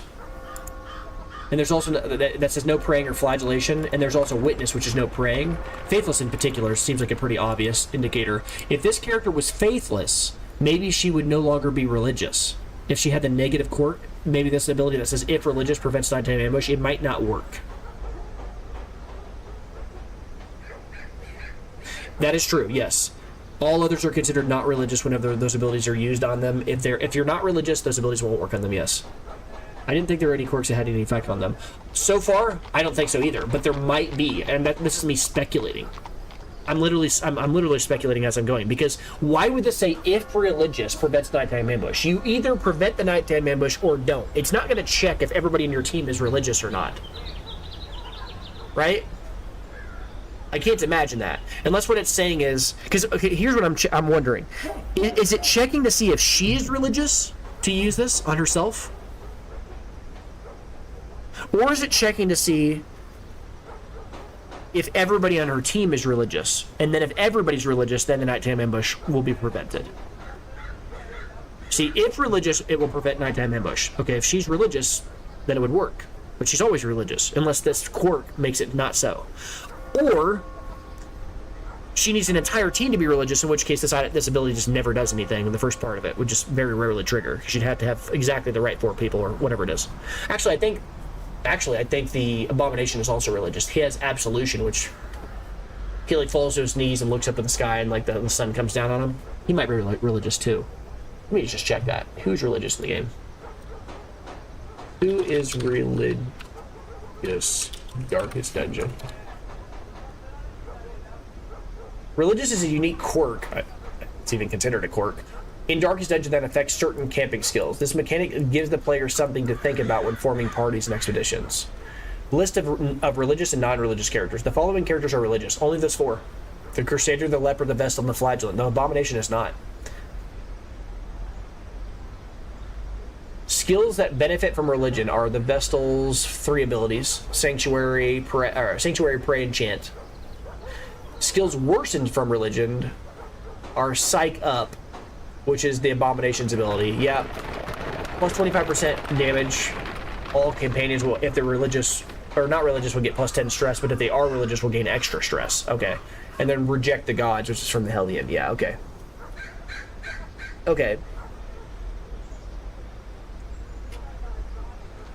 Prior to the Color of Madness DLC, the Abomination used to not ever be able to be placed in a party with anyone that was religious. Wow, I didn't know that. He just wouldn't be in your party if you had religious guys in your team. Interesting. Cool. It says religious heroes in Darkest Dungeon worship an entity or god known as the Light. This religion is similar to Abrahamic religions, as seen in the Holy Entity in universe. As it is seen as a holy entity, yeah. The Light is a religion. Yeah, sure. Yeah, okay. Anyway. Cool beans. So you're level 3, so you have level 4 abilities. Can you level to level 3? You can probably still level up your abilities, right? You need to level up your things here. Glad I noticed that. And then you also need to level up your skills, though. Because I just added you to the team. You weren't on the team a second ago. That's why I almost forgot. This is fine, just like this. We don't need the extra damage from the emboldening vapors. Should be all level 4s. Yeah. Oh, that's right, because I switched over to this and never locked it. Alright, never locked it. Alright, everybody else have their items? Yeah, I think we're good to go. I hope this occultist gets something going for him. If he locks, like, Enlightened, and I get the chance to remove, like, Flawed Religion. He's just starting to add some bad things here. All of his good quirks are bad. They're not bad, they're just not good. And then he's got Enlightened. Enlightened's the only thing he's got going for him right now. Not looking good. But luckily we were able to bring that other one back from the dead, so we're okay. Is it possible it checks for half or a majority, like 2 or more heroes are religious? Yeah, I don't know. I'm not really sure how that ability works on the Sanctuary. All companions... Yeah, so... It just says self. Checks to see if self is religious. It literally says that right here. Self only. If she is religious, and it checks just herself, prevents nighttime ambush. So if she is religious, which she is inherently, right? This character is always religious. She just is a character who is religious. Then she will prevent the nighttime ambush. But then for all the companions, right? If they have mortality debuffs, certain things happen. So I'm reading this ability. It's kind of reversed in order on the wiki. It says Vestal. All companions, if they have mortality debuffs, they will heal for 50%. If they have mortality debuffs, they'll heal for 25 stress. And then self, if religious. This is not saying if religious the entire ability. It's not saying if religious all of the following happens. It's saying self only. If religious prevents nighttime ambush. Separately, all companions, if they have mortality buffs, they heal for 50%. If they have mortality debuffs, they heal for 25 stress. They don't have to be religious for her to heal them or remove their debuffs. But she has to be religious to prevent the nighttime ambush. But she already is, which is why I'm wondering whether or not the quirk Faithless actually shuts that off. That would be very interesting if it did. The way they wrote that makes it seem like there's a scenario in which she was not religious. I know, that's what I was saying too, and that's what I'm saying. It's written like it says. If she's not religious, this would no longer trigger, which makes me wonder, what ways are there to lose religion in this game? I don't think there are, unless that negative quirk called Faithless, or maybe Witness, no praying, right? One of those, maybe Faithless could make that not work. I was thinking maybe a bad quirk could shut off her ability to be religious. I don't know. It doesn't say anything on the wiki. This is the comp we're bringing in. I need to stop looking at this. I'm ready to go in there. I keep talking about other things. Everybody's got their stuff leveled up as high as they can, right? Let's go. Yeah, we're good. Let's go in there and do this. Let's go get this fanatic taking talisman thing. All right. Whoa, I didn't even click all that. I'm bringing 12 here because this is a long mission. And these guys are going to heal a lot, and it kind of offset most of the food anyways. So we're not going to use food for healing in this. They're going to heal most of the time. I do need to bring something that can stop bleeding. Oh, no, I don't. We have this Plague Doctor that can undo that, so we actually have somebody for that. I'll bring a few. It's still worth it for a few random curios. Anti-Venom, you can bring more than normal, because this location has multiple things that are locked. And remember, we talked about this in a previous episode. Anti-Venom does a very good job of burning away, like, locks, like just the same way skeleton keys do. But it has the secondary effect of also being useful against spiders. Although bandages are good against, you know, Ren from the old gods, like the cultists that stab you. But we just haven't, that just hasn't come up that much. And also we have the Plague Doctor who can undo that anyway, so whatever, right? I guess in which case maybe I drop one anti-venom. I'll bring my normal 4 shovels. I don't think I need more than that. Because generally speaking, there's that one cabinet. There's like a glass cabinet you can use this on, but you get good rewards, but not as good as if you unlocked it, right? You shatter it, you break a few of the rare items in it. Is kind of the flavor, I guess. But then if you use the key, then you get the items exactly as you tried for. You know, you don't break anything. Holy water on this map is better than any other location. I try to bring this because there's a vase that if you use holy water on it, the vase will give like 3 random jewels. It's a long mission. I'll bring 4. I'll throw them away. I won't feel bad if I have to. We're not bringing, I mean, these items, we might even drop one of these, so as I said, camping isn't even that good for this team. Nobody's got the Crimson Curse. Torches, of course. I'm bringing the full stack of 8. Even though she can add light, this guy can remove it. Right? Are we not using that ability? Oh yeah, we're not using Hands from the Abyss. Ah, whatever, I'm still gonna do it. Bring my 12 here. Or 16, I mean. Math is hard. Medicinal herbs. That's good. I don't think we need anything else here. Bandages, we got everything. I'm always so paranoid about not bringing something and then realizing I don't have it. But I'd rather be paranoid and sit here like an awkward idiot and stare at the screen for a few seconds longer than to find out I don't actually have an item. Yeah, and everybody has their stuff locked. And this is the Long Ruins mission. That's Apprentice. We're good to go. All right, let's do this. After accidentally locking in the wrong mission the other day, I'm like paranoid I'm going to do that again, so I'm like being very careful here. All right, great your phone. The fiends must be driven back. And what better place to begin than the seat of our noble line? Awkward. So we're going to go down and then left around that whole loop, and then down. I think we're going to end up this room up here, to the right. I think we're going to end in that room. Ish, maybe? I don't know. There's really no optimal way to go around this map. I don't have to backtrack 3 times anyways. It's pretty much just a giant loop. Really hope I get lucky and get a secret room on this map. We could deal with some extra money here. Why can't I walk in there? Oh, right. The first location you can't just hit up. You have to actually go to the map. I usually do it without even thinking. No, stay away from me. All right, this is literally the cabinet I was just describing. This, I looked it up earlier. This cabinet, if you hit it with a shovel, because we already had them both, right? And then I was curious, like, all right, I already know that I can interact with this with these 2 things. And I mean, I could probably try using anti-venom on it. Okay, just to try it out. I can't imagine these other random things working on it. Let's try these random things one time. Okay, so none of those things work on it. It's good to know. We've never checked. But these other 2 things do work on it. And I wanted to know, was like, is there like an efficiency difference between the 2? And yes, when you open this cabinet with a shovel, it gives like 2.5 times like treasure bonus or some whatever that means. But if you open it with a key, it gives 3 times. It's more valuable to open it with a key. Wealth beyond measure, awarded to the brave and the foolhardy alike. Like, I don't know what the multiplication stuff exactly means, but I mean, you know. Yeah, these are the guys I did not want to see. These guys are awful. Double dodge is disgusting, dude. That's disgusting. Awesome. All right, we're going to go ahead and hit one of these guys with Illumination here because it drops their dodge forever for the rest of the fight. And I just don't want to see dodge. I want to get rid of it. Oh my god, we've dodged everything. What is happening here?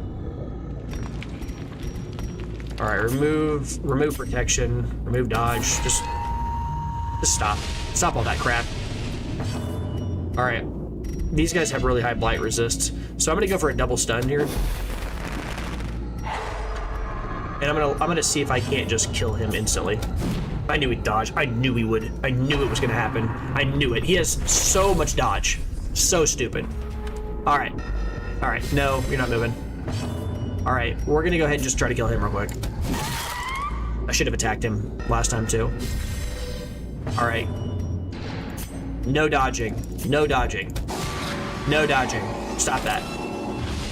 He has 30% dodge. I hate it. All right, I can't hit him like in a normal way. So, yeah, these guys are just so bad against these guys. I don't do any damage to these guys. Oh, I blinded him. Wow. Ugh. Whatever. At least you didn't spawn 15 mosquitoes. You only spawned 1. Place of dread. Yeah, these guys are very bad against those guys. Like, very, very bad against bloodsuckers. So... because our comp is more sustain. Yep. Probably gonna get the Crimson Curse. These are literally the worst enemies to run into at the start of a mission, and the game likes to throw these at the start because they know if we can stress you out real hard at the start, it makes the whole mission tough. We just don't have the means to deal damage to them, right? The Vestal is like a healer, and she has like all these utility abilities.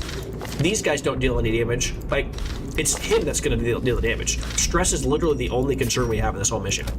Confidence surges as the enemy But crumbles. whatever. Just annoying.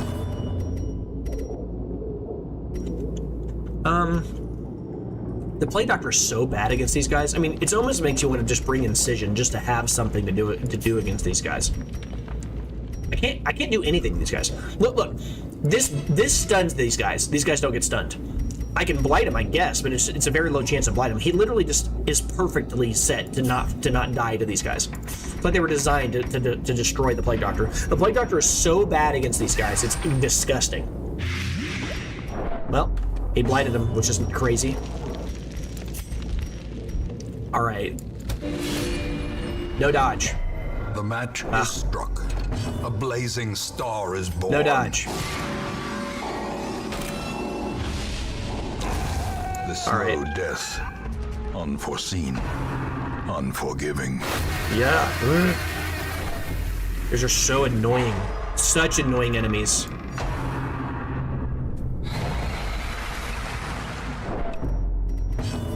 Alright, I guess we'll just heal. Look, he can't even hit anybody.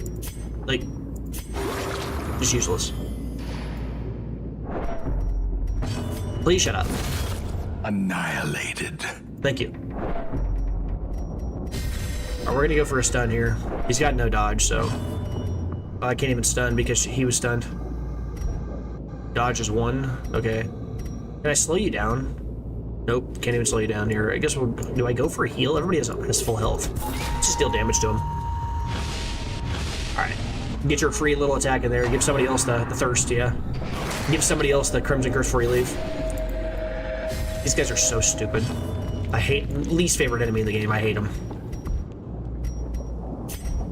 Alright, heal the team. It's so bad because, like, I literally had to bring this crew because I couldn't bring the, these guys would have probably already been dead if I brought the Highwayman, but I didn't bring the Highwayman because he randomly had some random decreased accuracy for some reason this week. Decimated. God, I hate bloodsuckers like that. When they come at the wrong time like that. My team is not designed to beat those guys. What is this? Debuff stone? Yeah, whatever. Okay. We should crush anybody that's not those idiots. Like, just have no problem at all, but hopefully the game doesn't cheese us like that again. Okay. Cabinets is fine. I don't want to use all of my keys this early, but it's fine for now. Actually worked out crazy well. Okay. We do expect to see a lot more of these guys. Oh my god, this game.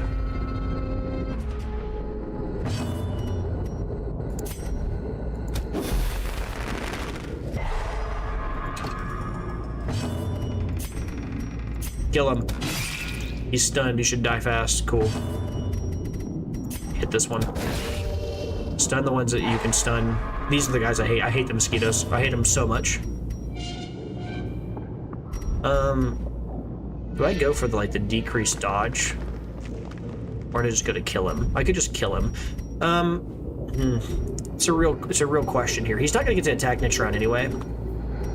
Maybe I just go for the decreased dodge on the guy that has no health. That way, like, whenever I do hit him next round, he'll just die really quickly. It's fine.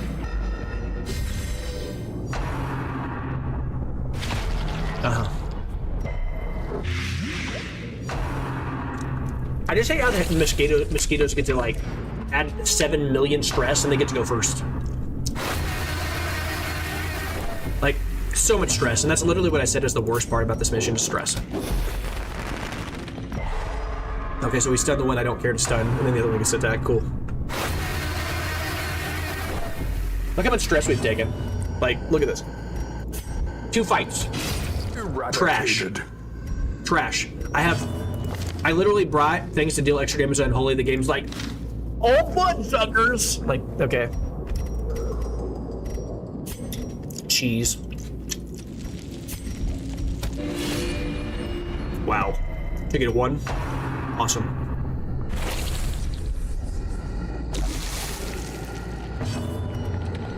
Just die, idiot. Their formation is broken. Maintain the offensive.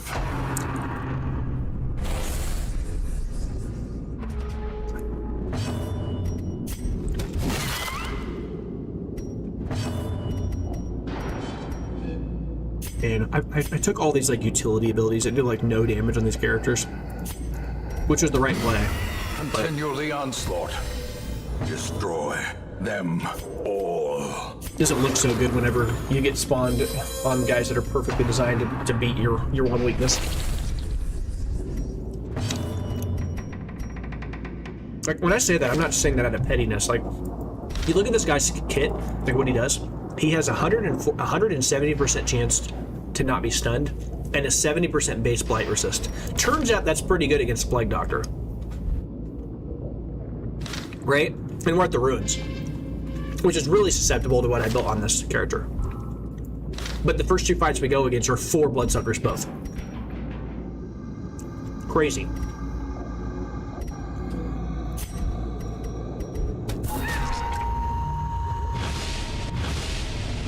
I just don't like being cheese. Irritates me. Okay, so it does stack like I was thinking it does. Cool. Alright, I'll just use random heals on people. Soothed. You're here to take out the back line, so... Awesome. Alright, please give us things that aren't the bloodsuckers for a little while, you know. Give us something actually interesting. This is a good drop, though. We'll take that. Brought low and driven into the mud. I right-clicked the food twice, and then he randomly ate one of the blood. Bro. I'm gonna go on tilt.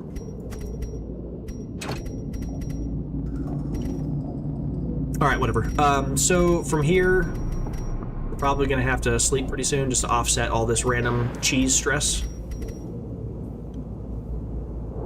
I'm probably gonna just have to get rid of the medicinal herbs. I need to take the blood. Like, I have to. It just sucks so bad. I needed to take the blood for her. Then I was gonna have 2, and I was gonna feel good about having 2 in the slots, but...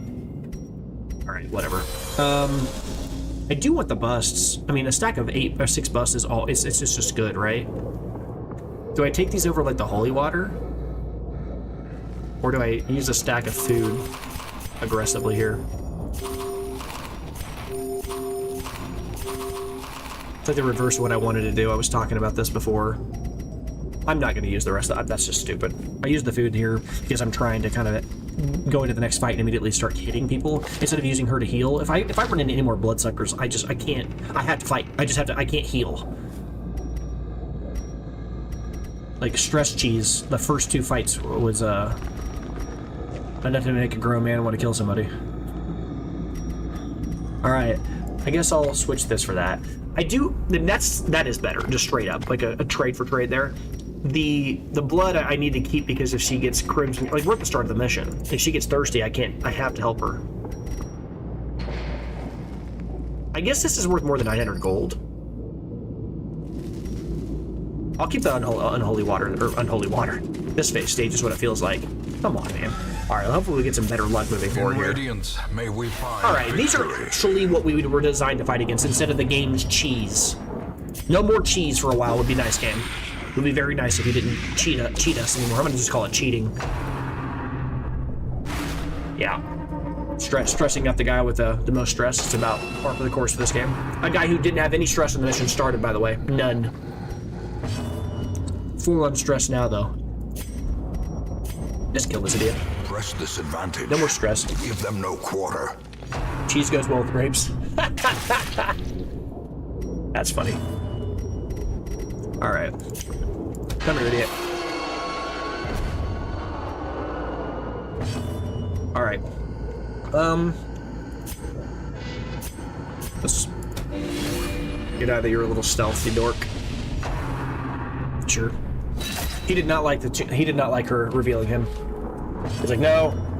All right, I'm gonna go for a stun here because this is the only guy that can really surprise us with damage. As the light He'll just randomly crit for 11. Spirits are lifted, and purpose is made clear.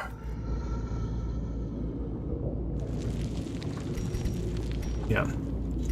The 2 abilities that hit the back line, 1 that heals, and then we can Noxious Blast. I mean, Noxious Blast is still solid here, but... A devastating blow. Random crit's nice. Extra stress relief is always...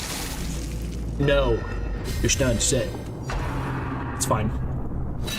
7's a lot. Alright, just kill the front guy. He's a human. Destroyed. It's almost like I was prepared for you guys. If you guys are the guys I actually get to fight.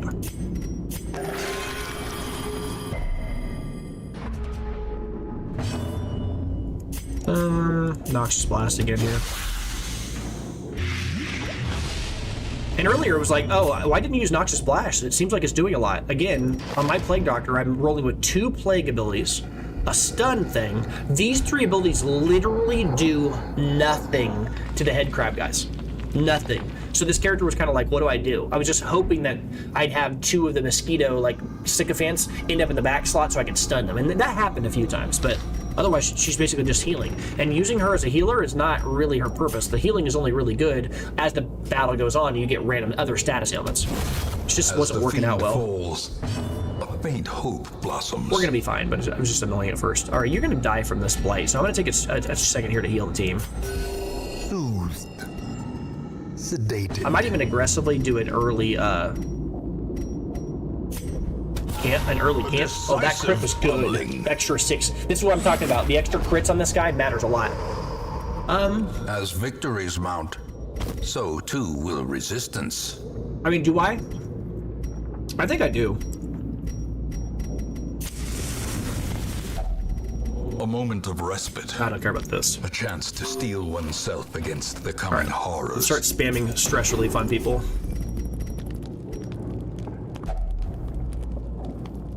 If religious, minus 15. If not religious, sure. If religious... So this would just give everybody minus 5 stress. I mean, it's still stress relief. Is it good? No, but it does protect from stress for the rest of for the next... It gives protection.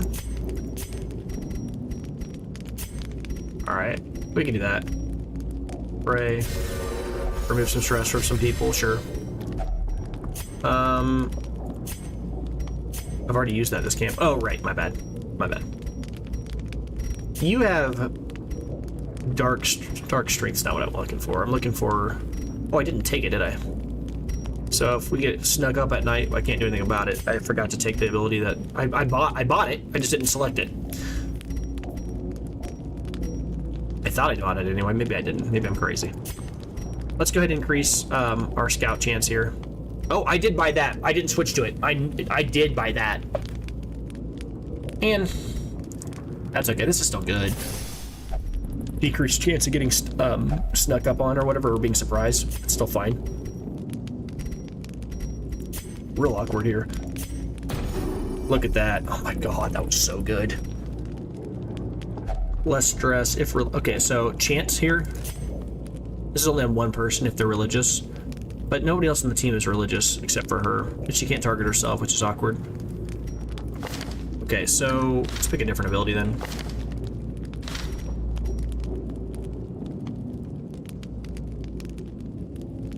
Okay.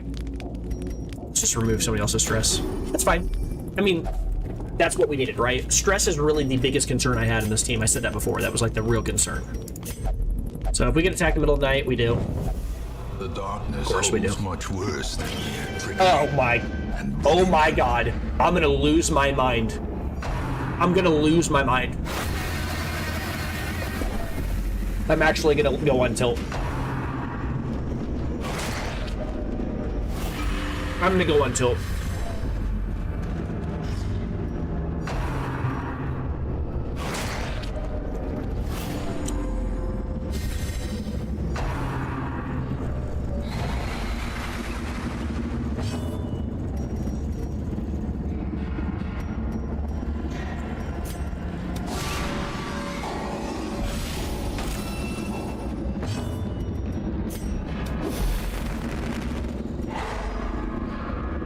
This is the ruins, and three of the 4 enemies groups that we fought against are 4 bloodsuckers.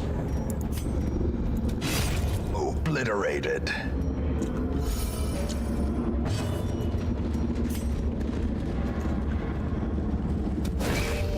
Luckily, we have a lot of stun though. No. No.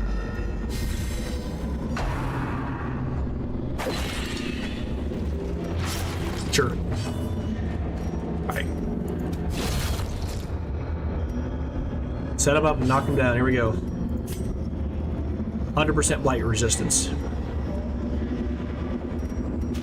There's a 40% chance we still hit with it anyway. Wow. Okay, that worked nice. What do you take him 6? I won't be able to kill it, but he will die in 2 rounds from it. So I guess we go for decreased dodge on this one. This has worked out rather well. Despite the idiocy, we've gotten a little lucky. So here, I'm going to stun the front one if I can. Oh yeah, stun resistance. They both do. Awkward. Because I've hit them, I've stunned them both. Yeah, that's right. So I guess we'll just go for heal the whole team. And then we're gonna take our 2 more hits from our mosquitoes. That's cool. Hitting him's not a problem. He's already got the Crimson Curse, don't care. Yep. Now, you shouldn't have stun, you still have stun resist. Why? What? Keep him stunned where possible. It's just not lining up well. That's fine. Extra stress on the guy. Fine. Oh, okay. That really doesn't bother us that much, though, because this one's gonna die anyways, because he got stunned last round. Maybe we'll get lucky and get another one. Actually, no. Heal her and get rid of that. Oh, the crit's nice. Extra stress relief. Sure. Alright. Remove his dodge, right? Oh, he's only got 1 dodge anyway. This guy's gonna die on his own. This is the highest damage ability I have. So we're fine here. Great is the weapon that cuts on its All things own. considered, that went pretty well. We didn't have anybody else get the Crimson Curse. We didn't have anything really bad happen there. Masterfully Nice. executed. I feel a little bit better. I was gonna say I'm gonna go until like I was like the thing I don't want to fight against is a bunch of Safety. bloodsuckers, and the game's like bloodsuckers. I'm like, come on, dude.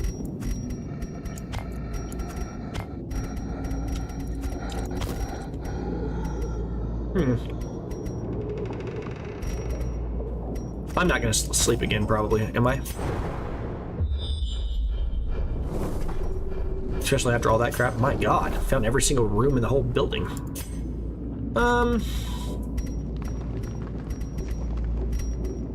Yo, we've got a lot of good stuff already.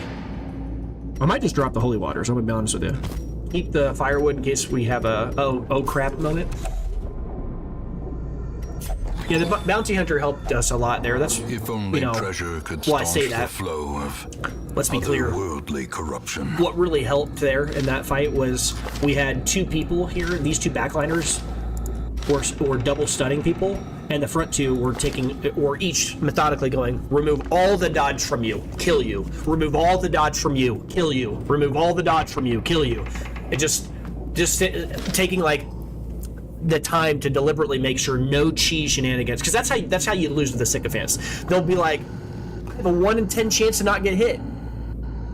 Roll natural 20 every single time, multiple times in a row. It's like, no. They only have like 10 dodge, and it seems to happen more than any other enemy in the game. It's just ridiculous. Okay, well, these are a kind of bug that doesn't bother me. We went from the one side of the things I can't stand to the things that don't really bother me almost at all. It really doesn't matter here.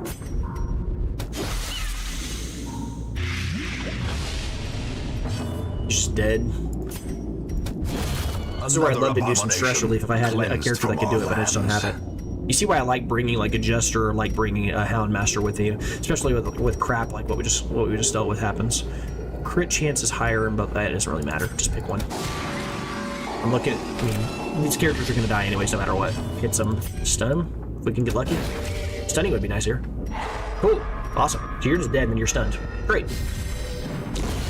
A death by inches. The crit is nice. Awesome. Another one falls. That felt really good. All right, so, well, yeah, I'm sure we'll take that This too. expedition at least promises success. Empty sack's fine.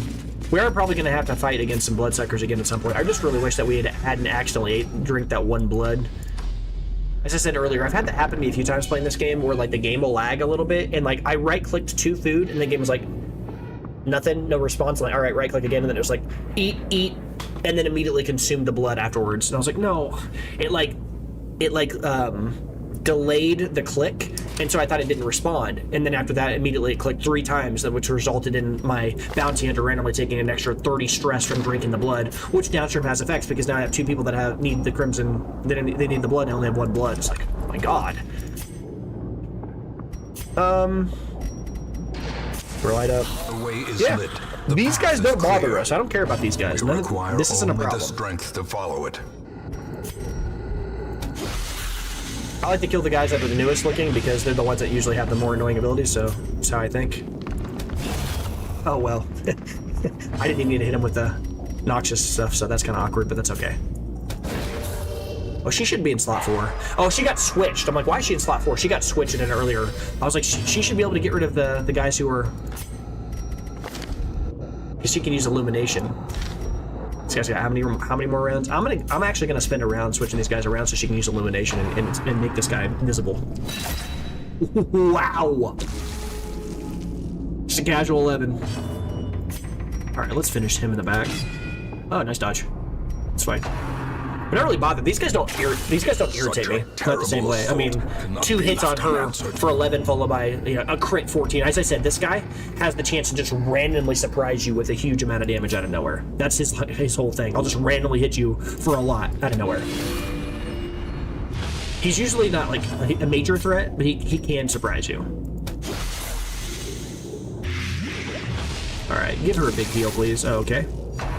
Leave her alone. Dude, this chick has been hit by 11, 14, and then 8. Stop. No more cheese. No cheese. Stop.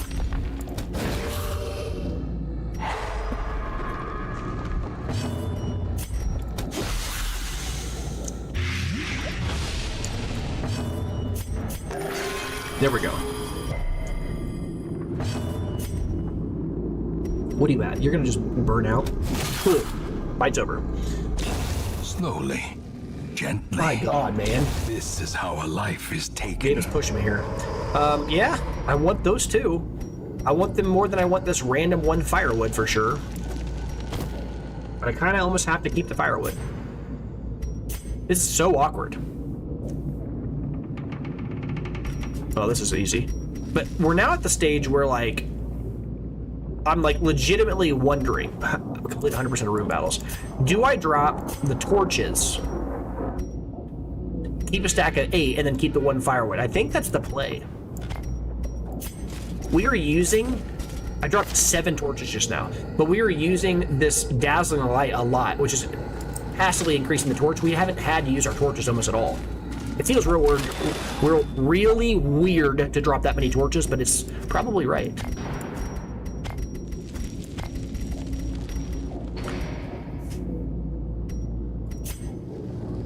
I don't see any obstacles, but I can't drop shovels. You just can't do that. It's stupid. I want to drop the blood, but I have to keep it. So undroppable things are like this. The deeds are already stacked to 6, so there's no reason to drop those now. You know, you would drop them normally because you're thinking, okay, you're more likely to find busts on the runes, but we've already got what we literally don't have the space to take more things. I need to just ignore boxes and stuff like that, and then until we camp one more time. When I camp one more time, I'll have another spot to play with. Yeah, we're fine. We're doing actually really well considering how this map started off. But the stress is a little high, but I don't want to interact with this because this would give us stress. Normally I'd interact with it if I had the ability to offset the stress because it could give us a bad quirk I want, but nope, not interested right now. You have the Ancestors map. You have a what, 100 and some odd % chance to break this thing? We're going to increase the torch so the game doesn't internally calculate some lower chance because it's dark or something. Extraterrestrial Leaf is definitely loved here.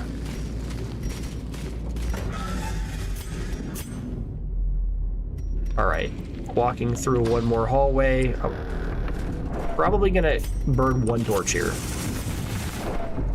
just because I want to make sure that when we fight in this room, I actually get value out of like the Ancestors candle. Oh, I guess yeah, I still have the Ancestors candle, right? This isn't gonna work. The camouflage clock, or camouflage clock. My brain. My camouflage clock. The camouflage cloak. Can't even speak. I'm irritated. Those sycophants make me so mad. Okay, this little set of armor in the background is really cool. It actually is always a buff. 100% of the time, it's a buff. These guys have 24 dodge. Oh my god. No. No, thank you.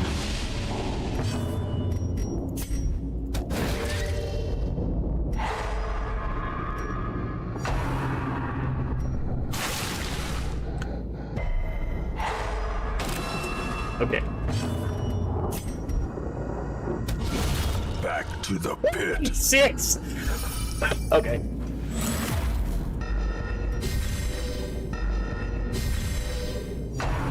Okay. What in the world? 13 damage plus poison? What are you? Executed with You're just a spider. Why are you hitting so much? Yeah, we're gonna take a round off and get rid of that crap. A momentary abatement. Okay, that's more like it. 2?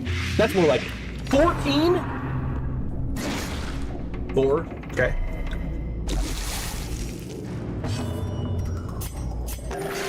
Compassion is a rarity in the fevered pitch of battle.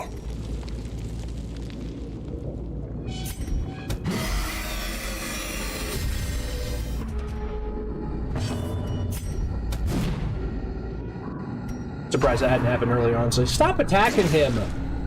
Leave him alone!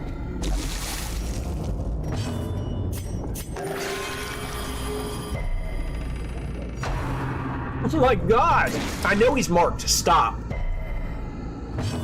Oh my god, I'm irritated.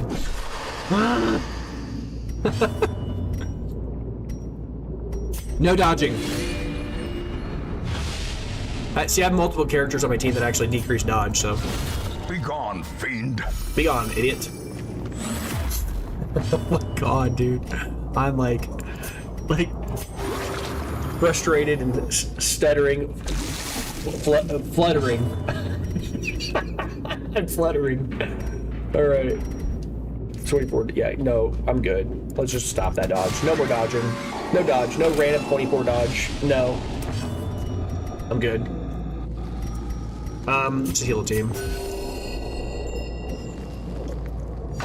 Sure. Awesome. It's about time. Oh, shush. Precision and power. All right. Okay. Yeah. These nightmarish creatures can be felled. They can be beaten. Where do I store it? Like, where do I store this? In my ears? You know? Guess we'll sleep. A spark without kindling is a goal without hope. I would love to gorge ourselves on food and remove all the stress, but I just cannot do that. Alright, let's do what we have to do here. All the stuff I don't want to do, but I have to. Remove his stress. Remove his stress. You remove his stress. And then probably just pray. I guess I could not pray here.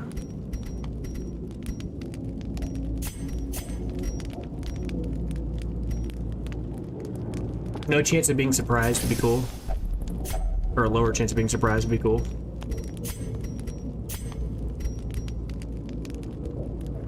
We don't need extra damage. I mean, everybody in our team, we're not damage dealers.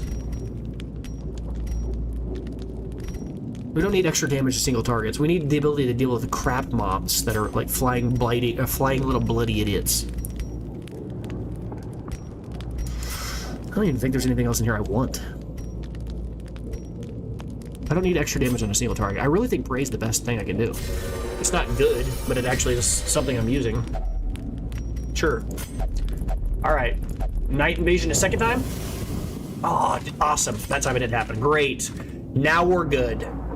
Now we're fine. We finally fought back to like net normal here. No more idiocy. I'm gonna give this buff to her because I think this buff gives like extra damage. No, it's extra dodge and extra protection. I mean, sure, I'll take that too. I was gonna say if it was extra damage, that would be raw and awesome here because we need a second damage dealer really badly right now. This I would interact with under any other circumstances, but it has a chance of giving you stress. No, not interested. All right. Okay, stun this idiot. No stress. All right, just kill him. All right, and then after that we're good. Nothing else is a big concern. I love that combination. Extra 50% damage versus stunned enemies. Just she stuns him and then he kills her. Like, this is such a good combo. I have 2 people on our team that can...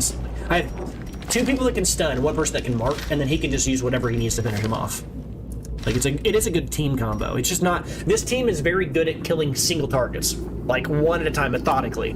It's just that when you get bum rushed by the Zerg, known as the sycophant, you know, whatever, it can really, really tear you apart real fast out of nowhere. Impressive. Hey, debuff him. He's just dead, right? I guess if I hit him with anything, he dies. Yeah, now he's just dead, right? He takes 2, and he has 6 blight on him, so he just dies. Awesome. We get hit by 1, which is not a big deal. I don't care about that. I said we get hit by 1, I meant 1 guy, not literal 1, but I'll take it. 1 damage? Ugh. Alright. Where do I store this money? But a victory nonetheless. I'm gonna drop food. Oh, I guess I'll eat it, but... Like, I'm gonna get hunger checked immediately, but... Okay. Okay, we're gonna throw webs at the... We're gonna run the old... Everybody attack the Plague Doctor again. That's the mission, I understand. Yep. No one's surprised. Crazy when you know what they're gonna do. All right. Remove his dodge. Just gonna try to remove all the dodges from things here.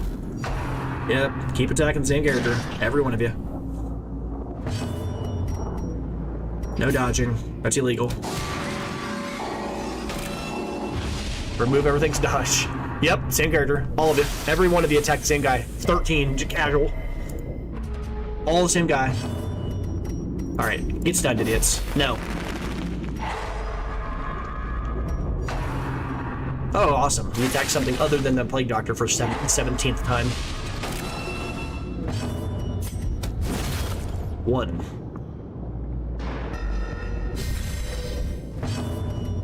Okay, now, you can be stunned, so I'm gonna go for it, since we can't kill. Good. Everybody's stunned.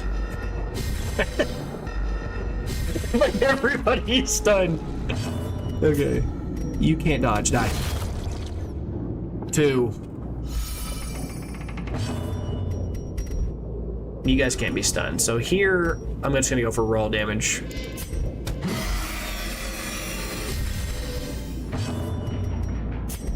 Kill him. If I blind him, he's dead. Awesome. He's gone too. Big heal, please. Okay, we're good.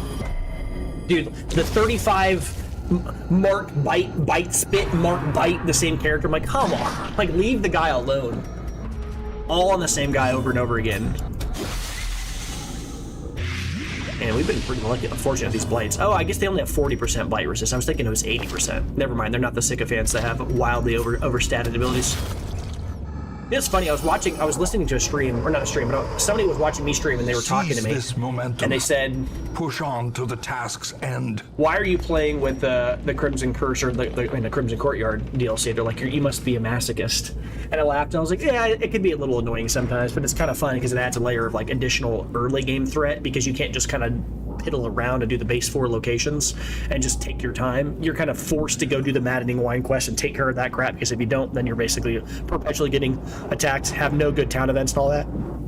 But I definitely see why there are a lot of people who subscribe to, like, they download the DLC, get it for its other effects, and then they just completely shut off the courtyard part of the game because they don't want to fight that, because it's annoying. I get it. I understand why it is tedious at times. Guys, I really don't even, like, what I have no slots left. I have to keep this blood. There's no slots to take these items for.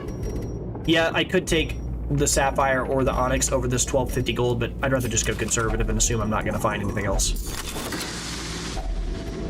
Okay, now this is possibly worth taking over, let's say, the key. Now, the only downside is we're going to accept this as it is. If I find a secret room, we're going to cry. But no. Random fight. This is fine. We don't care about this. No big deal at all here. Why don't you come over here? Why don't you get over here? Alright. We're just gonna kill just you. I don't really care about anybody else for a second here. What do you think about that? I'm gonna let the bounty hunter end you real quick here. What's your... Oh, you have really high protection. Let's remove that protection real quick here. So that way, after the bounty hunter kills this dork up front, stressful incantation, that's fine. We've pretty well offset that stress minigame quite a bit. Ow, it's annoying. A lot of stress. The horror. Okay, no, give me my torch back, please. Please and thank you. Don't darken the room. I'd say that was okay. Alright, nope, you're not moving. Nice try, though. Alright, and then we'll do it again. Add some more torch. Give us that light back. Nope, don't move. So it's funny that you guys actually try. You're dead. And just more on you. And he's gonna die in 2 rounds, but if I can hit him for 8 here, that'd be cool. I can't stun him or do anything here. I guess I'll just remove the remainder of his armor. He's still got 23 armor. Now he's down to 6. 1 hit, he's done. Alright, he's dead. Alright, let's increase the torch, just to do it. And then I'm gonna heal.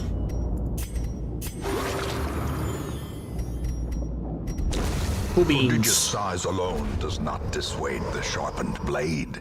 Interesting.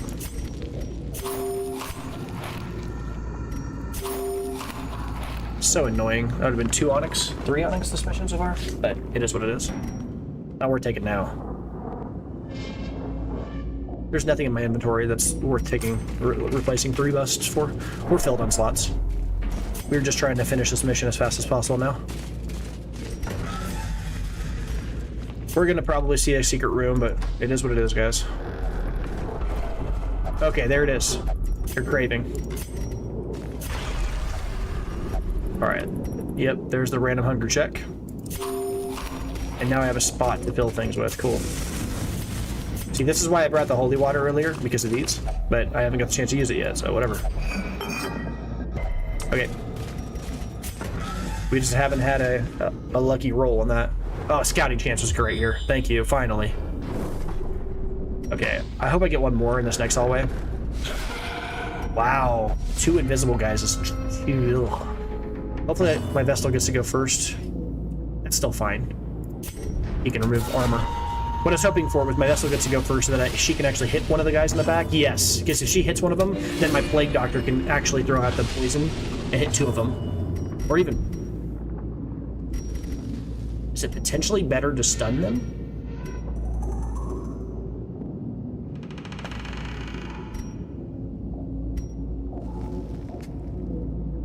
Is it better to stun them or poison them here? I think stunning them makes more sense. Because then I can focus on like killing up just one guy in the front, which slows their clock down tremendously here. And then if I got one guy gone, even though we're going to take our hits here, at least we can rely on not just having like 4 hits immediately. Just, oh, that was good. He didn't even crit. That guy seems to crit a lot, so yeah, that worked out well. All right, now I will, I guess, do the same thing again and get rid of your... There's an added effect to this. It's not just getting rid of us. Yep. Wow, okay, crit on. Unbalanced. This ability does a lot. Like, Illumination isn't just removing his stealth, it's also increasing the torch. It's also removing his random dodge, right? Like, these guys have no dodge now. This guy has 11, right? So there's just completely removing that minigame of, like, the annoying random dodge crap that's happening here. So it was a... Well struck. Okay. Take the extra stress relief. You really needed it, so that's good. All right, so he's dead in 1 round, 2 rounds. I can't complain. That's really good. So you've got 6. You're just dead. So we'll go for you, I guess. Remove your armor, and maybe our highwayman, or I guess bounty hunter, can just straight up kill you immediately. That'd be great. That'd be awesome. Okay. Awesome. That worked out real well.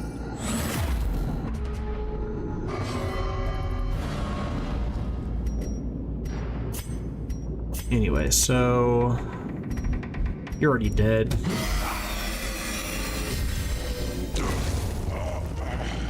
So you can't turn it off once the DLC is activated for a playthrough. Okay, I don't know anything about that. I'm just telling you what people have told me. Success so clearly in view. Or is it merely a trick of the light? I think I'd rather just take the busts. Just walk home with as many of these suckers as I can. You forget that, like, there's only so many busts you need before you've completed everything. And then after that, money is something you'll always need. But if I unlock all the thing with the bust, then I can actually go reacquire an antiquarian and start using her for money again. Eventually, right? Like, right now I'm not really concerned with... I'm trying to finish off these random things. And I do want to build to one of those, right? Because we just acquired another blueprint. So collecting as many busts as possible is actually kind of in our, you know, our best interests.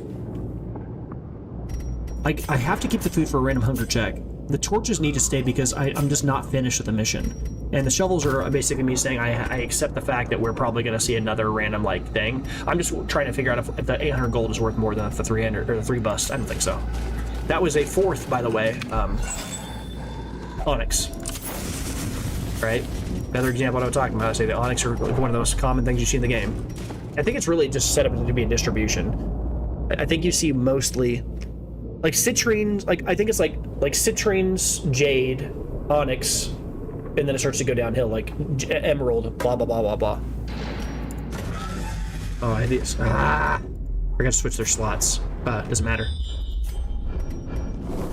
Okay, yeah. Well, we really did have to end up going to every room, didn't we? Okay. What's your trap storm chance? 60%. We chance this? I'm doing it. Yes! Extra stress relief is big. We needed that. Yep, I can ignore you. Give me 1 torch.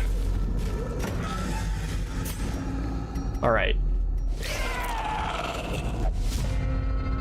They're all surprised. Awesome. No dodge. Die. Feels good. Alright. And then from here... honestly, let's just no dodge on you again. And then I'll probably just throw out... you guys have pretty high blight resist. Just why you spawn all these guys, because you know I have a Plague Doctor with me.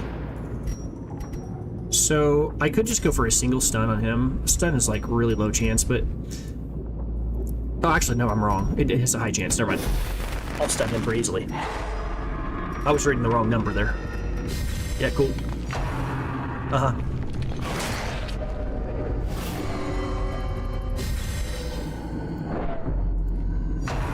Do your thing, dude. Cool. Alright, mosquito. Oh, mosquito doesn't go first, huh? That blew my mind. Alright, can I stun him? Plus 25% stun skill chance, so he's increased his own stun chance. That's fine. Stun him. Alright, now he should go next. Oh, how are we going first? What's going on here? I'll take it. Extra damage to stunned enemies. Worked out nice for us. Light skill chances is so high. We'll go for it. Powerful blow. Oh, we blocked it. Wow. Nice. Protection 30. Okay, strip that away real quick.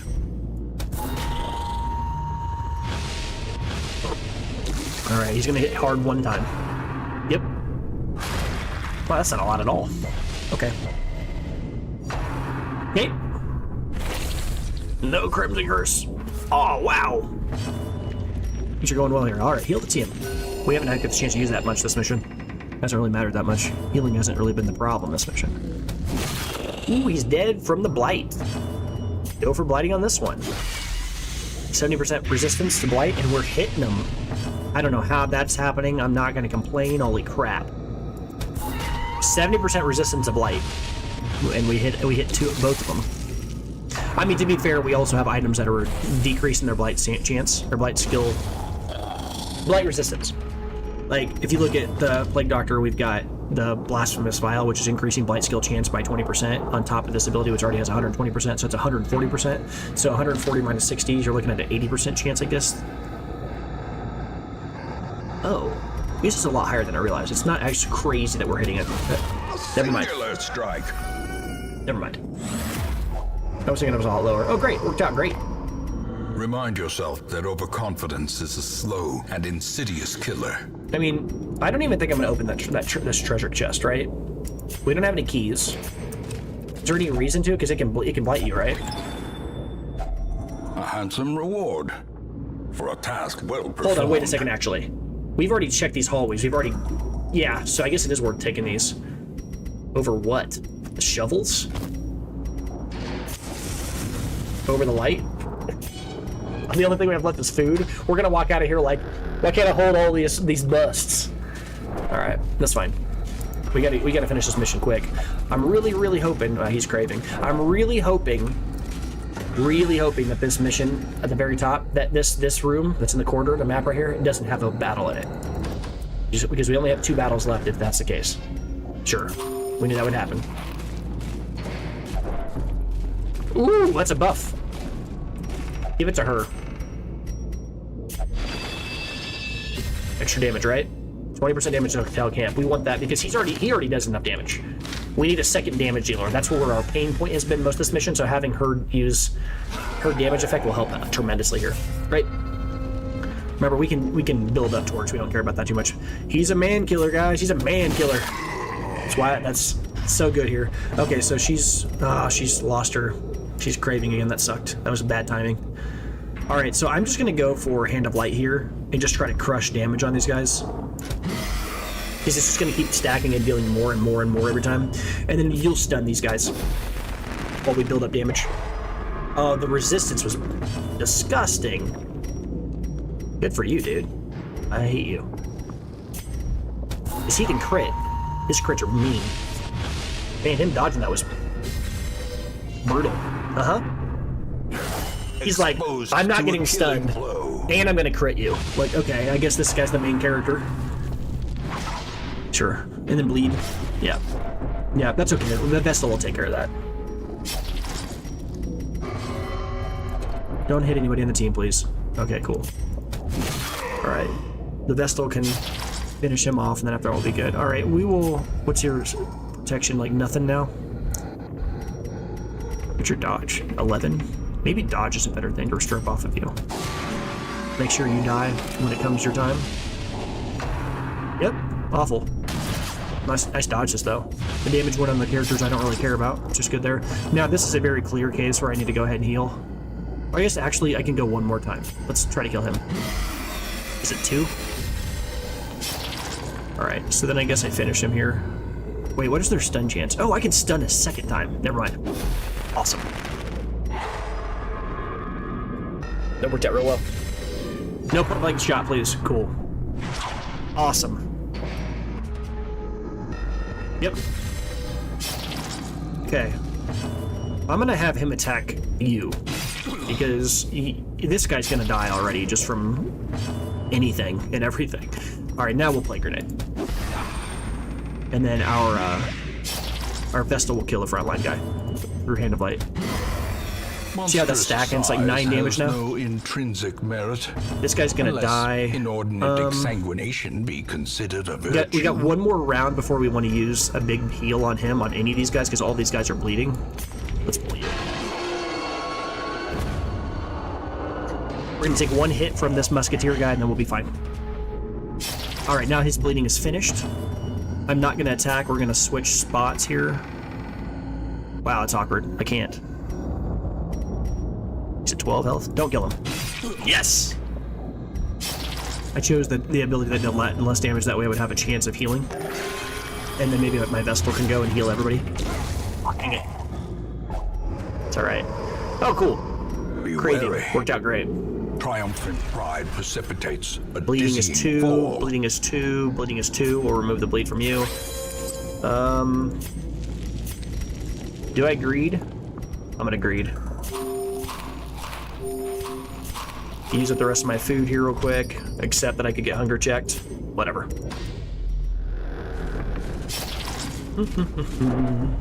Don't mind me. Don't mind me. Eat the food. Don't mind me. Take the other buff. This girl is literally so buffed. This girl is buff. She buff. All right. Okay. Last mission, hopefully. Last fight, hopefully. Gargoyles, huh? All right. Oh yeah, we surprised him. That's really good. Awesome. So you're a human, so naturally you're just dead. You're done. And then you can actually stun and blight. Yeah, it's just blight. Blight's really good here. Stun's also good too, but we're gonna take a round off so I can heal. What's your protection? 50% protection. So I guess I'll spin this round. What's your dodge? Only 9? No, that's your speed. Your dodge is 16. Good lord. All right, I'm gonna assume that removing armor is probably more important here. And then I'm actually gonna take a round heal. All right, now we kind of reset the mission, the fight. Okay, that's fine. I think that like gives us debuffs, right? Oh, it moves. That's fine. All right, we're good. I think that stuns. I'm almost certain. Okay, that's fine. You won't be able to kill this. Oh no, he's only got 9 health. I forget, they have really high protection, but they have only 9 health. So yeah, this sucked. So close to going over the edge. Oh, 23? Did put you over the edge. Sure, that's okay. We don't really care. We're fine. There can be no hope in this hell. No hope at all. Let's just start adding some torch. Stun these guys out. Okay.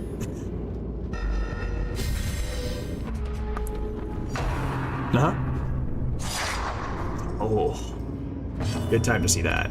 All right. Okay, so I'm gonna kill this guy because I can hit the back guy because he's stunned. Or I can't. How do you miss a guy who is literally stunned? Riddle me this, Batman. How do you miss a guy that is already stunned and can't move? Alright, this guy has... Oh, how does he only have 20% or 30% stun resist? He's a rock. It's weird. Yep, you're gonna hurt yourself. All these random act out option things. Well, alright, so now I'm gonna go ahead and do the Noxious Blast on him. This will finish him. He's dead straight up from this. This guy should have been dead 10 minutes ago. The guy in the back, but he dodged that random attack. Alright, no dodging. No dodge. Time to go. Alright. What am I supposed to do? I literally don't have slots left. I could do this. This is a marginal upgrade.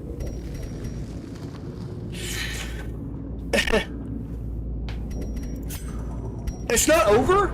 Are you out of your mind, game? I'm gonna get hunger checked. No, I can't do an altar. Okay. I don't even know what's going on. I'm so loaded. Uh-huh. Alright, let's pull this idiot. He's the one that's the most annoying because of the stress. Oh, Knife in the Dark. I stopped him from using his Tempting Goblet because he's in slot 2. Awesome. Yeah. Alright, let's start doing some work here. I want to increase the light, but... Oh yeah, that ability increases light too, which is awesome. I forgot. Alright, awesome. Now we can blinding gas those guys. I'm actually just going to go for a Blight Grenade here. Awesome. And then after that, our health's all fine. I mean, crits can be bad, but our health is fine otherwise. So I'm going to, I guess, remove dodge from people, make sure this guy dies when he does get hit, because he's dead as soon as the next round starts. He's going to get a stressful incantation off on us, which is annoying, but we're not really that worried about that. Stress, once that's taken care of, the only real threat is random crits. So he's gone. Stress is no longer a concern. So then I'm going to start removing the armor from this guy who has 45% armor on this. I'll also spin this round, well, depends on what happens here. Okay, that's fine. I was gonna say, if our Vestal goes to 0, I have to heal her. She can still go to 0 if a coral. Ugh. That ability really can just surprise you, so, okay, cool. So here the thought process is, this guy's gonna die already on his own. So I was going to use the Bounty Hunter to kill him with Finish Him, and then afterwards spend one more round letting my Occultist strip the armor off the front guy so that he could hit for more raw damage. But now this guy's gonna die already from the Blight, so it's probably better to just go for a raw damage attack on the front guy, or go for a heal. And honestly, I think... Wait, hold on, what is you have 15 health, so that's not gonna kill you, just heal. Oh my god, a 12 crit there was disgusting! On the right person, too? Well, that completely changed the feel of this fight. That's awesome. Awesome. Okay, so you're already dead. We'll just hook the bad guy. No, that's fine. Things have gone pretty well for us anyways. That would have probably just killed him, honestly. Sure. Yeah, that's alright. You're at full health. I don't really care. I just remove armor, right? So that way my Bounty Hunter can finish you. I'll go for heal again. Just completely minimize any weird chance of something odd happening that could potentially cause us to lose, but we're fine. Mission's already over, basically. Oh, wait. Noxious Blast. What's this guy's Blight now? 11 per round? So they're both just dead to Blight. Alright, that was their last chance to do anything real there, so we're okay. We won the mission. It got dicey a few times there, didn't it? Nobody on the team has the ability to remove stress, right? This guy has the highest chance of crit, so we'll use him to attack. He crit! I was looking to sneak some extra stress before the mission was over. Awesome. That worked out pretty well. I guess we'll heal. Maybe we'll get a heal crit? No, not quite. We got one crit off. One extra little amount of extra stress relief. Crit percentage on any of these abilities. This has a crit modifier. That's pretty good. Crit of 8%? 2 crits right in a row! Remove some stress. Alright. We literally cannot take these. What we are seeing here is strictly worse than what we have in our inventory. Oh, actually, no, that's not the case. The crests... Wow, that's only a half stack. I didn't realize that earlier. That's stinky. These are... deeds are worth 1 to every 2 for crests, so these are equivalent. And portraits are worth more. One portrait is worth 2 deeds, so 2 is worth 4. Okay. Can't take these home. That's alright. Wow. That place was loaded. More bones returned to rest. Devils remanded to their abyss. Alright. Considering how that mission started, with the double sycophant cheese train of non-stop, like, you know, stress shenanigans, things worked out pretty well. And you can really see what I was talking about, right? The mission started, we saw 4 bloodsuckers. Next fight, 4 bloodsuckers. Next fight, regular unholy enemies. Next fight was a night ambush, all bloodsuckers, all sycophants. I was like, what on the? And then for the rest of the fight, for the rest of the mission, we saw one bloodsucker fight, and that was the one with the Chevalier fight. So crazy. Yeah, what a loot haul. I didn't have the space to take everything home. It's stupid.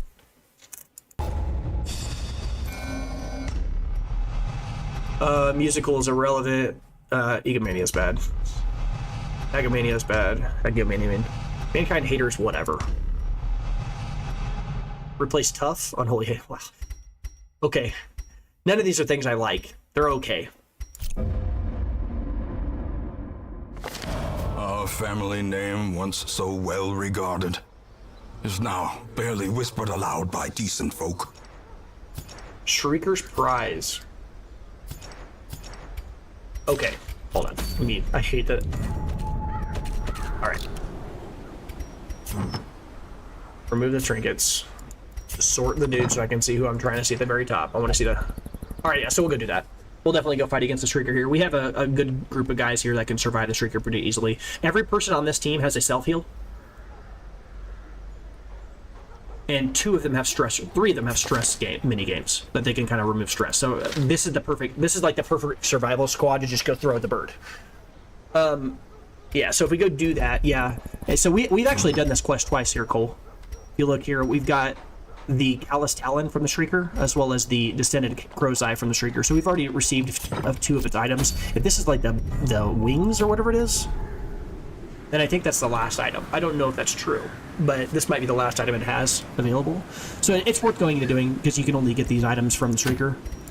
What other things we've given up? I don't even know why it's not really worth looking. This is going to make us sad. The only item that I see so far is the Fortifying Garlic. I want to get it at some point. I still want the Wounding Helmet. We haven't got that yet. It's irritating me.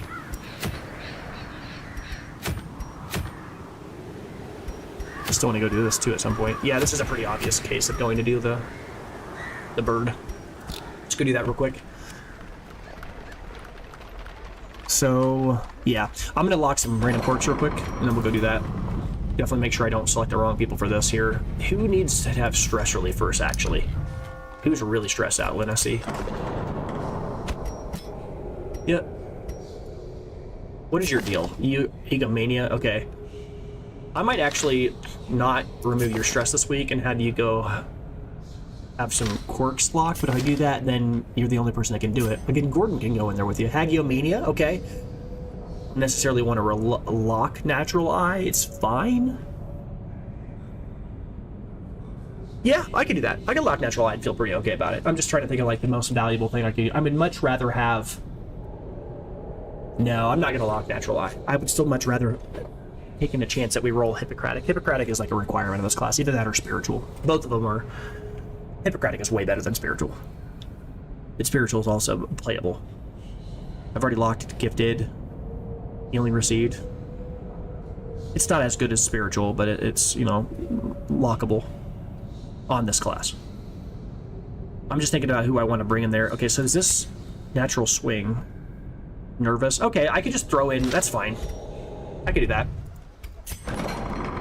You go in, you've got the Crimson Curse, get rid of Nervous. Natural Swing. It's fine. I don't really want to lock that. It's not that incredible. It's fine.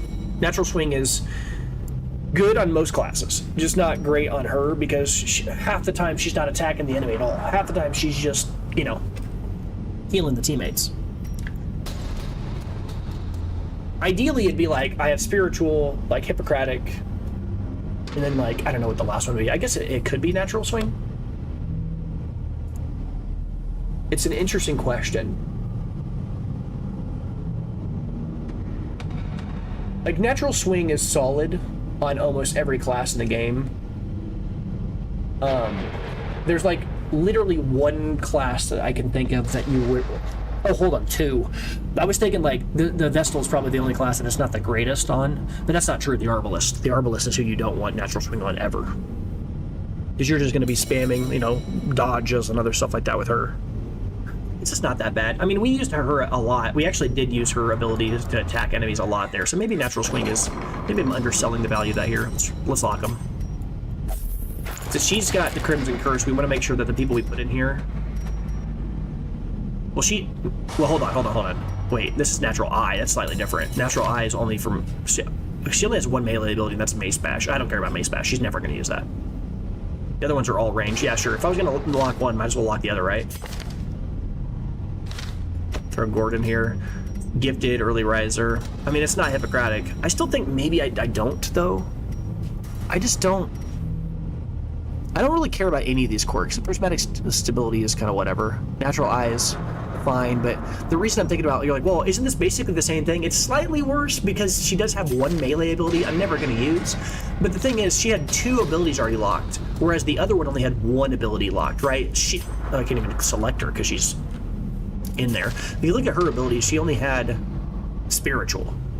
Locking Natural Swing doesn't feel that bad because it still leaves us an opportunity to lock in Hippocratic if it rolls. But if we put in Gordon, and then Gordon locks the way that she's got her stuff locked, she's never going to get the chance to be Hippocratic, right? Because she's going to have it Gifted, which Hippocratic's better. This is one of the situations where if we eventually got her up to level 6 and we happen to roll one of our two quirks that keep switching for the whole game because you can't lock all 5, if one of those 2 last slots did re-roll and become Hippocratic, I would immediately remove Gifted. Pay the extra money to remove a locked quirk, which is a lot, and then I would re-roll, or I would lock in Hippocratic. Build your own Vestal over time. Are her heals ranged with the release quirk affect your heal ability? No, yeah. Accuracy doesn't affect your own teammates, which is interesting. That's why a lot of times I don't worry about accuracy whenever I have like a defensive character like a Vestal. Arbalist, most of the time, is going to attack, so it's not really good on her. But the Antiquarian, you're going to be often never using anything that is accuracy based. You don't need accuracy on the Antiquarian. You need extra dodge, which evasive is but there's a one, it's like Corvid's Grace or something, I think is what it is, that gives like +6 dodge and then plus like 25% chance to dodge, or to like, whatever resistance to move resistance or something. The Antiquarian, most of the time with her, all you want is On Guard and like Luminous and like Early Riser. You just want speed. You want as much speed as you can because you want to make sure she goes first so she can start laying down those like dodges perpetually. So, all right. I'm going to stop this video here. I'm going to do an outro, and then I'm going to take the dog out. I've actually been playing on this one playthrough for 4 hours and 40 minutes. The dog's been patient. I want to let the dog out. I'm going to come back in. I'm going to make an outro, and I'm literally just going to take her out so she can use the restroom. Then I'm going to come back in, take a little bit of a small break, and I'm going to come back. It's only 3:30 in the afternoon, guys. I plan on playing a lot more tonight, but this video's run for about 2.5 videos for what I have been usually doing. I usually do them about an hour or about 3 hours or so. This is 4 hours and 40. So I'm going to stop here. I will come back. Cole, I still see you in the chat. Steven, you as well. There's somebody over in Twitch who hasn't said anything, but I see you as well.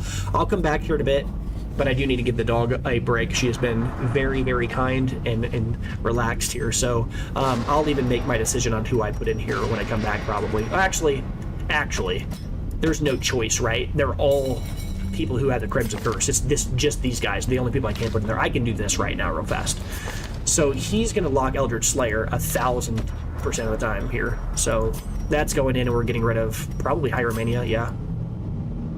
We want to make sure we get these guys as quirks locked whenever they have the opportunity. How about you? Eldritch Hater and Egomania. Yep, easy.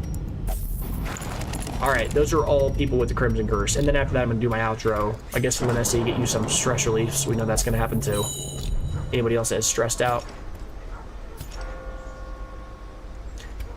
Maybe Bassett? Are you worth doing that with? We'll only meditate. That's fine.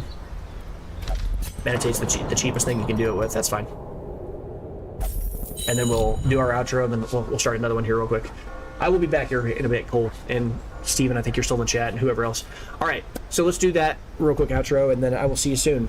I might grab some food, too. Might run up to Dylan's and grab some chicken strips. They have some really good chicken strips for $5 for 5 of them. Well, I don't know. Yeah, you said you're not even here anymore. You're like in Topeka or whatever. I was going to say, in here at the Dylan's here in Lawrence, I found out they sell 5 chicken strips for $5, and there's some huge chicken strips, not like the mediocre stuff that's been happening in the last like 5 or 6 years at a lot of these fast food places like Cane's and other places where they drop the quality of that food a lot. The Dylan's chicken strips are quite large and really good, so that's probably what I'll do. But either way, I'm going to do my outro, and I will be back in probably maximum 45 minutes, probably closer to that time, because time slips away. Just if I take the dog out, she takes 10 minutes to want to pee. We will see. She's a puppy, so. But either way, I'm gonna do my outro, and here we go. That's gonna be it for this episode, guys. Thanks for watching.